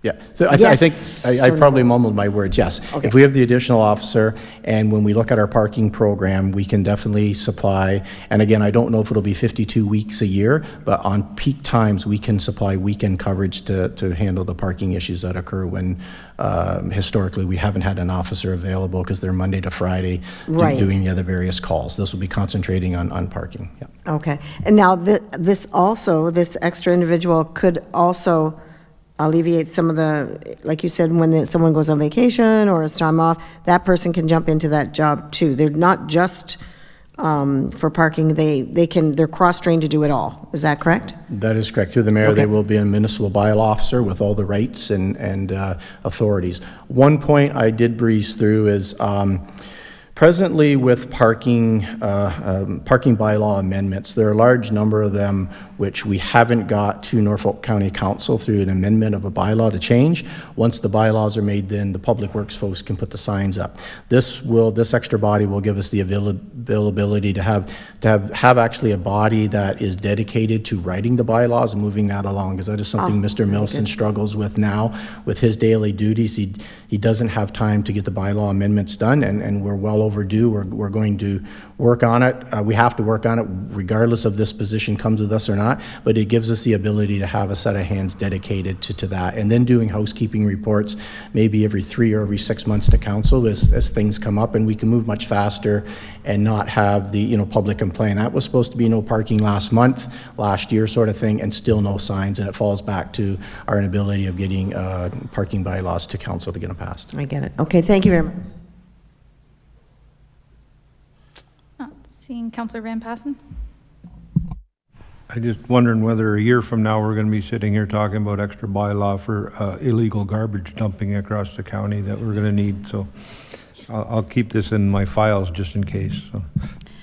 Well, to Councillor Berry's point, if they're downtown and urban centers, they should be looking for garbage laying around and with an urban center focus, if it's parking. Recently, I noticed in our delegated bylaw, we're purchasing new vehicles. Does the bylaw officer require an additional vehicle? Through the mayor, yes. I believe the write-up does include a vehicle for this position. And it is built into the price. And that's built into the revenue.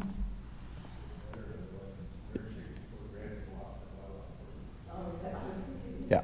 164? 51,000. Yeah. Okay. So I'm mixed up here on where I am on my screen, No, but that's okay. it is an item in there.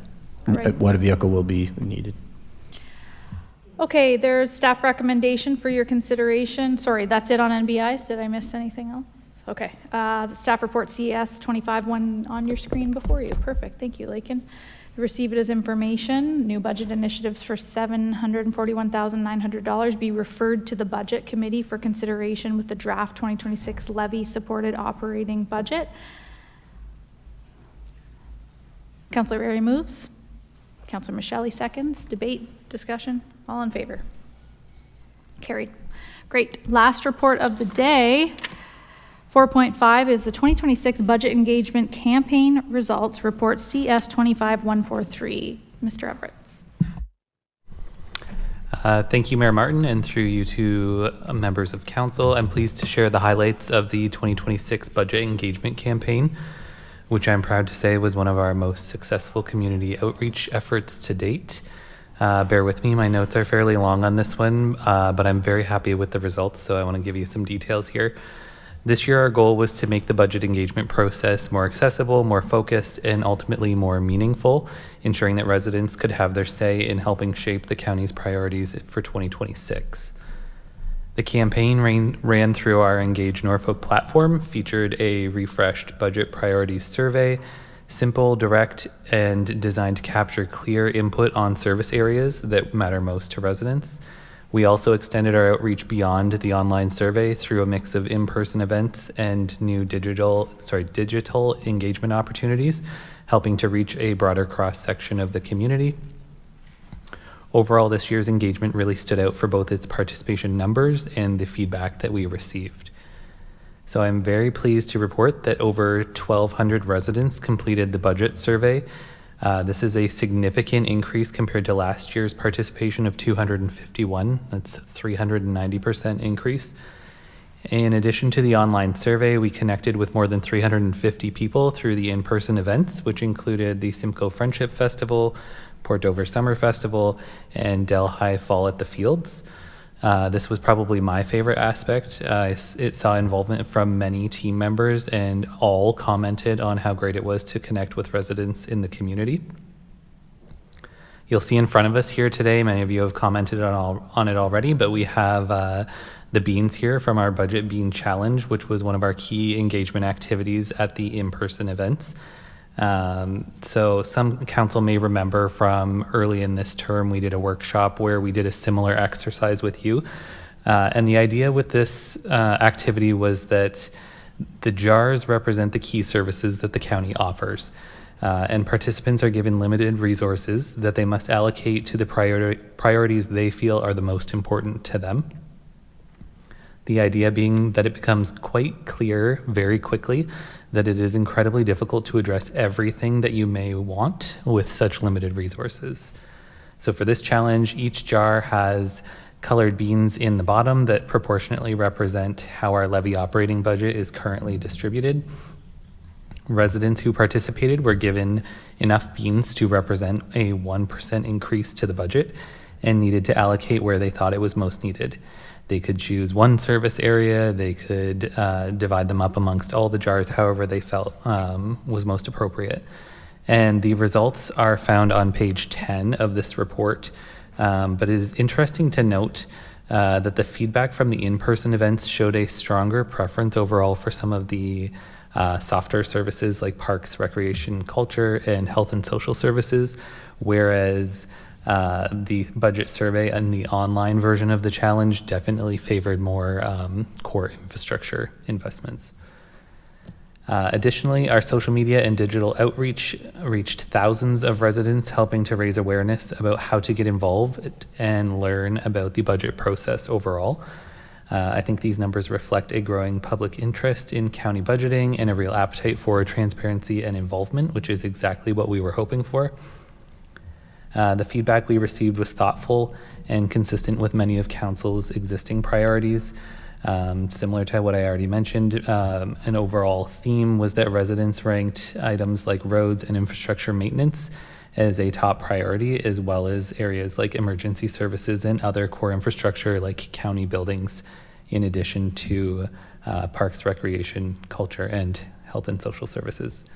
This tells us that residents recognize the importance of maintaining core services and investing in areas that protect the quality of life.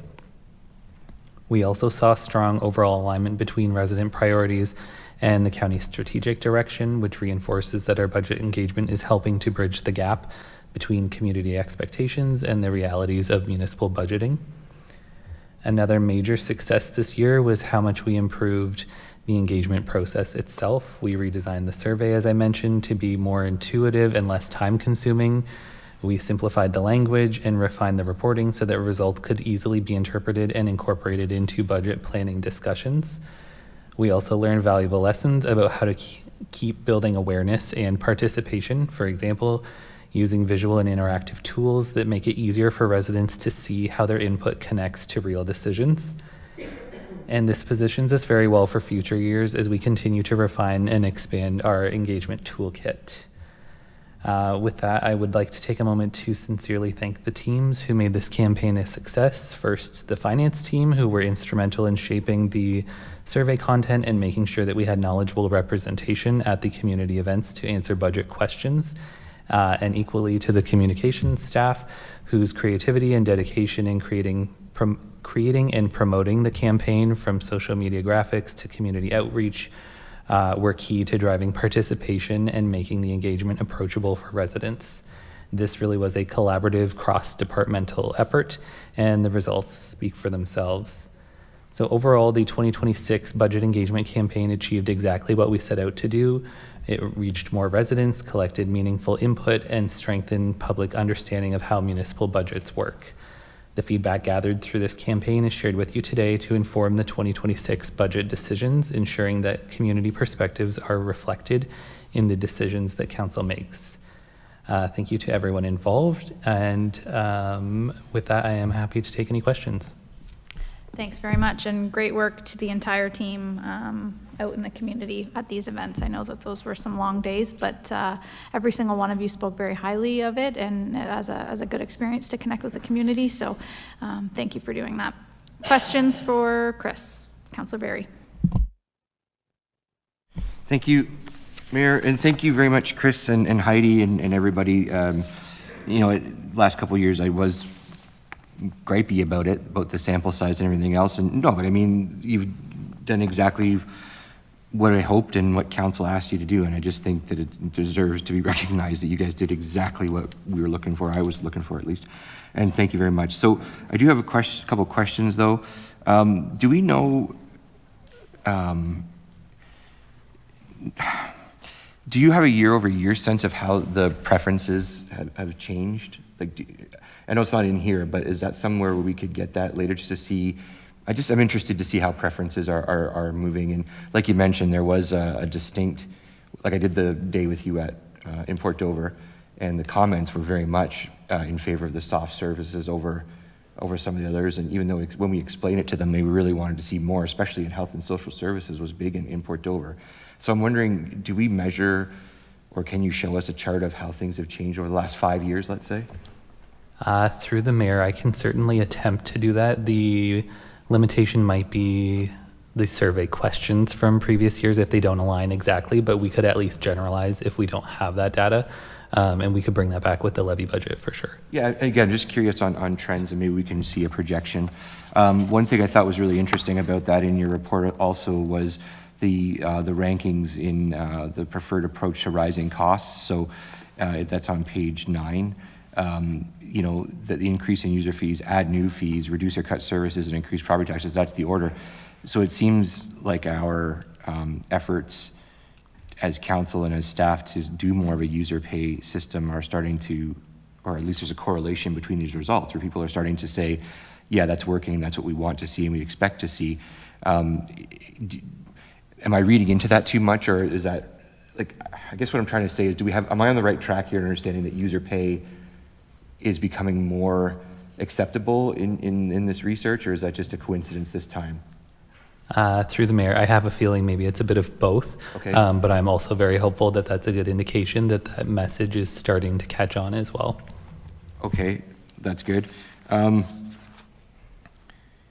So with the beans specifically, I did spend, like I say, the day with you, and I think that's a very cool thing. We can see it. Everybody can very easily understand what that means, regardless of how much expertise they have in budgeting or anything like that. I'm talking about the public. Like, you can see that if the pink is what we already pay and the white is what people think we should pay, that tells you the story immediately. One of the things I also thought was really great was that you had the water jar there, but you couldn't put beans. We weren't allowing people to put beans in the water jar because that's not taxes. So people who wanted to put taxes into the water jar, we told them you can't do that.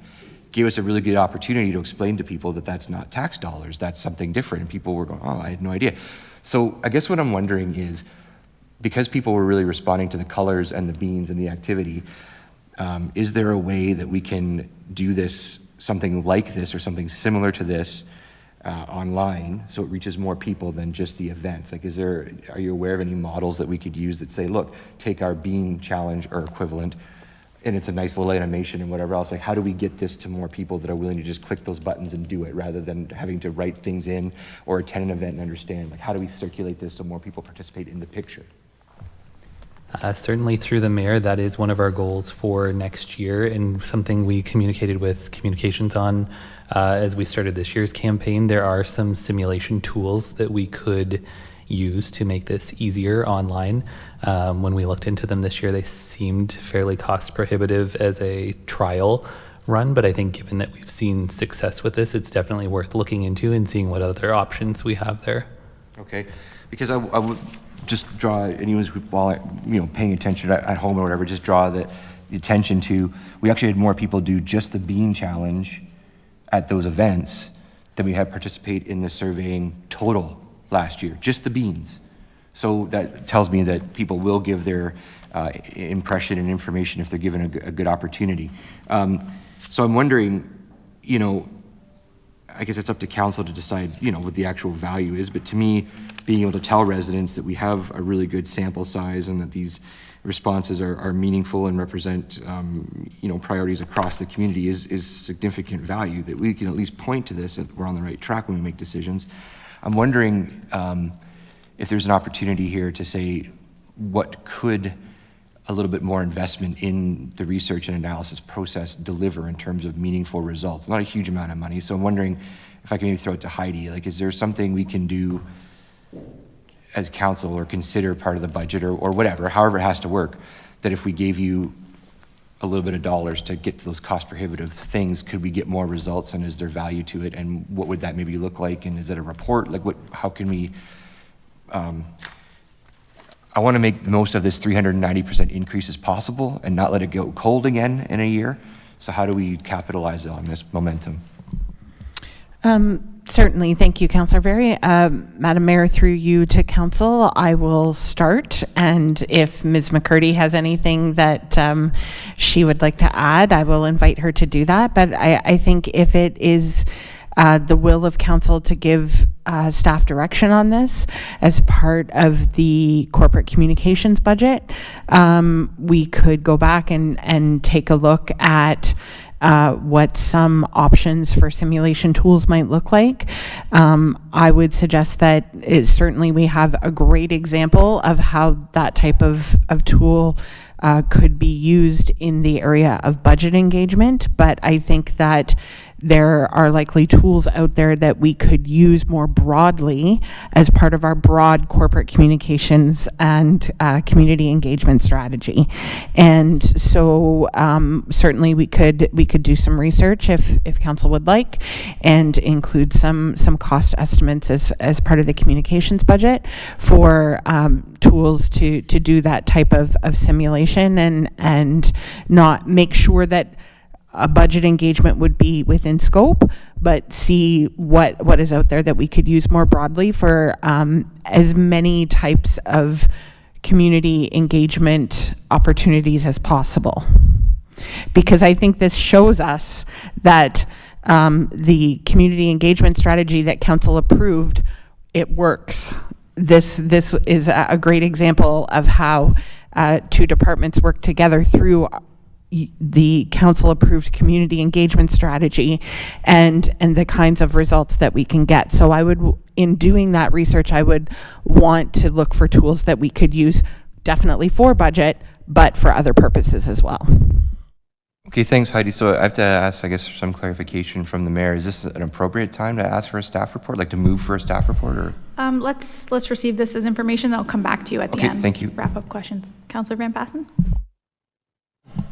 Yeah, I do have a question about the chart that we have with all the summary of this data. There's a line for the 2025 budget, there's a line for the online budget challenge, and a line for the budget bean challenge. The bottom of the graph is percentages. Now, if I look, the first one is library and conservation authorities. The budget is 3%. Does that mean that we spend 3% of our budget on libraries and conservation authorities? Through the mayor, that is correct. Okay, and then we got the blue line is the budget challenge that is sitting at about 6%. Does that mean that 6% of the people think we should increase that budget? Through the mayor, that means the proportion that were received back in the jars would equal to 6% of the budget if we were to take the feedback we received from residents. So a redistribution of how those levy dollars are spent.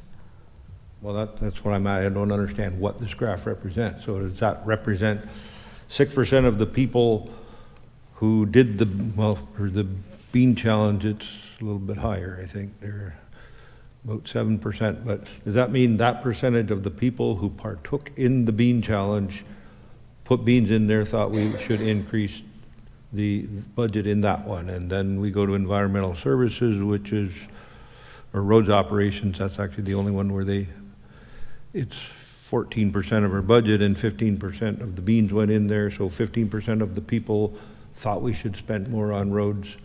It's got nothing to do with 15% of our budget already is there. So correct. Okay. Yes. And was the option there for people to take beans out of one department because we're overspending and put it in a different one, or that's not an option? That was not an option for them. They could have, however, not allocated all of their beans if they wished. All right. Councillor Michelli. Thank you, Madam Mayor. Chris and Heidi and everybody, great job on this. As Councillor Very mentioned, some of these, our surveys in general have been a little bit, short on, what maybe could have been interpreted as meaningful data, but I think this is great. With that in mind, you kind of mentioned that there were kind of 4 sort of factors in the success of this, of those four, which one would you say was the most significant in affecting this 390% increase in response? Through the mayor, I believe I would probably say, if I was going to say what was the most effective, was likely the promotion of the survey. While the in-person engagement sessions were excellent and had great feedback, we obviously had more participation in the survey, and it's obviously easier because people can do that from home. So I think having that promoted more than we've done in previous years led to much more participation. Good, thanks again, and great job. Any other questions? Councillor Van Patten, your mic's still on. Staff recommendation is before you to receive the budget engagement campaign results as information. Is there a mover and a seconder? Councillor Huffman and Councillor Columbus. All in favor? That's carried. Once again, great job, staff. Thank you very much. Councillor Berry. Yeah, thanks. So as I was saying, I'd like to get some more information on maybe how we can capitalize on this and keep going, is to continue to engage, but also possibly increase engagement or again, break engagement into more specific categories or whatever it is, get a better sense of what we're doing, so at least we can point to it and say, yep, we're on the right track and here's the public perception. So I guess what I'm asking is can we ask staff to have a report, come back with a report in time for budget that explores some of these data collection tools just for our consideration at the time, and see if we see some value in doing that. At least we know what we're talking about then. Yep, Heidi, Ms. Van Dyke. Thank you, Mayor Martin, through you to council. Yes, we can certainly, as part of the presentation of the corporate communications budget, include some costing and some options for these type of online engagement simulators. Okay, but I guess what I'm asking is, do you want to do a report, or is that just direction to staff? How do you want to do that? I think report's already coming forward at budget, so yeah, that's what I'm saying. So we'll this is include good it. enough that we just asked and we're good. Okay, thank you. Okay, perfect. Staff, have I missed anything? That's it. All right, motion to adjourn. Budget at 2:20 p.m. Councillor Berry. Councillor Berry, Councillor Michelle, all in favor? Carried. Thank you very much, everyone, and staff. Have a great afternoon.